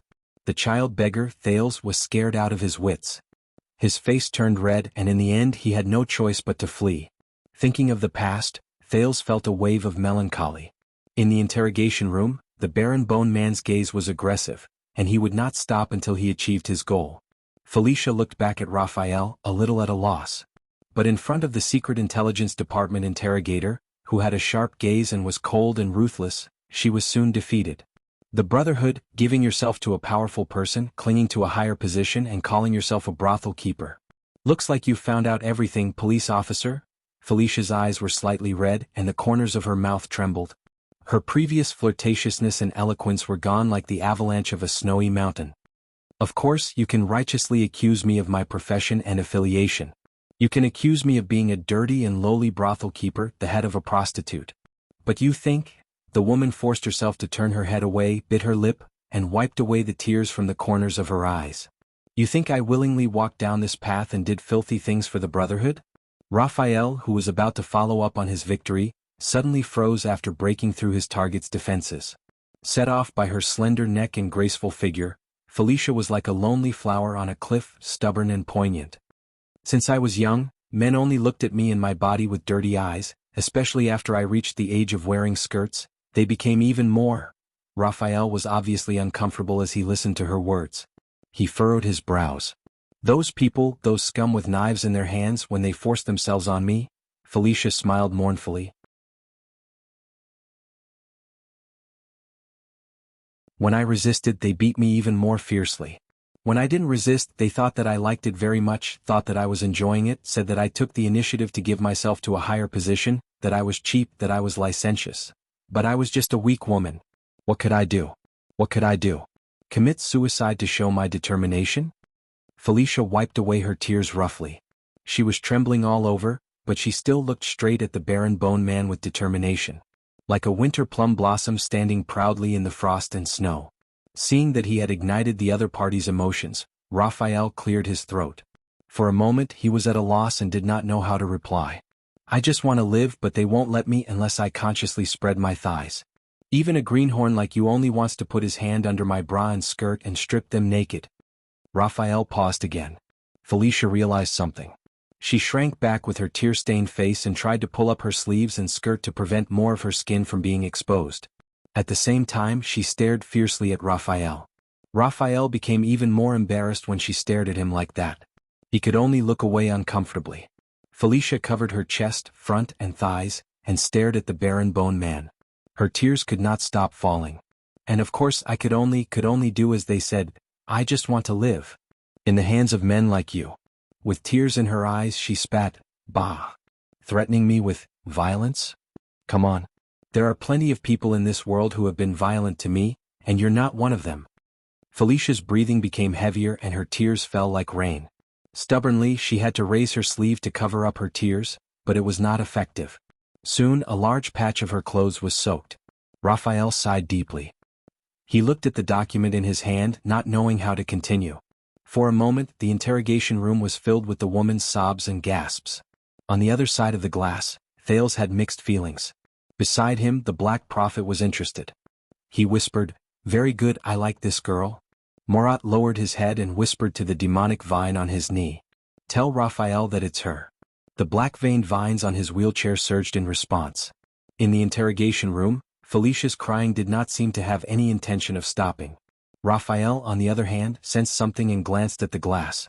Thales might have seen this before, but it still made him uncomfortable when he saw the back and forth between the vines. Raphael took a deep breath and hesitated for a moment. Finally he took out a handkerchief and handed it over. The woman was stunned at first, then tentatively took the handkerchief under Raphael's signal. Thank you. Her makeup had lost its color and her eyes were red. Wiping her tears with the handkerchief, she timidly glanced at Raphael, ashamed. I didn't want to cry, I'm just sorry. Raphael sighed again, his expression bitter. It's okay. The barren bone man frowned at his document. You're safe here. No one will force you, no one can hurt you. No. The Brotherhood is very powerful. Besides, I was kidnapped in Red Street Market and I've been missing for so long. Felicia reacted, and her expression changed slightly. No, they don't like traitors and informants. She became flustered, but Raphael interrupted her. Hey, listen up. Raphael held her hand and said sternly, I will protect you. Felicia paused. Protect me? Felicia struggled to break free from Raphael's hand, which made the latter a little embarrassed. With a low sob that ruined her makeup, Felicia smiled sarcastically. Yes, you're really handsome and you don't look like a bad person. At least you're not scum like the Brotherhood. The sarcasm on her face slowly disappeared, leaving behind deep fear and sadness. But you're not enough. You can't protect me. You don't know how afraid they are. At this moment Raphael laughed. He laughed wantonly, indulgent and cynical. Felicia's sobbing voice fell silent. Is this how you treat them? The bitterness and pity on Raphael's face disappeared without a trace. It was as if the man who comforted her gently did not exist. Felicia looked up, trembling, just in time to see Raphael leaning back in his chair, raising his arm to gesture at her. This whole set? What? Felicia stared at him in a daze. Until Raphael burst into laughter. The Baron Bone Man calmly flipped open the document on the table and pushed out a piece of paper. Ironbat Society's big hand, Gary mysteriously disappeared more than 10 years ago. Until now he has not been seen and no corpse has been found. Felicia was stunned when she saw the image on the sketch. Raphael pushed out the second piece of paper. Blood Bottle Gang's drug dealer leader, Dogtooth, Bolt. On his birthday his subordinate, now known as Illusion Blade, Catherine, betrayed him and fought with him. Mudu Telone, a corrupt police officer of the Western City Police Station. After being exposed he was sent to the Prison of Bones. A few months ago he failed to escape from prison and was killed on the spot. One of the honorary directors of Aroma Merchant Group, Spice Merchant Boli Kato, encountered bandits while on an outing. He was blackmailed for a large sum of money but was still killed. Raphael methodically showed the pages of the document in front of Felicia. As for the once famous Blood Bottle Gang's #1 expert, the wandering knight Luo Sang II, who reached the peak, Raphael narrowed his eyes with a wary expression. 16 years ago he failed to ambush Black Sword. The latter fought against 2 enemies and killed him on the street. When he heard the familiar nickname, Thales raised his head in alarm. Felicia did not speak. She only stared at the documents in a daze, like an innocent passerby who was involved in a major case for no reason. The tears on her face had yet to dry. As a weak woman, Miss Felicia. Raphael's gaze was cold. He tore off the last of his disguise. It seems that since you were 12 years old, every important person you got close to, or according to what you said, every terrifying bad guy, who forced himself on you with a knife, did not end up well? Felicia sat on the spot in a daze. She seemed to have forgotten to cry. The next moment, the woman slowly raised her head. Raphael furrowed his brows. Unknowingly, the frailty and pain on Felicia's face disappeared without a trace. She no longer gasped, sobbed, and wiped away her tears. The woman threw away her handkerchief and stood up slowly. Starting from the corners of her mouth, the corners of her mouth curled up into a strange and chilling smile. It was directed at Raphael. "Handsome boy, you know me so well." Felicia's voice was delicate and soft. She sat sideways on the table and leaned forward. Her movements were seductive and provocative. "Then do you want to know more about, a little deeper?" She was naturally beautiful. Even though her makeup was ruined by her tears and the powder spread on both sides of her cheeks, Felicia's smile did not look ugly. Instead, it had a different, strange, and fatal allure to it, making it even more eye-catching. On the other side of the glass, Thales felt a wave of irritation from the sin of Hell's River. Raphael's expression was tense. He did not answer. But on the table, Felicia's eyes were misty. She bit a finger in her mouth, and almost half of her body crossed the table to approach the Baron Bone Man in a seductive manner. "Or do you actually want to be like them with a hard knife?" She pressed her lips against his ear and sent the heat of her breath into Raphael's ear. "Stab me?" The provocative tone in Felicia's voice was heart-wrenching, and his heart surged with emotions. Raphael's breathing began to quicken. Thales could not help but recall the time when they exchanged glances when he discovered that this woman was doing something good. He could not help but blush slightly. But at this moment, crack. There was a soft sound. Felicia's expression changed drastically. She lowered her head and was shocked to see that her left hand, which was propped up against the table, was firmly cuffed to the leg of the table. Hence, she was now lying sideways on the table in a strange posture. One of her hands was cuffed, but her struggles were futile. She could not sit or stand and she looked pathetic and awkward. The woman turned her head around in anger. But Raphael only calmly picked up the documents, walked around the table, and sat down on the seat that originally belonged to Felicia. Felicia had to turn around in a flustered manner to follow Raphael's direction. But when she turned her eyes, the resentment on her face instantly disappeared without a trace. "I see, so you like this. Oh my." Felicia flashed a mysterious smile. In her awkward posture, she simply kicked off her shoes, sat cross-legged on the table, and lay down seductively in front of Raphael. The woman's slender legs were clasped together. The scenery under her skirt was hidden, and it was full of temptation. Actually, I quite like doing it in handcuffs. But she was disappointed. Raphael only looked at her with the ghost of a smile. He was not tempted at all. A few seconds later, Felicia's smile disappeared. She tugged at the handcuffs and spat on the floor. You don't even have a reaction. The woman glared at Raphael fiercely. What? Is your penis too small and lacking in confidence, or can't it get hard at all? Raphael could not help but cast a sidelong glance. Behind the glass he frowned. Why don't you take it off and let me have a look? Felicia giggled and once again revealed her natural charm. She clenched her fists in the air and smacked them against the side of her mouth. Her tongue moved from the inside to the outside, making her cheeks bulge back and forth. So that I can help it? Raphael was speechless as he watched the other party's skillful demonstration. The Baron Bone Man coughed and tried his best to ignore the woman's acting skills, which were carved into her bones. Don't you have anything to say about these lists and these unfortunate men? Raphael looked at the files on the table, or rather each dead person represented by each file. Felicia's expression turned cold. She swept her gaze over each file on the table, her eyes full of disdain. Humph. Do you know that every person who forced me said the same thing in the beginning? I'll help you, you're safe with me, no one can hurt you, I'll protect you. Felicia lay sideways on her handcuffed arm and looked at Raphael coldly. Just like you did just now. Raphael hummed in acknowledgement. Every man thinks he's better than other men. They all want to prove to me that they're different from other men. They want to prove that they really respect and love me, and don't hurt me like other men. At that moment, Felicia was unsmiling. Her gaze was cold, as if this was her true self. But what happened in the end? In the end, they still eagerly took off their pants, or waited for me to take off my skirt in return. And if I'm not willing? They still think they're protecting me, taking care of me, saying things like, I know you want it too, or, I've done so much for you, or even you don't know how beautiful you are. Felicia's gaze sharpened. With a loud crash, she swept all the files on the table to the ground. Handsome boy, the reason why the hero saves the damsel in distress is so popular is because men look forward to it, and they naturally confirm the next scene. Felicia looked at the files on the ground and every sketch on them. She thought of something and revealed an unprecedented viciousness and hatred.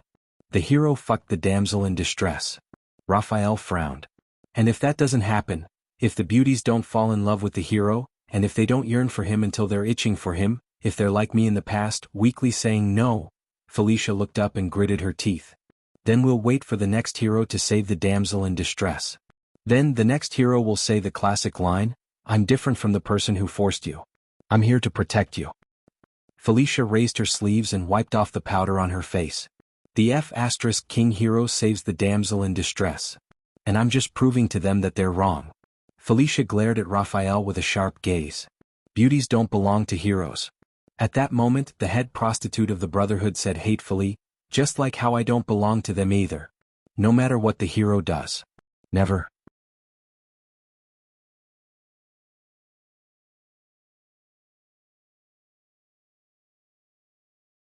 Chapter 587. But the moment it was updated, this chapter was blocked by the backend. Swordless was also dumbfounded. What to do? Kingdom Bloodline, Chapter 80, The Hero Saves the Beauty, currently typing. Please wait a moment. After the content has been updated, please refresh the page to get the latest update.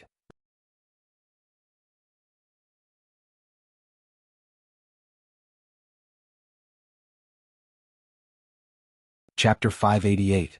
Sigh, I can only post it on my VX Princess account, search for Ownerless Sword. Everyone can read it for free. Kingdom Bloodline Chapter 81. There's a discount, currently typing. Please wait a moment. After the content has been updated, please refresh the page to receive the latest update.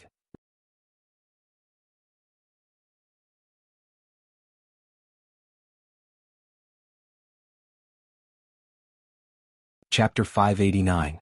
In the interrogation room, Felicia and Raphael both left. Thales stared motionlessly at the empty room on the other side of the glass. His eyes were still and his emotions were complicated. Sunset Pub, Jayla. The familiar name reverberated in his memory, stirring up endless waves every time he heard it. Ever since he finished chatting with Gilbert that time as a prince, he who carried a heavy burden, had buried their sadness in the deepest part of his heart. Until just now. Thales subconsciously clenched his fists. The sin of Hell's River was not threatened by any external force, but it was still surging and roaring in his veins. Your Highness, do you mind giving me another push? Morat's pleasant and comfortable voice, coupled with the constant sizzling of the black veined vines, pulled Thales back to reality from his complicated thoughts. But it also made him even more upset and restless. Thales slowly turned around and looked at the Black Prophet. But Thales did not move, nor did he help the sickening wheelchair under the old man's knees. Why here, in front of the person he feared the most?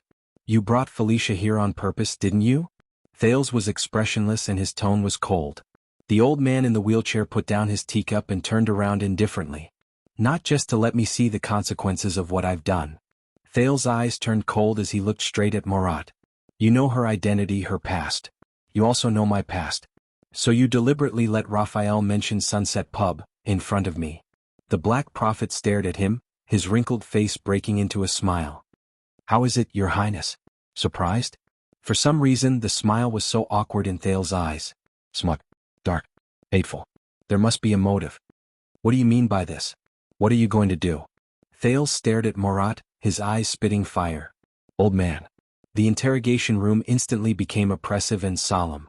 The black-veined vines on the old man's wheelchair and knees wriggled uneasily at an extremely high frequency, sizzling. In the darkness and silence, the Black Prophet chuckled. In the face of the prince's anger and accusations, he indifferently moved his wheelchair and turned around to face Thales. I thought that when you saw how attentive the Secret Intelligence Department was to your wish, and when you heard about your childhood playmate again, you would be very happy. Morat looked at the young man in front of him quietly. Thales, Prince? He deliberately left a long pause between the two words, causing the youth to frown. It was as if they had returned to that afternoon in Mindy's hall. There, Thales, a child beggar, an illegitimate child, a boy with secrets and an uncertain future, met for the first time with Constellation's scariest and most sinister spy chief who was hunting for the forbidden calamity. At that time Gines, Gilbert and even Yodel were by his side. Even the old witch, Serena, helped him. But now, in the lair of the kingdom's secret intelligence department, no one could protect him, except for himself. But when I asked you for help in the past, you told me. Thales stared coldly at the old man. Only when I'm strong enough can we talk about protecting them. Otherwise they will only become my weakness. His gaze was indignant, being held back by others. Morat clicked his tongue softly. Very well, you still remember. The Black Prophet's expression turned cold, and the surrounding temperature dropped instantly. Then why did you ask Count Gilbert Casso to search for them for the past few years? Even when you asked Raphael for help, you had to do everything possible to hide it from me? Thales felt a chill in his heart. He knew. The Duke of Star Lake looked at Morat's smile. The old man in front of him knew everything about him asking Gilbert Casso to search for them. As always. But, Jayla. Thales called the name again. No. He could not let the Black Prophet find her. Because that girl was not just Jayla. She was Jayla Charlton, the assassin's flower. See, this is the problem. This is the reason why you and the Secret Intelligence Department have been out of sync for so many years. Morat's cold but sharp gaze was fixed on him, as if he was determined to win. We've always been on our own, unable to connect. The black-veined vines coiled up on his knees again, hissing like many poisonous snakes tangled together. It was strange and dangerous. Thales clenched his teeth.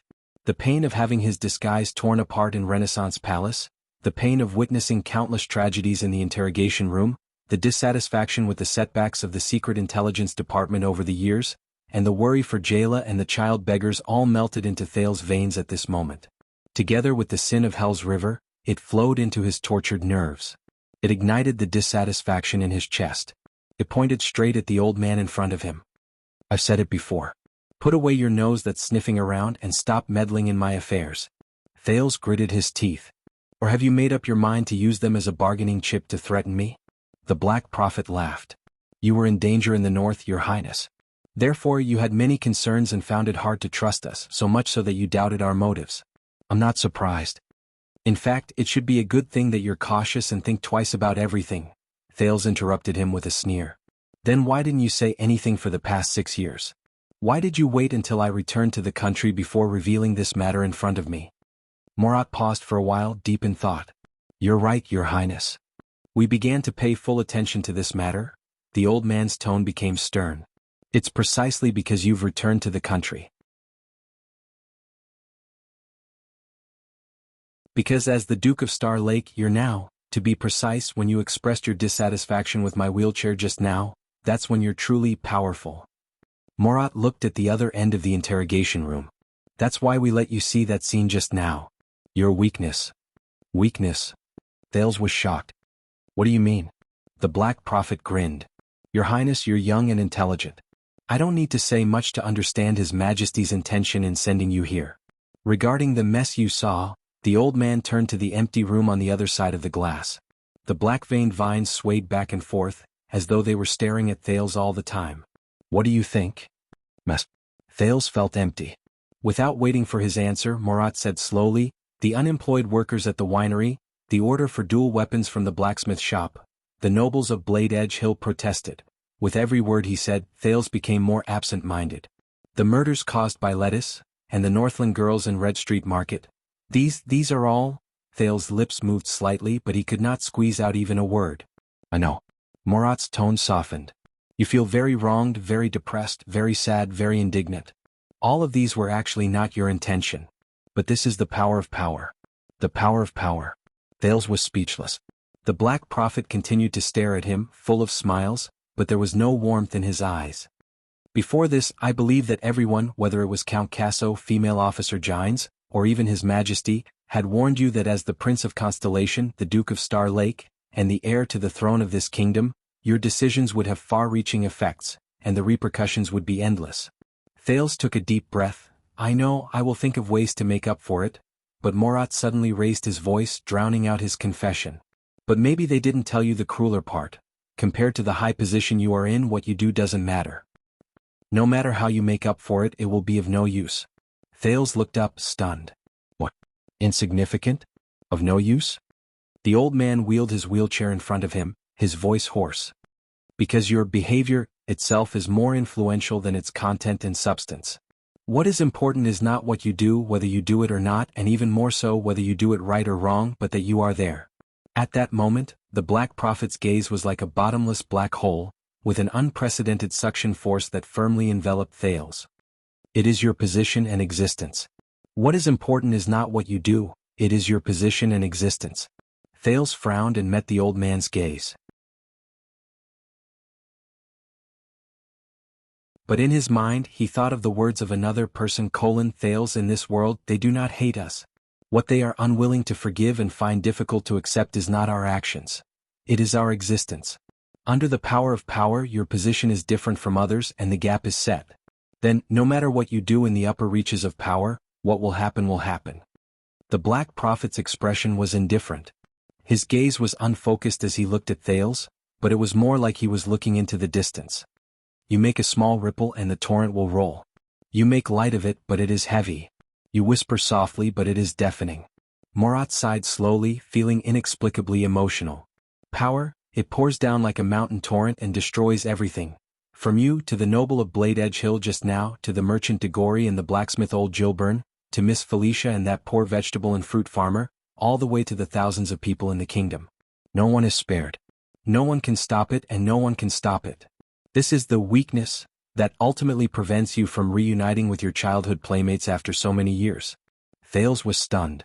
Your Highness, with all due respect, it is very easy to find their whereabouts. But what happens after you find them? Gilbert's words rang in his mind. Have you ever thought about the impact your reward, repayment, or even just observing them in secret might have on them? It is easy to do one thing, but it is extremely difficult to perfectly deal with the countless consequences brought about by this matter. As he thought of this, Thales became more and more depressed. You mean, no matter what I do, power will always distort my actions, and as a prince I can only accept it in exchange for a cold and hard heart? Morat did not speak. He carefully sized up the youth in front of him. There was a long silence in the interrogation room, until the Black Prophet's eyes focused again. In fact, to prevent such accidents and losses at the upper reaches of power at the top of the crowd around us, a high wall was built. Thales looked up. The Black Prophet's eyes were bright, and he spoke with certainty. It's a buffer wall to prevent a noble like you from becoming a remorseful person with a single mistake. So as to separate the mountain torrent and thunder of power. Murat turned his wheelchair around and looked at the empty interrogation room. So we have social etiquette, lifestyle fashions, facade decorations, behavior styles. These seemingly unrelated factors are the result of power, the social dams it builds on its own in the course of its operation. Using differences to separate people, using differences to separate superiority and inferiority, using rejection to label categories, and using rupture to regulate behavior. To tell the world that they are completely different from us. Areltha twer not. Thales frowned. The Black Prophet's gaze was sharp. That's right. They block communication, foster estrangement, breed conflict, and mark class. But it has also built a natural floodgate for the rampant, barbaric power, Liao said. Looking at the puzzled Thales, Murat snorted softly. Yesterday, if you had followed etiquette and drank that glass of wine, if you had followed the aristocratic fashion and eaten some other dishes, if you had clearly written, "No duels" on your facade, if you had stuck to the usual aloof style of the royal family, and not rejected protesters like Anchor Birol, Murat changed the topic. And this is the weakness you exposed yesterday, at least one of them. He did not continue. But Thales' frown deepened. The prince suddenly remembered that on the day he returned to Eternal Star City, Mallows had unreasonably prevented the prince from showing his face in public, insisting that he stay low-key in the carriage, saying that it would save a lot of trouble. And he had arrogantly returned a sword to Mallows. Murat exhaled and allowed the black-veined vines on his knees to stretch wildly. Most aristocrats and high-ranking people grow up under such norms, almost instinctively. They know that they have to act with self-control, be cautious in their statements, behave in accordance with etiquette, and have a serious attitude. They subconsciously practice the principle of separation and division to avoid being a bad example and a breach in the dam, allowing power, whether it's the suction from above or the buoyancy from below, to engulf them. With a sense of disappointment, Thales snorted sarcastically. You mean I need to go back and redo my etiquette lessons? But the Black Prophet's gaze was sharp, and he ignored his interruption. But this also fosters the habit of these people. They are used to doing it as if it's instinct, but they don't know why they do it. They can't cross this high wall and dam. Outside the norms, they will be at a loss in the face of the barbaric attitude of power after it breaks free. The old man in the wheelchair looked straight at Thales and his tone changed. But Your Highness Thales, you're different. Thales was stunned. The Black Prophet's lips curled slightly. You may be of noble birth, but you started from humble beginnings. You stand on the upper reaches of the river, but you understand the monstrous waves of the lower reaches better than most of the children of aristocrats and the relatives of officials. And today, you see how inconspicuously they originate from the tiny ripples under your noble fingertips. Thales bit his lower lip. First it's these messes, then my past. The prince suppressed the confusion and bewilderment in his heart. After saying so much, you want me to stand on the high wall, make a choice between the gains and losses of power, make a sacrifice and ignore and accept the tides behind the ripples, in order to overcome my weakness and become truly strong? At this point, Thales felt dejected. Murat stared at him for a long time. But unexpectedly the old man shook his head in the end. No. I told you to eliminate your weaknesses. But you don't have to be restricted by your means. In the next second, the Black Prophet's tone became urgent, and every word was full of strength. A slight ripple and a torrent will roll. It's just an understatement, yet it's so colorful. A whisper is deafening. Murat's eyes flashed as if there was a blade in them. From another perspective, this is not a weakness, but an advantage. This is the true power of power. A power that many people dream of. At that moment, Thales had an illusion. The old man in the wheelchair before him had turned into the deepest point in the endless darkness, devouring all light. King Nuven, King Chapman, King Kessel. These people seemed to be looking at him from the other end of the darkness. The black-veined vines made an ominous sound and squirmed more violently. You do not drink, causing countless winemakers to lose their jobs amidst the banquet organizers' suspicions and doubts about your preferences. But your clear taste in wine can also force winemakers to rack their brains to brew better wine, or to do everything possible to develop new export routes abroad. The Black Prophet suddenly became aggressive. Your reckless duel at the banquet will cause thousands of young people to bleed on the streets because of a moment of impulse. But your bravery and fearlessness in the face of a duel can also inspire the kingdom's martial spirit and sweep away the decadent voices. Your tolerance and indulgence towards lawless people like Biro will cause the minds of countless subjects to become unstable and restless. But your harsh pursuit of justice in life can also warn people of their evil intentions, deter unhealthy tendencies, and unite noble men to go through fire and water for you. You will become the norm at the banquet, and follow the example of your superiors, which will cause profit-seeking villains to flock to the masses, and the common people will never know whether they will be lucky or not. But you can also make a decree with a flip of your hand, and make contributions with your words, leading the kingdom's direction and opening a way out for the future. Thales stared blankly at the chief of intelligence of the Secret Intelligence Department. The old man said eerily, "You who are on both sides of the wall should focus on these, and not hesitate in the ruins of power after the flood has passed through." The power of power. Thales stared at Murat, his mind in a jumbled mess of thoughts. But then he remembered another passage: "Trust me, your people will always give you unexpected feedback that goes against your wishes. People will always respond to their rulers in ways that are beyond their expectations and catch them off guard." It was as if the Duke of Western Desert was standing in front of him again, with a ferocious and terrifying face, smiling at him with a tacit understanding. Thales felt his heart sink. "But you said it," he said with difficulty. "My behavior itself is more influential than the content and substance of my behavior. No matter what I do, there will be countless messes to clean up, and if I deliberately make up for it, that's right."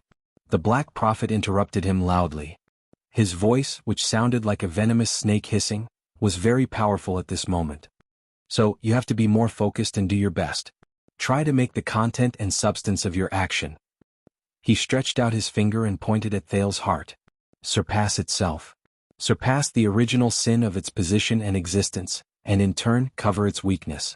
Are you worried that with the addition of your position, your concern for your childhood playmates will become their ferryman of Hell's River Bell?"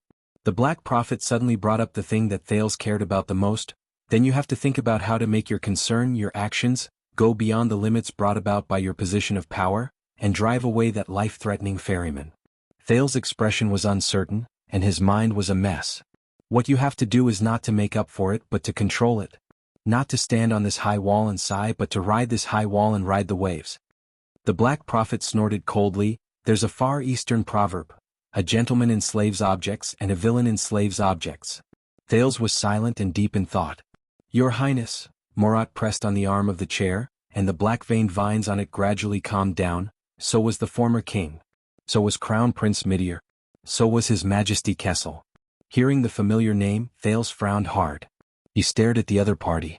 "What if I can't do it?" The Black Prophet smiled. "You can do it." Murat turned his wheelchair and turned his back to the prince. "From the moment you returned to the country, you could do it. You were ready a long time ago. Just one step away." He said sinisterly, "It's just that you're too cautious, too fearful, and too wary of its unpredictable power and possible consequences." Thales gritted his teeth, his thoughts unsettled. A few seconds later, he looked up abruptly at the Black Prophet's back. "I don't like you." "I know." Murat did not turn his head. "But as I said, it doesn't matter whether you like me or not.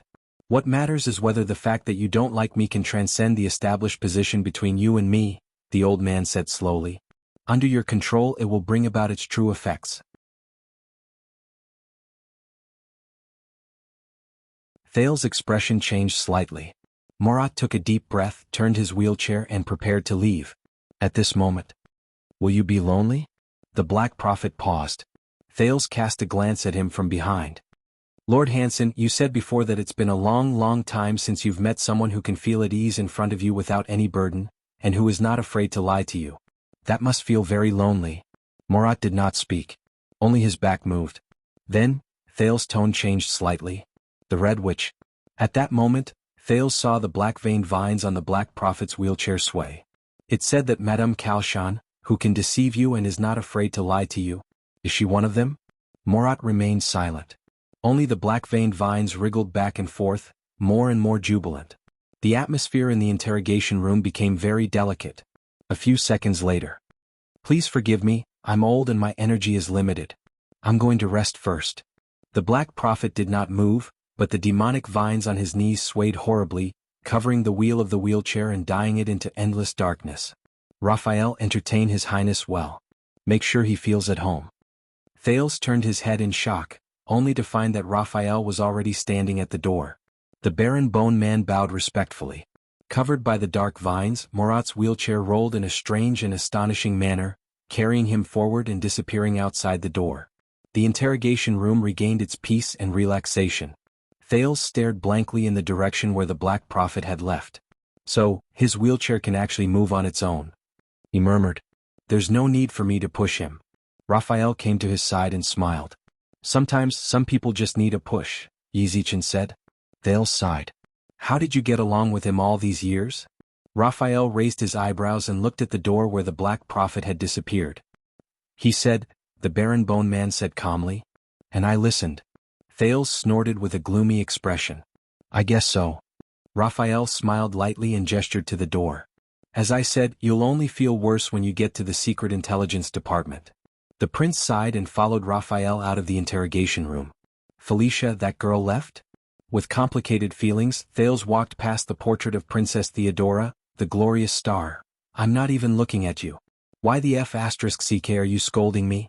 You narcissistic idiot. Thales vented his anger at the incompetence in his heart. And asked in a non-committal manner. Raphael nodded. Why, do you want to spend some more time with her? Thales frowned at him, looking displeased. Raphael smiled lightly and raised his hand in surrender. Thales glared at him and snorted softly. What about you, Cohen? He'll be fine. Raphael did not blush or pant. He did not look ashamed at all, when she realizes that he's not me. But you won't, Thales said coldly with a hint of bickering, when he realizes that you sold him out. It's okay. Raphael did not feel burdened at all and was relaxed. He's used to it. And Cohen? Raphael paused for a moment. The corners of his mouth curled up and he kept what he wanted to say in his heart. He can't beat me. Raphael. The two of them walked in silence for a while before Thales suddenly spoke. Do you guys do this often? Wipe my ass. Raphael frowned and turned around. Murat said that I've always been incompatible with the Secret Intelligence Department. We've always been on our own and there's no communication between us, Thales said faintly. I've brought you guys a lot of trouble? Raphael sighed slightly. Probably, he replied casually and did not say anything else. Thales snorted softly. Is that so? But it's not all trouble, right? I should be of some help? Thales thought of the mess he saw today and the mess the Secret Intelligence Department had wiped for him. What you need to do is not to make up for it, but to control it. Raphael was silent for a while. Do you want me to tell the truth? Thales looked at the Baron Bone Man. National Conference, Dragon Cloud City, the Great Desert, Blade Fang's camp. Raphael's expression did not change as he counted the locations. Basically, all the times you acted freely and saved the world by yourself, the people you helped, were all hindrances. Thales' expression changed. It can't be? Raphael turned his head and gave him a polite fake smile. But, Thales caught up with him and said indignantly, National Conference, if I hadn't persuaded Zayn, we had a backup plan. Dragon Cloud City, if I hadn't gone back and defeated Lampard, we also had a backup plan. Great Desert, as expected. Blade Fang's camp, completely hindrance. Thales did not manage to catch his breath. He said unhappily, Really? Raphael shrugged. The kingdom's secret intelligence department is the place with the most meticulous planning in Constellation. We have records of any accidents, including you. The prince's but is one of them. When he heard this name, Thales took a deep breath and reminded himself not to get angry. All right, let's take the most exaggerated example. 6 years ago when you carried out Dragon's Blood, did you think that you would lose control like this? Charlton? Shadow Shield? Secret Room? Chapman Lampard? Raphael looked back at him. Of course. It was all within expectations. Thales was stunned and he immediately laughed in anger. The kingdom's secret intelligence department really dared to say that? Raphael shook his head and said slowly, That's the truth. The status and function of the kingdom's secret intelligence department, the relationship between the two countries, and the strength and weakness of the two countries have long determined the consequences of the Battle of Dragon's Blood. But most importantly, no matter how things develop, it is still within the acceptable range and does not exceed our expectations. Even if there is an accident, it is within the scope of the backup plan. Thales snorted in disdain. Really? Thales took a deep breath and recalled the conversation he had with the Black Prophet about the consequences of power. Chapman is king, and his ambition is greater than Nuven's. Northland is rotten and chaotic, far more than expected. The prince is captured, the succession of the throne is in doubt. These are also within the plan? The two continued forward. Didn't we talk about it? It doesn't matter if Lampard wins or Nuven wins, they will still fight to the death, Raphael said nonchalantly. After Dragon's Blood, Extet will definitely shatter inch by inch, and it will be difficult to gather just like now. As for Lampard's ambition, the situation in Northland and your whereabouts, it's all within the plan. All right. Thales sneered as he listened. He crossed his arms. What about the calamity? What if the blood octopus in Dragon Cloud City loses control, and the Queen of the Sky doesn't come? Raphael was silent for a while. Don't worry, we also have a backup plan. The Baron Bone Man said faintly, even if the Great Dragon doesn't come, we also have an absolutely reliable way to completely suppress the blood calamity. Recalling the power of the mystic Giza, Thales smiled sarcastically. Is that so? I highly doubt it. Then what about the Red Witch seeing through your plan and making use of her to lay an egg? What's the backup plan? Since we are going to Dragon Cloud City, we will definitely have to fight the secret room head-on. Raphael did not panic. Being stopped by them is also within our expectations. Didn't you come out safely? Thales curled his lips and shook his head. It sounds like he's being stubborn. What about when King Chapman entered Heroic Spirit Palace and prepared to gather the Archdukes to join the coalition army to invade Constellation? The prince said coldly, don't tell me that was also within your expectations? You also have a backup plan? Raphael did not even turn his head. Of course. Thales shook his head in disdain. He said sarcastically, yes, the backup plan is to make the little boy break into the chimney of Heroic Spirit Palace. Raphael suddenly stopped in his tracks. They stopped. Thales turned around, puzzled. This should be a top secret, but, Your Highness, since you are so suspicious? At that moment, the prince suddenly realized that the Baron Bone Man's expression was extremely serious. Let me put it this way. Raphael's red eyes stared straight at him. Do you think that if Lampard had successfully framed you as King Nuven's assassin and even persuaded the Archdukes to send troops south, we would really have no countermeasure? Countermeasure? Thales frowned secretly. Furthermore, you've been standing here for the past 6 years, thinking that you've saved the world by yourself and turned the tide. The prince's expression changed slightly. Raphael's tone was very mysterious, with a very deep meaning. How did you know that on that day in Heroic Spirit Palace? An ally who secretly communicated with us and cooperated with us, Raphael said faintly, only Lampard. His voice faded away. Time seemed to stop at that second. Thales was completely stunned. Only Lampard. What? In the quiet corridor of the Secret Intelligence Department, Raphael looked at the stunned Thales expressionlessly. It might not be very polite to say this, Your Highness, even though your choice back then was quite bold. Beside them, Oriental beauty Elva looked at them quietly from the portrait. But you were just one of the countless spare chess pieces in the chess game? Raphael narrowed his eyes and said in a profound tone, one of them. Thales was stunned for a full 10 seconds. One of them? At that moment, Thales felt like he had returned to the bloody storm 6 years ago and the hustle and bustle of Dragon Cloud City that night. The calamity, Nuven's death, Black Sand's entry into the city, the alliance of archdukes, the South Constellation, the Archduchess, King Chapman, but old scenes flashed in his mind. Thales felt his thoughts stiffen and stagnate. Dragon Cloud City, Heroic Spirit Palace. Everything in the past, like a beautiful painting, was just torn apart by Raphael. But no. One of them. No. Raphael looked at the prince's dazed expression, smiled in satisfaction and turned around again. But at that moment, Byrel. The Baron Bone Man turned around, puzzled. Anchor Byrel, the assassin last night. Thales looked up slowly in a daze and murmured, Raphael, I want to see him. The prince frowned, looking slightly anxious. No.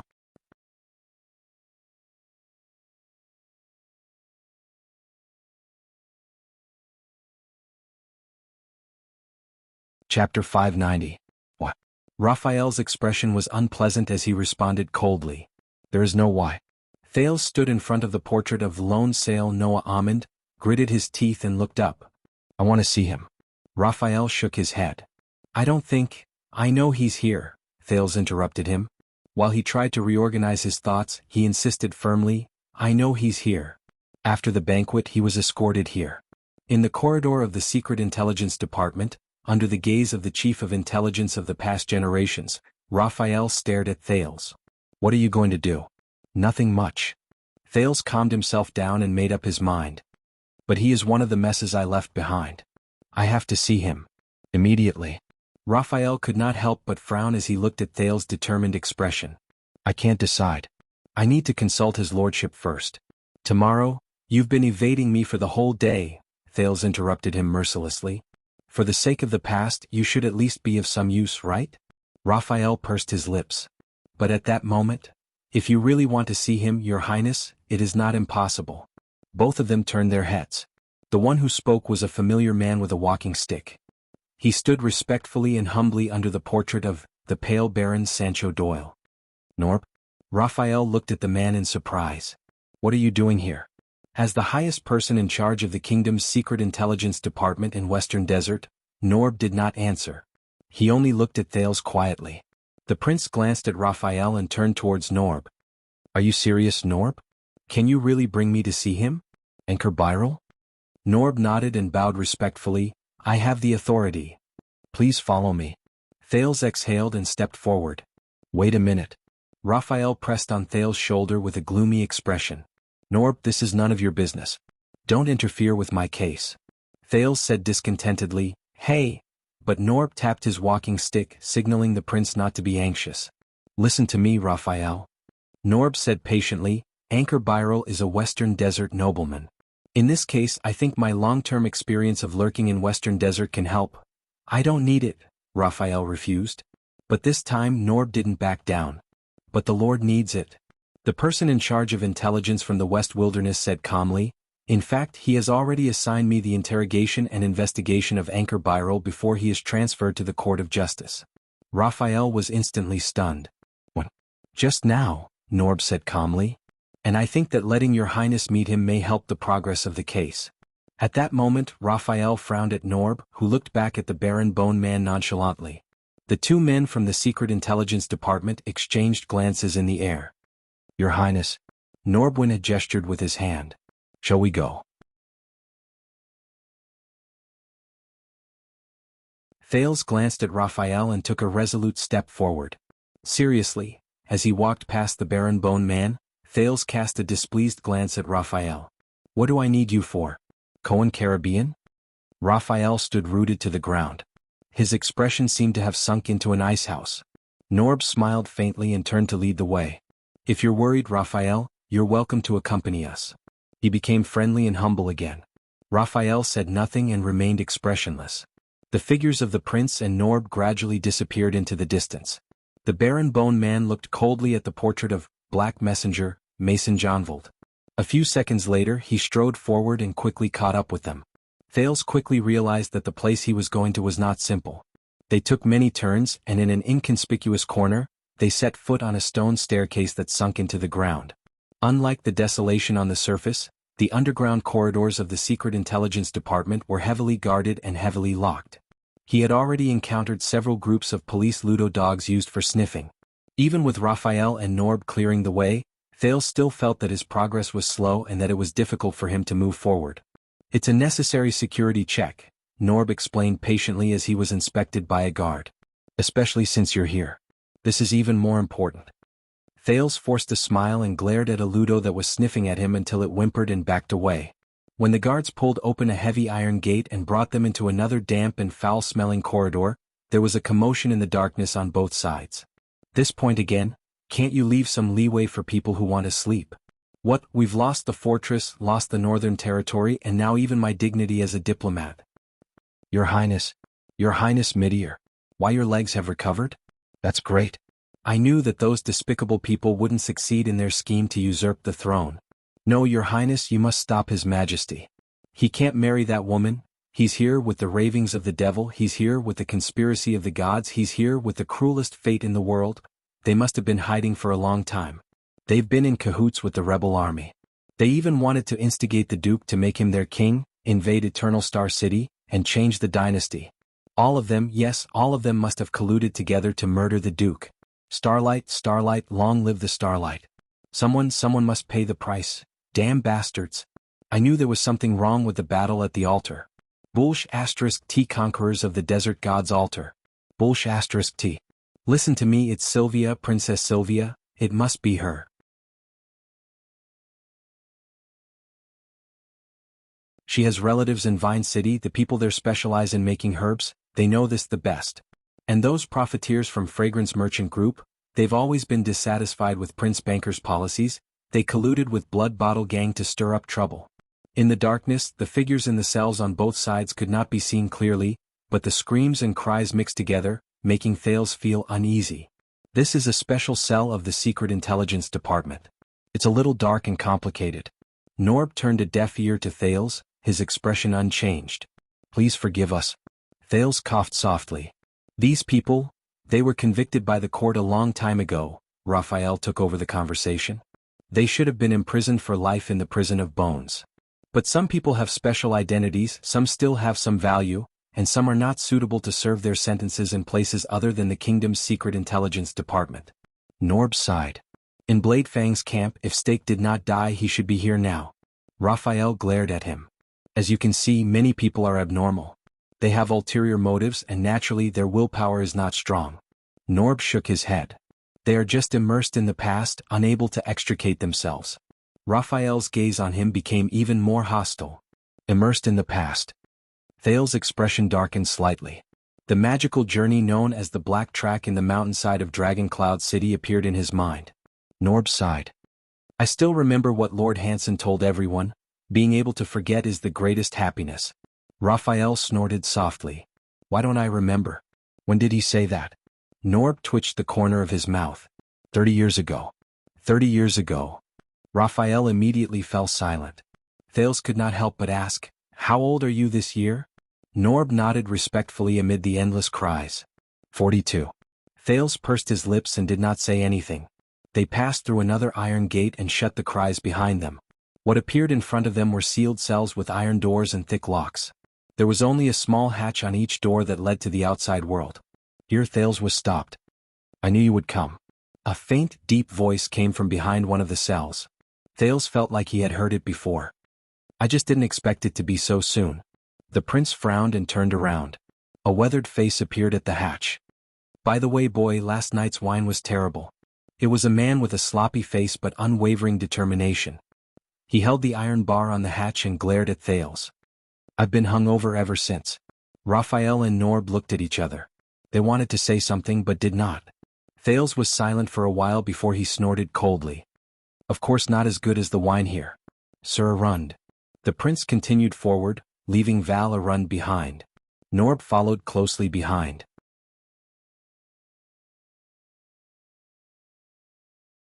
I told you he will be a big problem. The imprisoned Guardian Duke of the Northern Territory stared at Thales' figure quietly. He is older than you, little Baron Breed.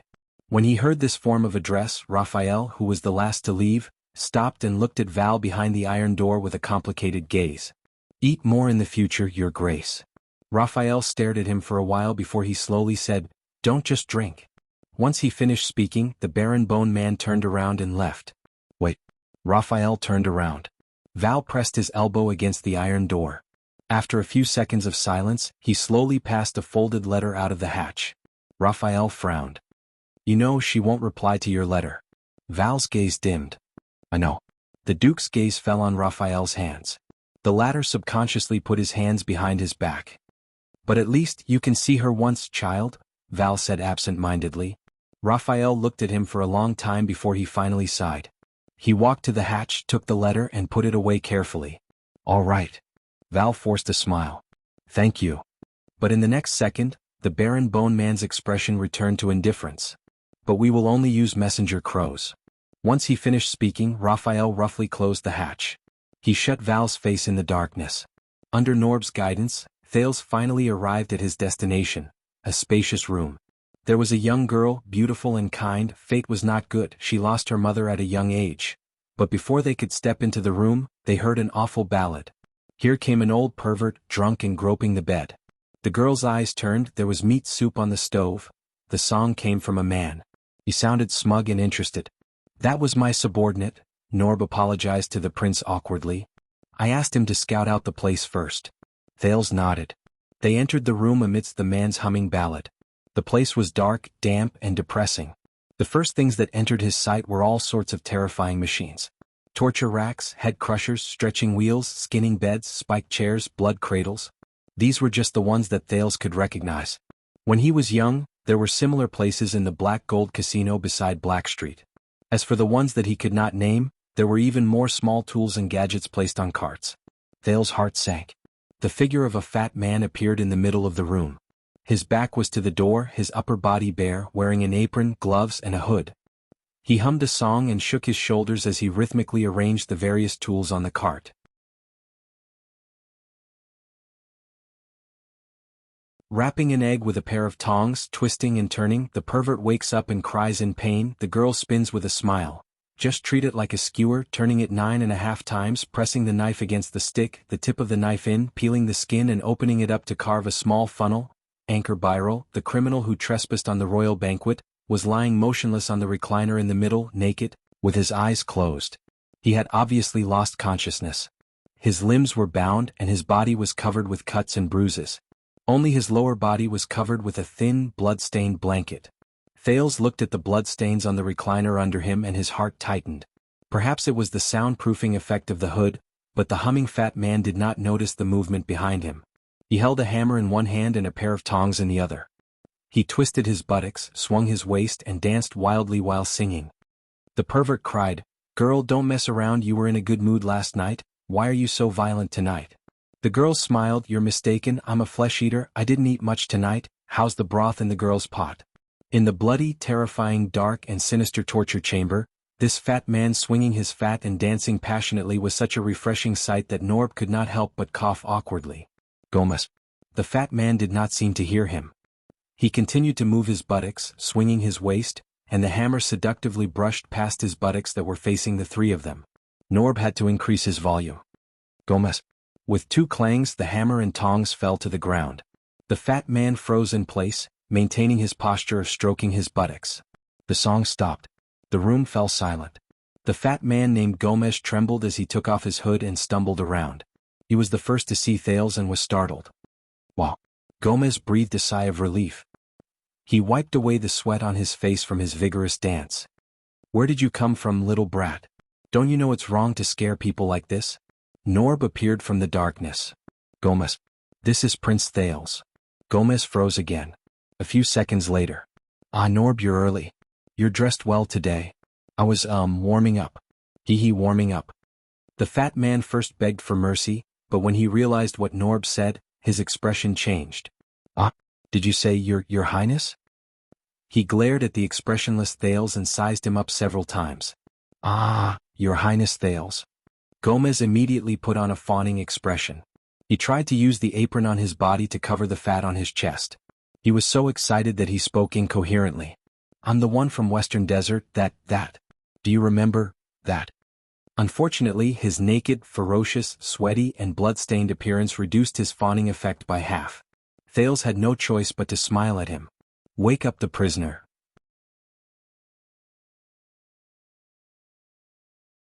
Norb felt humiliated and helplessly covered his face. Gomez smiled obsequiously and said, "All right." He turned around and picked up a pair of bloody tongs before walking excitedly towards Anchor, who was lying on the recliner. Thales' expression changed. "Wait a minute." Norb stopped him in time and glanced at Thales. "Be friendly." Gomez lowered his head in embarrassment, dropped the tongs, changed a bucket of cold water, and splashed it on Anchor. Cough cough Tina, cough cough cough. Anchor, who was lying on the recliner, was splashed with cold water. He struggled up from the recliner agitatedly, as if he had just woken up from a nightmare. "Tina." Cough cough. He coughed out the water in his mouth in pain and looked around weakly. It was only when he saw the bandages on his hands and feet that he realized he was still in a nightmare. "Didn't we agree to rest for a quarter of an hour?" Anchor fell weakly back onto the recliner, barely breathing.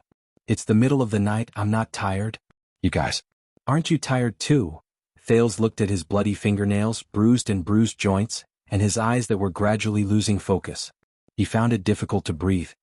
"Hey bro, wake up." Gomez slapped Anchor's face hard and opened his closed eyelids. Someone's here to see you? Thales let out an indescribable sigh and walked up to Byril. Anchor Byril. It's me. Anchor's unfocused eyes were confused for a moment, then gradually focused. Your Highness. He struggled to lift his upper body and saw the young man in front of him. Prince Thales? Anchor's breathing quickened and his chest rose and fell. He squeezed out a weak smile. How have you been today? He trembled all over.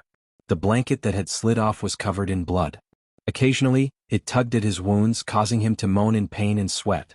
Thales held back his nausea, helped Anchor pull the blanket back up and gestured for him to lie back down. I want to talk to him alone, the prince said to the person behind him. Now. Raphael and Norb looked at each other.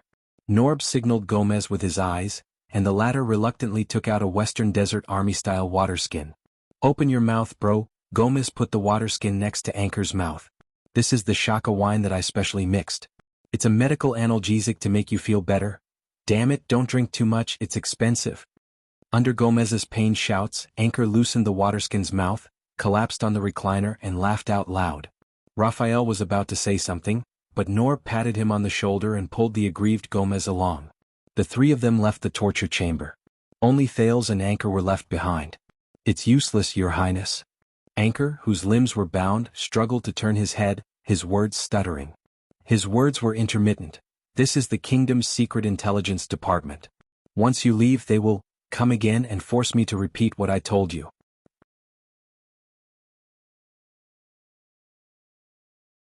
Thales looked at the tortured Anchor, trying not to look at the wounds on his body. I know. The young man felt stifled. I just want you to feel more at ease. Anchor stared at him quietly and flashed a tired smile. You are a good man, Your Highness. But, as kind and generous as you, have you found a way not to be a pawn? Thales paused, his eyes rippling. What's the difference between you and him? The last words he said to Anchor at the royal banquet replayed in his ears. I just understand, the other pawns. This man, he chose to believe me, so he let go of the sword.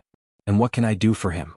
Recalling his experience in Ballard Room, Thales pursed his lips, wanting to speak but hesitating. I understand. Seeing the prince's expression, Anchor panted as if he understood something. I'm sorry to have troubled you. Whether it was yesterday or now. Thales took a deep breath and forced himself to put away his negative emotions.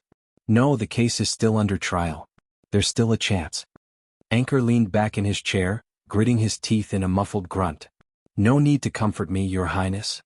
The Byril family has long since gone bankrupt and has nothing to show for it.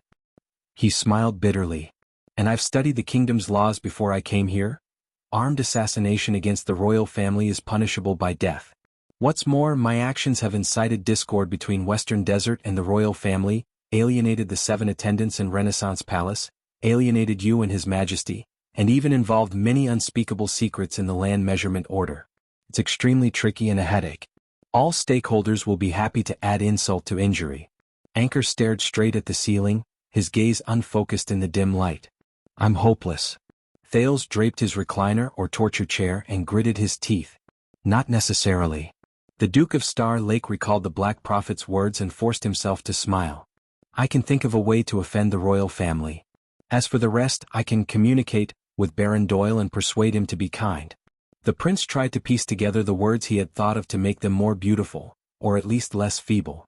As long as both sides agree, the debts between your families can be settled. As for the land dispute between Crow Ka City and Mirror River. No, Your Highness. Anchor interrupted him. The young Western Desert noble forced a bitter smile, looked at Thales gently but hopelessly, and shook his head weakly but decisively. We all know very well that this is no longer a problem between Crow Ka City and Mirror River.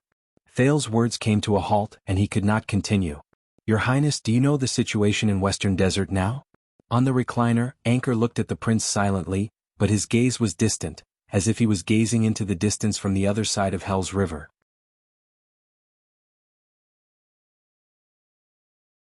After the Desert War, Blade Fang's Dune and the regular army of the royal family were like a sharp knife, stabbing straight into the heart of Western Desert. With the military control of the Western front line, they kept the selfish, xenophobic, conservative and divided Western Desert dukes in check, and became the best reason for Renaissance Palace to implement the royal government in Western Desert, Land Measurement Order, and Border County Development Order, which made the suzerains gnash their teeth in frustration. Thales could not help but frown. He thought of Blessing's town, and the Count of Wingfort, Derek Chroma, who told him about Western Desert's predicament on the way back to Eternal Star City from Western Desert. That's right. In order to save my father's mess and find a turning point for the family and a loophole in the contract, I read all the official documents and decrees between the Western Desert and the Central Territory in the past 10 years. I can almost recite them backwards. Anchor's face was flushed and he smiled at him. His breathing was much more even and he no longer groaned and moaned. The pauses between his sentences also lessened. It seemed that Gomez's wine was taking effect. But 10 years have passed, and the cunning, realistic, passive and mischievous dukes of Western Desert have found the most shameless way to deal with it. The most shameless way to deal with it? Thales was stunned. Anchor's spirits improved slightly. He thought hard and he was no longer dispirited.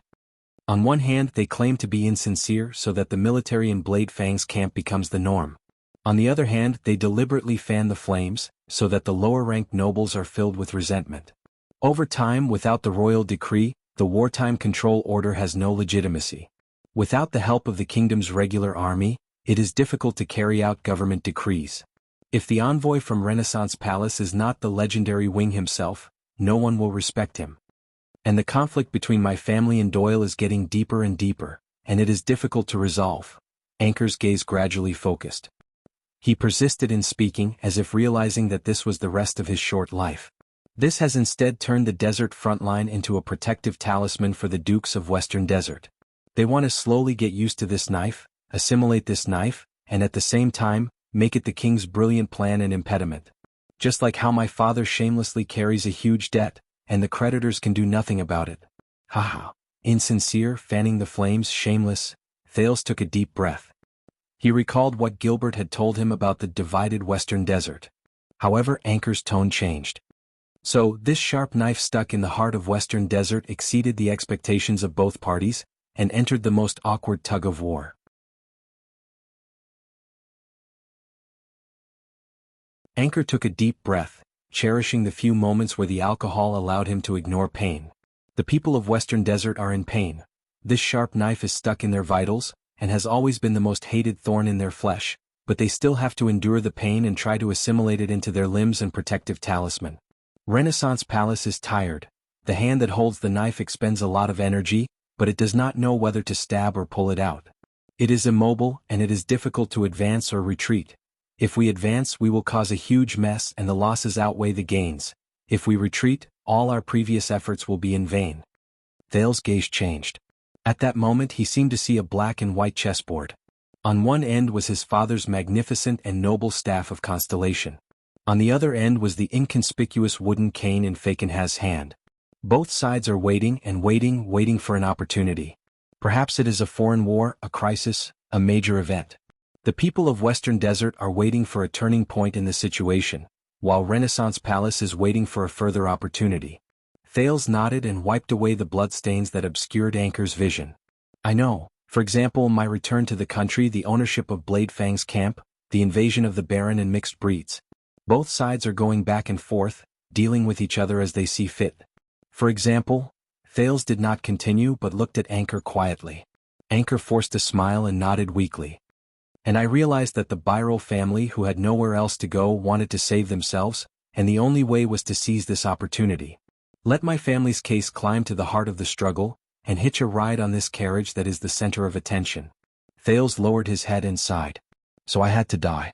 It would be best if I died at a banquet, in a duel, like a hero, to leave a protective talisman for my family, to protect my property, land, and title. Anchor straightened his upper body, ignoring the open wound. His breathing quickened and his voice became sharper, as if he had returned to yesterday's battle. Until you, Anchor stared blankly at the prince, helpless and at a loss, with a plea that he himself was not aware of. Thales' hand on the recliner shook slightly. So, Anchor realized something. He lay back on the chair and fell silent. No one can save me, Your Highness. Not even you. You. Thales was stunned and speechless. He was right. He could not save him. He could not even face his father's interrogation in Ballard Room. There was a moment of silence in the torture chamber. I'm sorry, Thales said with difficulty, feeling that his tone was dry and meaningless.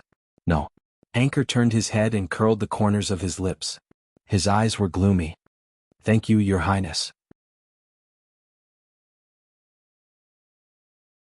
"Thank you for facing the injustice of others, facing the pleas of desperation, facing the suffering of others. You did not respond with indifference but turned around and waved your sleeves. Even if you could. Thank you for your mercy at the banquet." Mercy. Thales could not help but recall Zayn's words. "You used your power to cut off this hope. Regardless of victory or defeat in the duel, life or death, whether you killed the prince or never overturned the case, his family would be doomed eternally. You took advantage of his humanity, forced him to give up the duel and even forced him to live. You were so stingy that you were not even willing to grant him the mercy of death. Now who is the heartless one?" The prince shuddered slightly. Anchor said in a daze, "Thank you for being willing to come here and listen to my voice, or my last words. Thank you for being as tolerant, just, kind, and wise as you are rumored to be." Anchor looked at the ceiling, but the corners of his lips curled up into a smile, as if he was looking at a beautiful dream. "There's no sunlight here, but it's not that dark, is it?" Thales could not take it anymore and slapped the cart next to him. He took a deep breath and turned around. "Anchor, I promise you about your father and the Doyle family, it doesn't matter anymore." Anchor shook his head, his eyes lifeless. "I know my father, Your Highness. He's just a damn bastard. He's obstinate and self-opinionated. He's extravagant and self-righteous." His expression was disgusted and contemptuous. Thales stared at him blankly. "Anchor? Marrying him was my mother's greatest misfortune in her life. Marrying her was my father's greatest fortune." Anchor snorted. "Yes, in order to catch people's attention, what I said at the banquet was insincere and untruthful. My father brought this upon himself." He smiled apologetically at Thales. "I know, I've always known. Even if Doyle's scheme didn't make him squander his fortune, he would have fallen into the hands of others. It was just a matter of time. It has nothing to do with anyone. And it has nothing to do with you." Thales did not speak. He only lowered his head and held Anchor's hand, feeling him squeeze it even harder as he continued to listen to his confession. Just like in the prison of bones. Anchor was lost in thought as he recounted his troubles like a child. "In fact, ever since I was young, my father was best at whipping his wife and children, just like most fathers in Western Desert. In the Tower of Eradication, Teacher Curadle said that I was very perceptive and sensitive to the enemy's attacks, very suitable for the Rose Line." Anchor was contemptuous at first, then broke into laughter. "I could only tell him that this was the result of my training since I was young, a family tradition."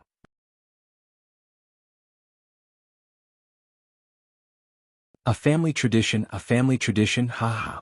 "Whether you believe it or not," Thales said in a low voice, "being good at taking beatings is also a family tradition."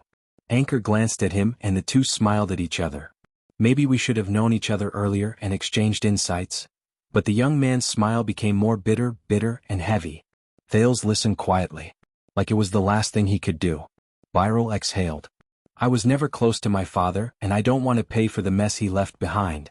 Anchor shook his head, the conflict in his eyes slowly turning into relief. "But we have no choice, right? Especially our origins. I was never close to my father. We have no choice. Especially our origins." At that moment, Thales, who was in a trance, felt his hand tighten, and the sin of Hell's river jumped slightly. "Anchor." The prince endured the pain and gently patted the back of Anchor's hand to make him relax. But Anchor Birol just stared blankly at the void. "But my brothers and sisters, they are innocent, just like our mother. They should not be like me, burdened by their father's shadow. They should walk out of Western Desert and see the world outside just like I promised them." Anchor came back to his senses, full of disappointment.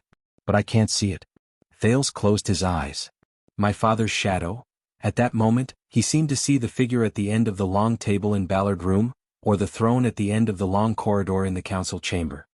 "They will be fine." The prince opened his eyes and tried his best to comfort Anchor. "Your sisters-in-law, I swear. I'll do my best." Anchor looked at him and nodded laboriously. It's impossible to count on Birol to keep his title, land, and provide them with adequate food and clothing. Anchor seemed to recall something and tried his best to explain. "But my mother, she deposited a sum of money in the royal bank when she was alive. The proof is in the hands of our maid, Tina. After I die, that might be enough to raise my younger siblings until they become adults. Not necessarily. Before I came, I really didn't expect the prices in the capital city to be so expensive." Anchor smiled bitterly. "I just need your help not to let others find out, especially my father's creditors." The Doyles are not the only family, especially after Crow City's land has been reclaimed. Thales exhaled, trying his best to calm his voice and instill confidence. I will get someone to look after it, Thales said seriously. In Western Desert, Duke Fakenhas will give me face, and Derek Chroma of Wingfort is also my friend. The truth was, he did not know if they were his friends. But he had to say it. He had to. But in the next second, Thales' palms trembled. He quickly looked at Anchor, who was agitated, his chest heaving up and down. Anchor, don't be agitated, maintain your strength. It took Anchor a few seconds to recover. It's all right, Your Highness.